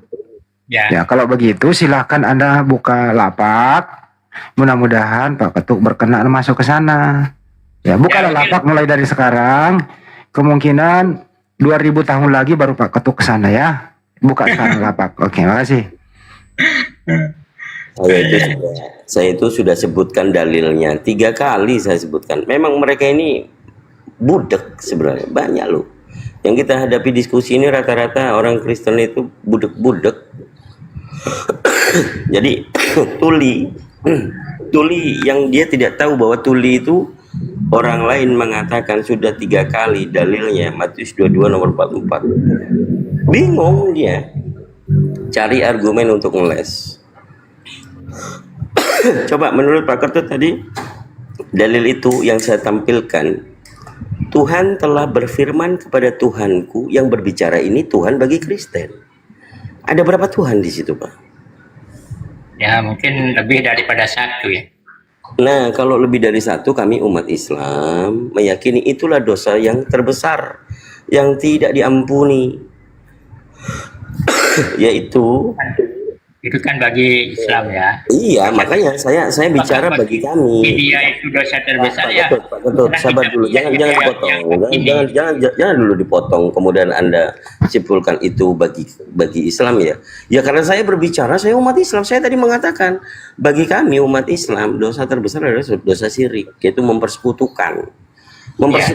Mempersekutukan itu ya lebih dari 1. Menjadikan Tuhan-Tuhan pembanding.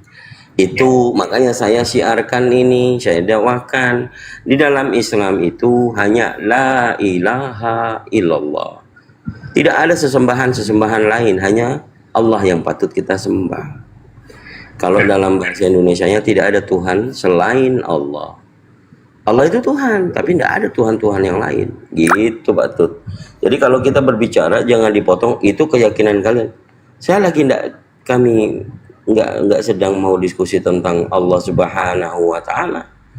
Itu yang saya jelaskan. Jadi statement itu bukan perkataan, bukan pertanyaan. Statement itu adalah pernyataan yang kami dakwakan. Begitu Pak Ketut. Bagus. Nah, mungkin saya tambahkan di sini dikit ya. Ini menurut buku yang saya baca ya. Kitab saya, kitab Bhagavad Gita. Di sini bab 9 sloka 25. Ini Bhagavad Gita ini disabdakan ya. Disabdakan oleh Sri Krishna kepada Arjuna yang bunyinya begini. Orang yang menyembah dewa-dewa akan dilahirkan di antara para dewa. Orang yang menyembah leluhur akan pergi ke leluhur. Orang yang menyembah hantu dan roh halus akan dilahirkan di tengah-tengah makhluk-makhluk seperti itu. Dan orang yang menyembahku akan hidup bersamaku. Ini kitab saya, kitab Bhagavad Gita. Anda bisa bacakan nggak original teksnya? Maksudnya? Dari Weda atau Sri Begawan tadi itu coba bacakan originalnya, saya pengen tahu. Original gimana? Ya, bahasa Sanskertanya. Ya. Bahasa Sanskerta. Ya. Nah, bahasa Sanskertanya yang berbunyi Yanti Dewa Warta Dewan. Pitran Yanti Pitran Warta. Utani Yanti Buddhija Yanti Mat Yojino Bima. Itu bahasa Sanskertanya.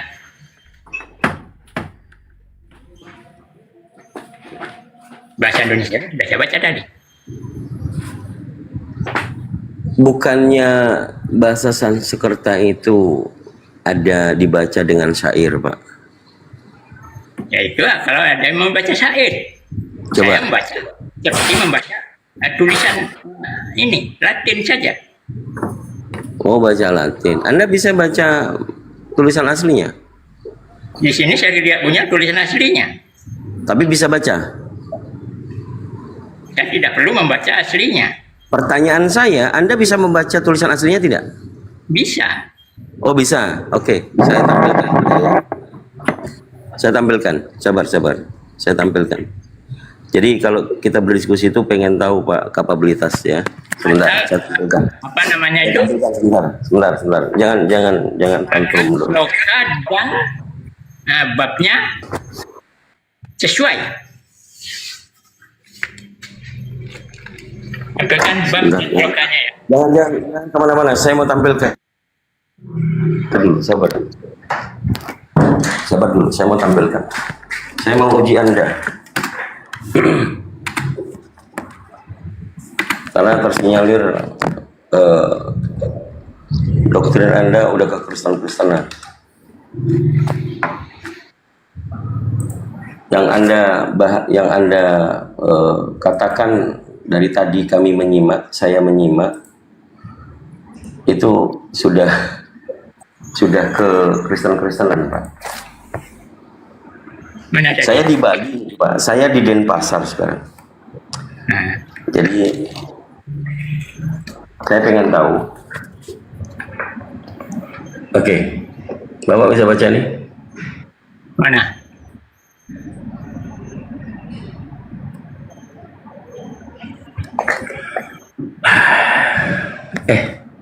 Bang yang muncul. Nih. Mana? Mana bro? Kelihatan nggak? Ini kelihatan. Mana ada? Ini loh, kelihatan nggak? Bagaimana saya bisa menunjukkan kelihatan atau tidak, sedangkan saya tidak bisa menerima kelihatan di sini? Ini loh, Anda bisa baca ini nggak? Yang mana? Teman-teman yang di bawah kelihatan atau tidak? Kelihatan kok. Yang mana sih? Ini di layar besar ini loh Pak. Yang ini, yang gede nih. Saya tidak bisa melihat sungguh. Udah berkelit aja ini udah. Gimana? Sungguh saya tidak bisa melihatnya. Gimana Bang Handi? Ya. Pertanyaannya mohon maaf nih Pak. Begini Pak Ketut.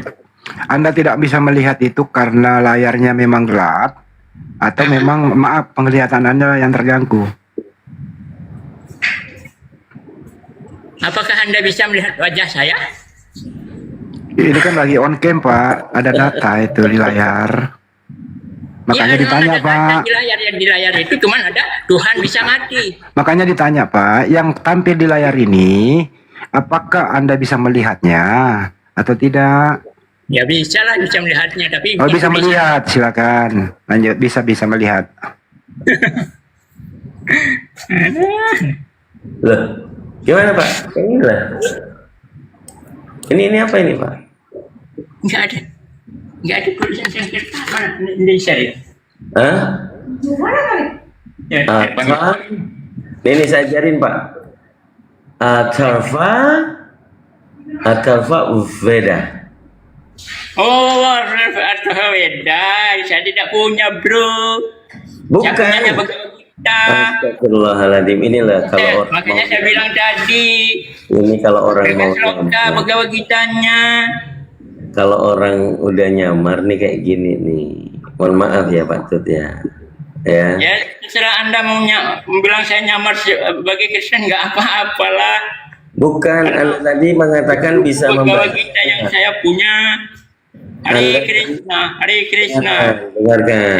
Krishna, Hare Ram, Ram, Hare Hare. Dengarkan. Anda tadi mengatakan bisa membaca original Sanskerta. Nah, ini coba bisa baca atau enggak Anda ini? Karena tidak ada di layar HP saya. Tidak muncul. Enggak muncul gimana sih? Tidak ada gambar di HP saya. Ada tulisan bahasa Sanskerta. Nah, Anda pembohong kelas kakap. Udahlah di bawah. Kita enggak menerima pembohong di sini. Lagi. Udah Anda di bawah aja. Nggak cocok Anda di sini. Silakan yang lainnya Kristen saja. Ternyata orang ini nyamar, udahlah. Memalukan. Anda memalukan. Anda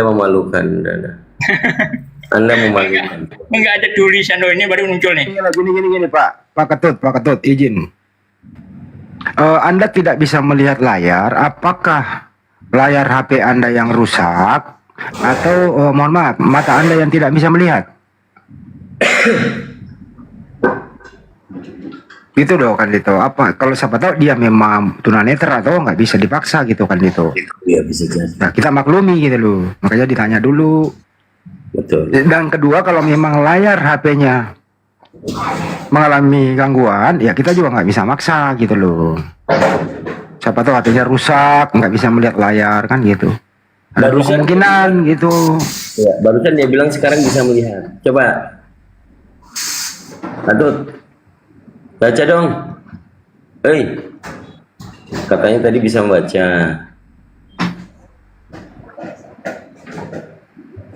Kayak mana sih?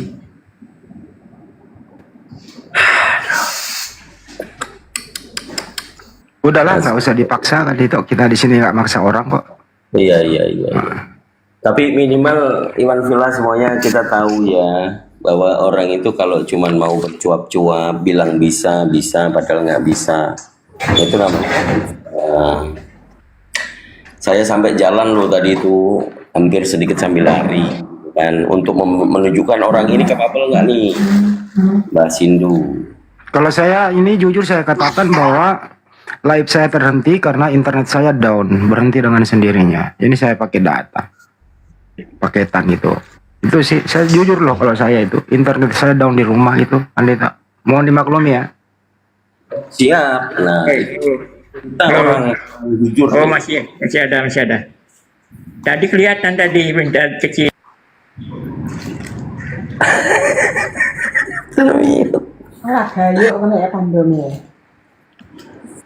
Halo, ya Pak Budiasi, selamat sore.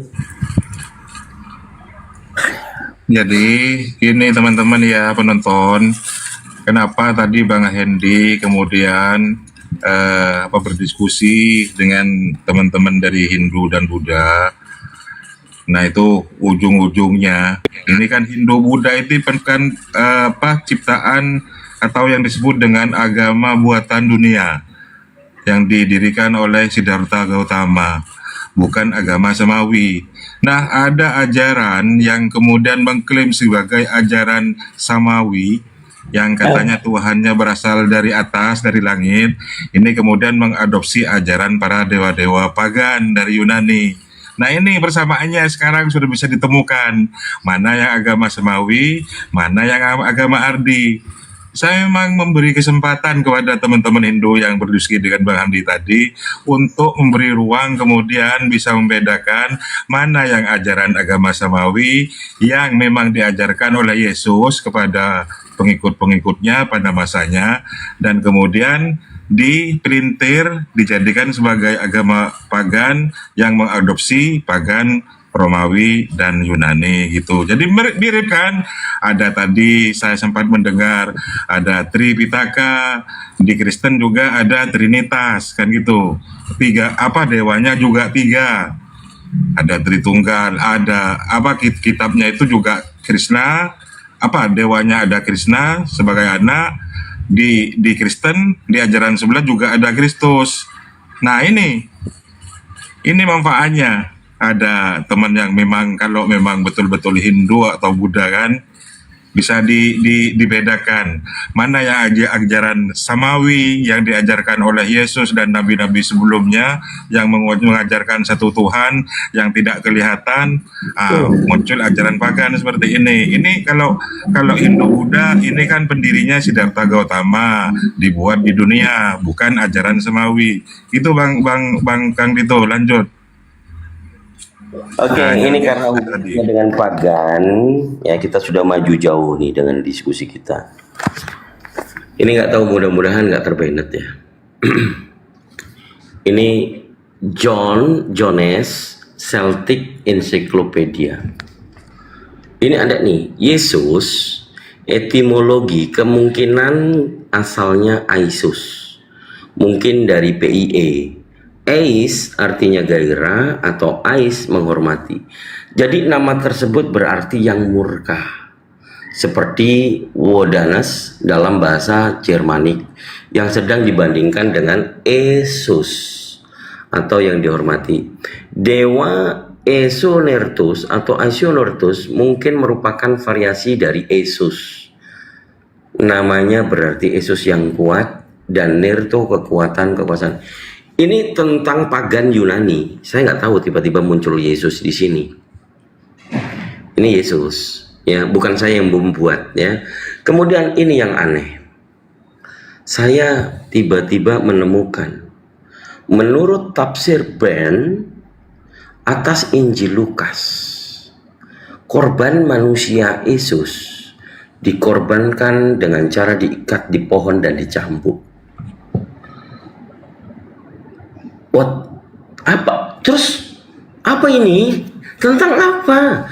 Bahwa orang Romawi mengenal Yesus yang sekarang adalah Yesus yang juga dikenal Yesus.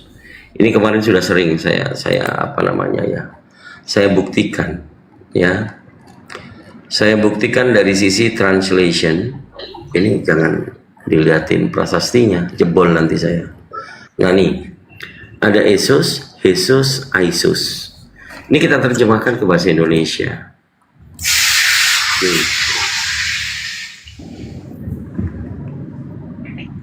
Nih, yang dikenal di Indonesia itu ini Yesus, dan ini Yesus, Aisus. Ini adalah the wooden cutter God. Wood Carter God. Ini Yesus, nih, name Yesus.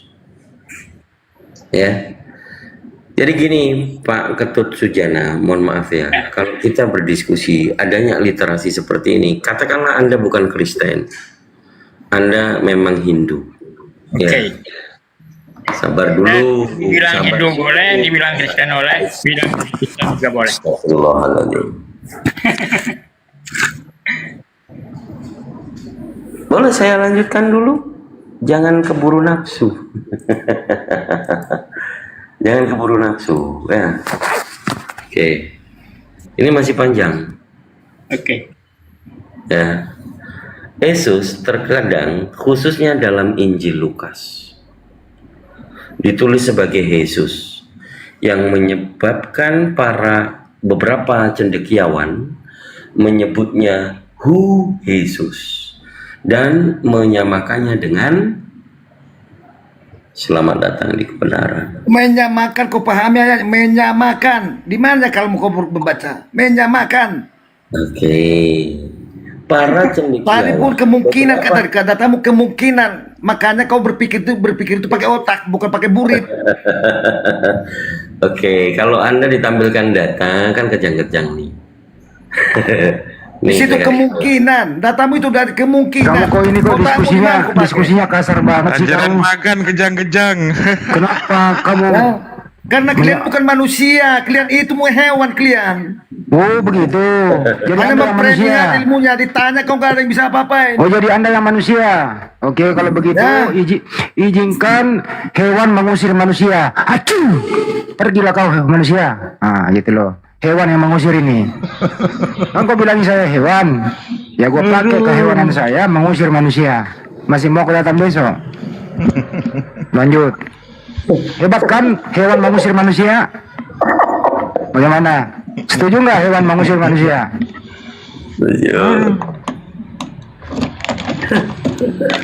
Bagaimana?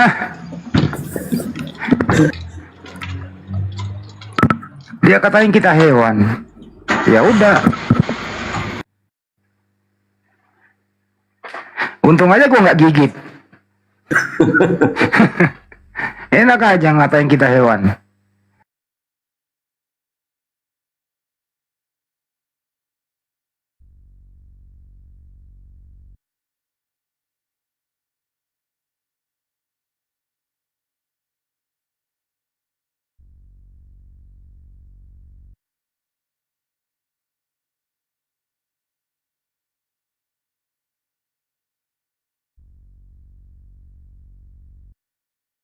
Ya, jadi tadi ada yang nyamar sih. Saya 100% Bang Handi. Yang ngaku saudara Hindu tadi itu bukan Hindu.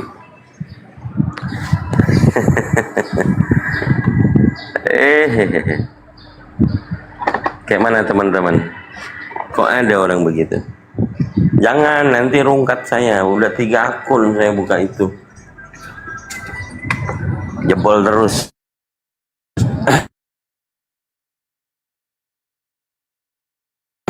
Nggak pernah bertahan lama.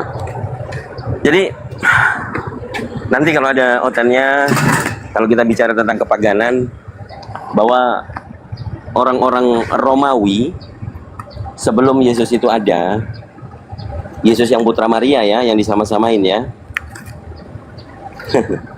itu mereka mengenal Yesus.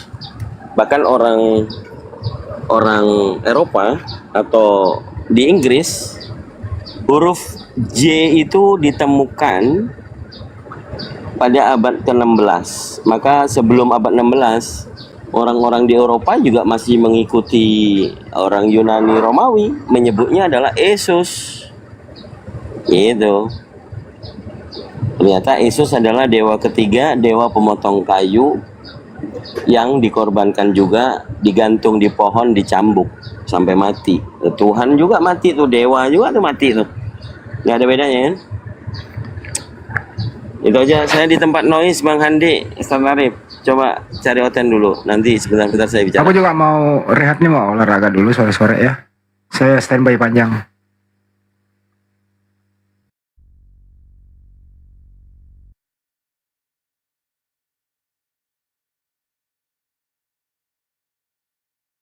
Bang Baal kemana?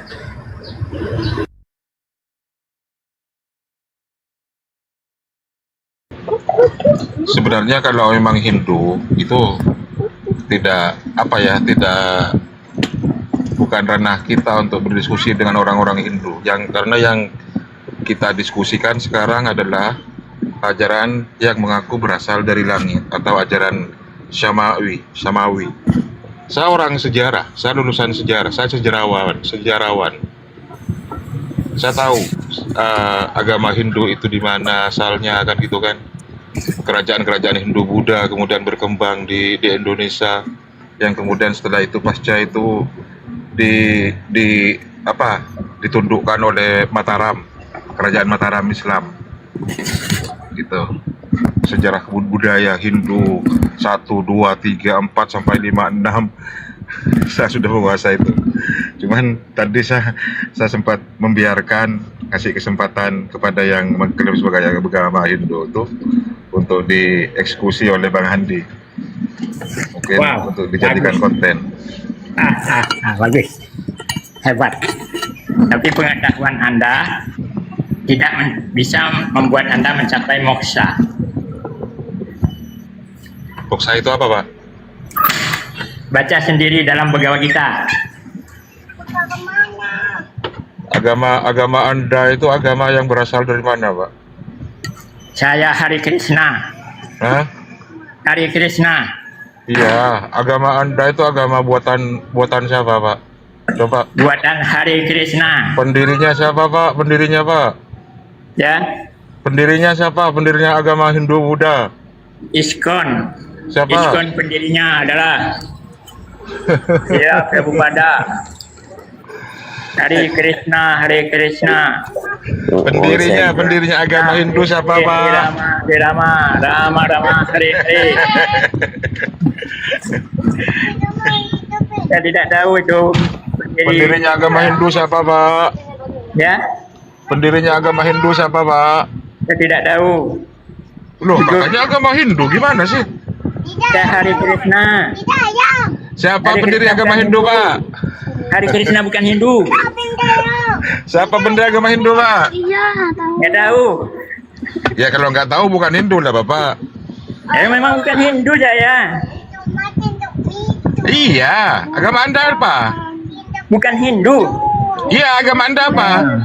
Hari Krishna. Sucinya Bhagavad Gita. Aneh. Anda itu aneh, Pak. Aduh, Pak siapa ini Kalau namanya? Anda punya Bhagavad Gita, apakah di dalam Bhagavad Gita disebutkan Hindu atau bukan? Coba kerajaan pertama, kerajaan Hindu Buddha pertama di Indonesia itu apa, Pak? Siapa, Pak? Nggak tahu. Kerajaan apa, Pak? Kerajaan Tidak apa? tahu. Tidak tahu. Ya udah, kalau nggak tahu, sampai itu bukan Hindu. Ya bukan, Sudah. saya memang bukan Hindu. Ngeyel banget orang. Aduh, ditanya agamanya.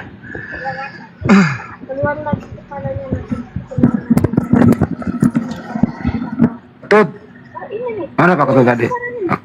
Mana dia? Ada di bawah. Aku mau nanya dia, Pak Ketut, pilih mana? Bentar dulu, Pilih mana? saya undang lagi, mana orangnya? Nggak pengen nanya dia doang, pilih mana, di kick atau pergi sendiri gitu loh. Itu doang gak mau nanya sama dia. Aduh. Bener nggak teman-teman di bawah, pertanyaan saya bagus nggak? Pilih mana, di kick atau pamit sendiri? Teman-teman di bawah, kalau saya bertanya begitu, Anda setuju dengan pendapat yang mana? Di kick atau pergi sendiri? Tapi bagus kok Bang Hadi, bisa mengedukasi penonton yang ada di bawah yang sempat 1K tadi itu, bahwa sebenarnya Kristen itu ya memporak-porandakan ajaran Yesus. Bukan agama yang sinkretisme. Jadi ternyata dari tadi kita anggapannya beliau itu Hindu, ternyata bukan. Berarti bukan, nggak ngaku. Nggak tahu siapa Siddhartha Gautama kan gitu kan, nggak tahu dia. Makanya kan kalau saya diskusi itu ya, saya tidak pernah, saya pribadi nih ya, maaf nih, saya tidak pernah memaksa orang pinter. Itu satu. Yang saya gunakan adalah bagaimana orang itu ya pandai bahasa Indonesia. Itu doang sih. Kalau yang lain mah nggak perlu. Yang penting bisa bahasa Indonesia aja, gitu.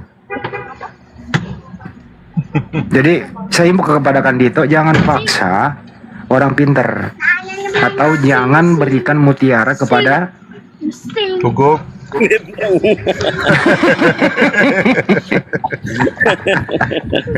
Benar juga sih Bang Handi, tapi kalau sudut pandang saya karena ranah akademis, potensi tujuan saya bukan kepada lawan diskusi Bang Handi, tapi buat teman-teman di bawah untuk ngambil literasinya, untuk supaya buat literatur begitu. Ternyata nggak perlu kita murtad. Ternyata kami para akademis yang memang dibandui di Yayasan Apologetik Islam Indonesia tidak pernah ngawur gitu loh. Kalau saya ambil ilmunya Bang Handi itu memang artikulasi, communication skill itu ada. Ustaz Arif nice, Ustaz. Jadi kita itu memulai menggunakan bahasa-bahasa yang tepat, bahasa yang mudah dimengerti, tidak ribet karena ilmiah itu kesinambungan dengan bahasa-bahasanya, bahasa ilmiah, contoh filosofi, filsafat. Kita nggak susah menjelaskan kepada non akademis, tetapi adanya literatur secara etimologi tadi itu ternyata memang faktanya Roman Yunani ini memang pagan. Ya kita tahu semuanya faktanya, tapi di mana dalilnya? Nah itu yang kita cari dan alhamdulillah dapat. Nggak perlu lagi saudara-saudara Muslim yang kami cintai, yang kami muliakan dalam diskusi lintas agama ini supaya tetap kuat iman akidah Islamnya gitu ya. Saya paham kan itu gini loh, saya kita ini sudah berusaha santun, berusaha menganggap dia teman, terus memberikan yang terbaik, pakai data gitu ya, akademis. Tapi mereka nggak mau ke arah situ. Nah, mereka cenderung bermanuver di garis hitam, di area-area yang tidak akademis gitu loh. Nah pertanyaannya, apakah kita paksa mereka untuk masuk ke area itu? Tentu nggak bisa. Karena apa? Ya standarnya ya ibarat kata itu dia bukan pilot dipaksa untuk menerbangkan pesawat. Nggak bisa kan itu dipaksa. Tapi kan kita juga benar bahwa ya kita edukasi dulu biar audiens itu mendengarkan dan bisa memutuskan begitu loh. Kira-kira nih siapa yang berhak dikasih kunci dongkrak? Nah itu maksud saya kan itu gitu. Betul. Kunci dongkrak main terakhir.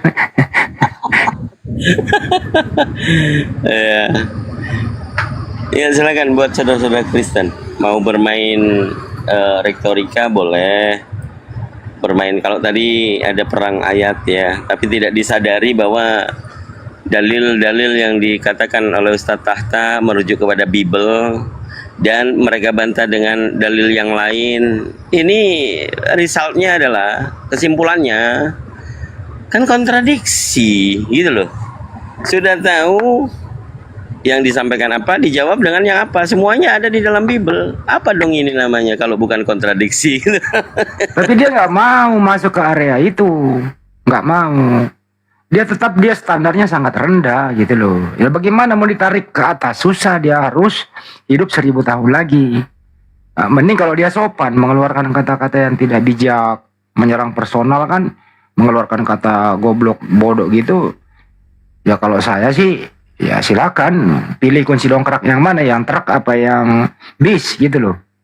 Silakan pilih gitu loh.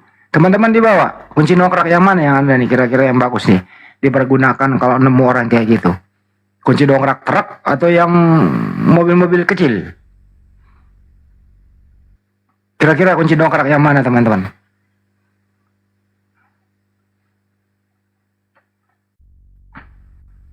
Oh mobil truk aja bahkan gitu katanya.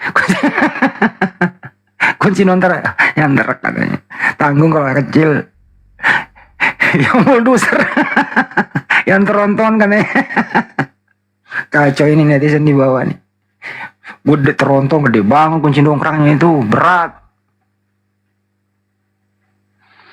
Kalau kira-kira nih teman-teman di bawah nih, kalau kunci dongkrak itu disalahgunakan, berbahaya nggak? Kunci dongkrak disalahgunakan, berbahaya atau tidak teman-teman di bawah nih?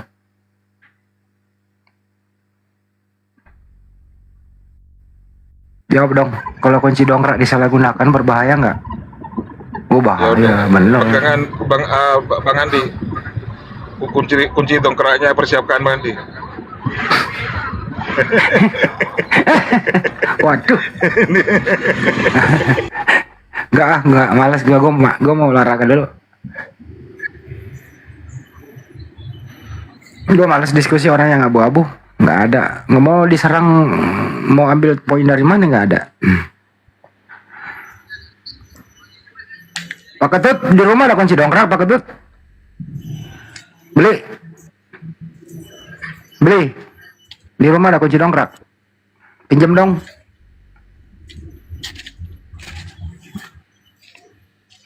Nggak mau. Bang Arif, mending dulu Bang Arif. Kita buka lagi pada Isya deh. Ya. Ya, saya lupa kalau sekarang itu malam Jumat Bang Andi. Ini mau berangkat ke orang tua saya, istighosah. Dulu. Karena Oke, aku keluar dulu ya, mau istirahat. Oke Bang Andi. Ya teman-teman yang ada di bawah semuanya, kita jumpa insya Allah nanti malam ya teman-teman.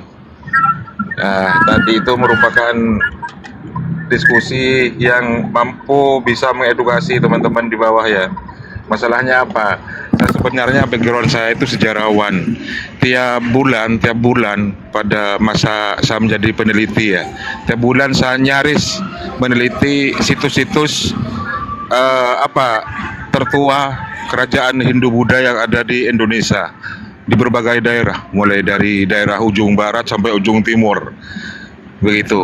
Ada Candi Sukuh di Jawa Tengah, kemudian Candi Sewu, Candi Prambanan, Candi Borobudur.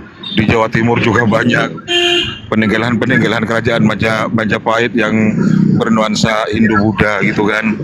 Ada Candi Sumberawan, kemudian Candi Arjuna.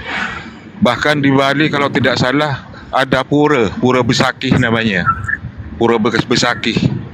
Peninggalan tertua agama Hindu Buddha yang ada di desa adat, desa tempat kelahirannya nenek moyangnya Megawati kalau nggak salah, itu namanya desa adat.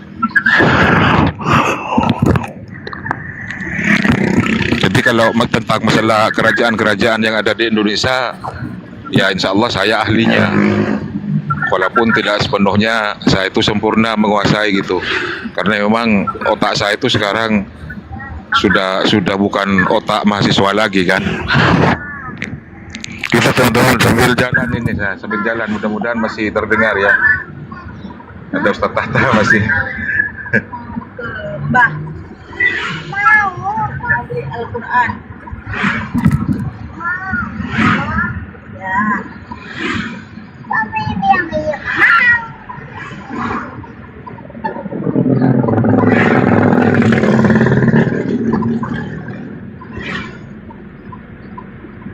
Di Jawa Timur itu semua candi sudah saya datangi, seluruh Jawa Timur, mulai dari Kediri, Mojokerto semuanya.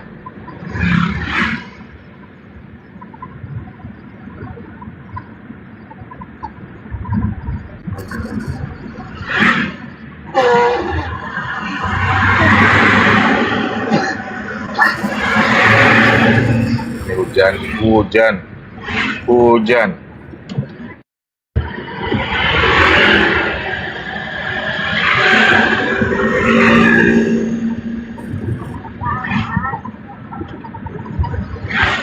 Jadi kesimpulannya ya tadi ya, ketika kita komparasi antara ajaran samawi yang dibawa oleh Yesus atau Nabi Isa itu kemudian diporak-porandakan oleh ajaran pagan yang buatan manusia di bumi. Itu akhirnya menjadi ajaran yang sinkretisme, perpaduan memadukan dua ajaran kemudian dimasukkan ke dalam keimanannya.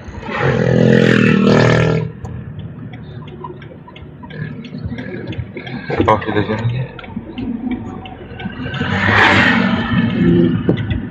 Ustaz Hatta masih monitor, Ustaz Hatta. Sarungkan aja Ustaz ya.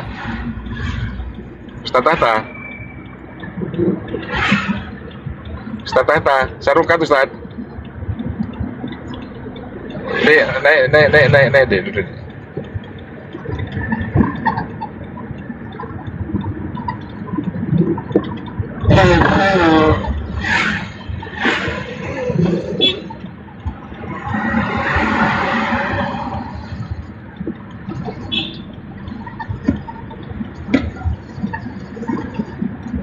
Teman-teman di bawah sarungkan dulu ya, monitor teman-teman.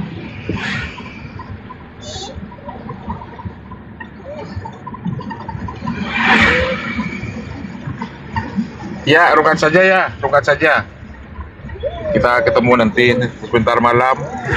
Insya Allah kondisional setelah saya ke tempat ortu saya di kampung. Mudah-mudahan kita selalu dalam lindungan Allah Subhanahu wa taala.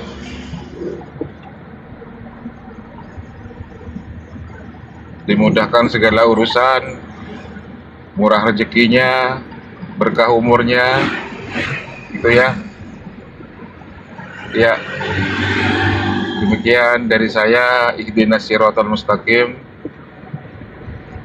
Sumal muwaffiq ila aqwamit thoriq. Assalamualaikum warahmatullahi wabarakatuh.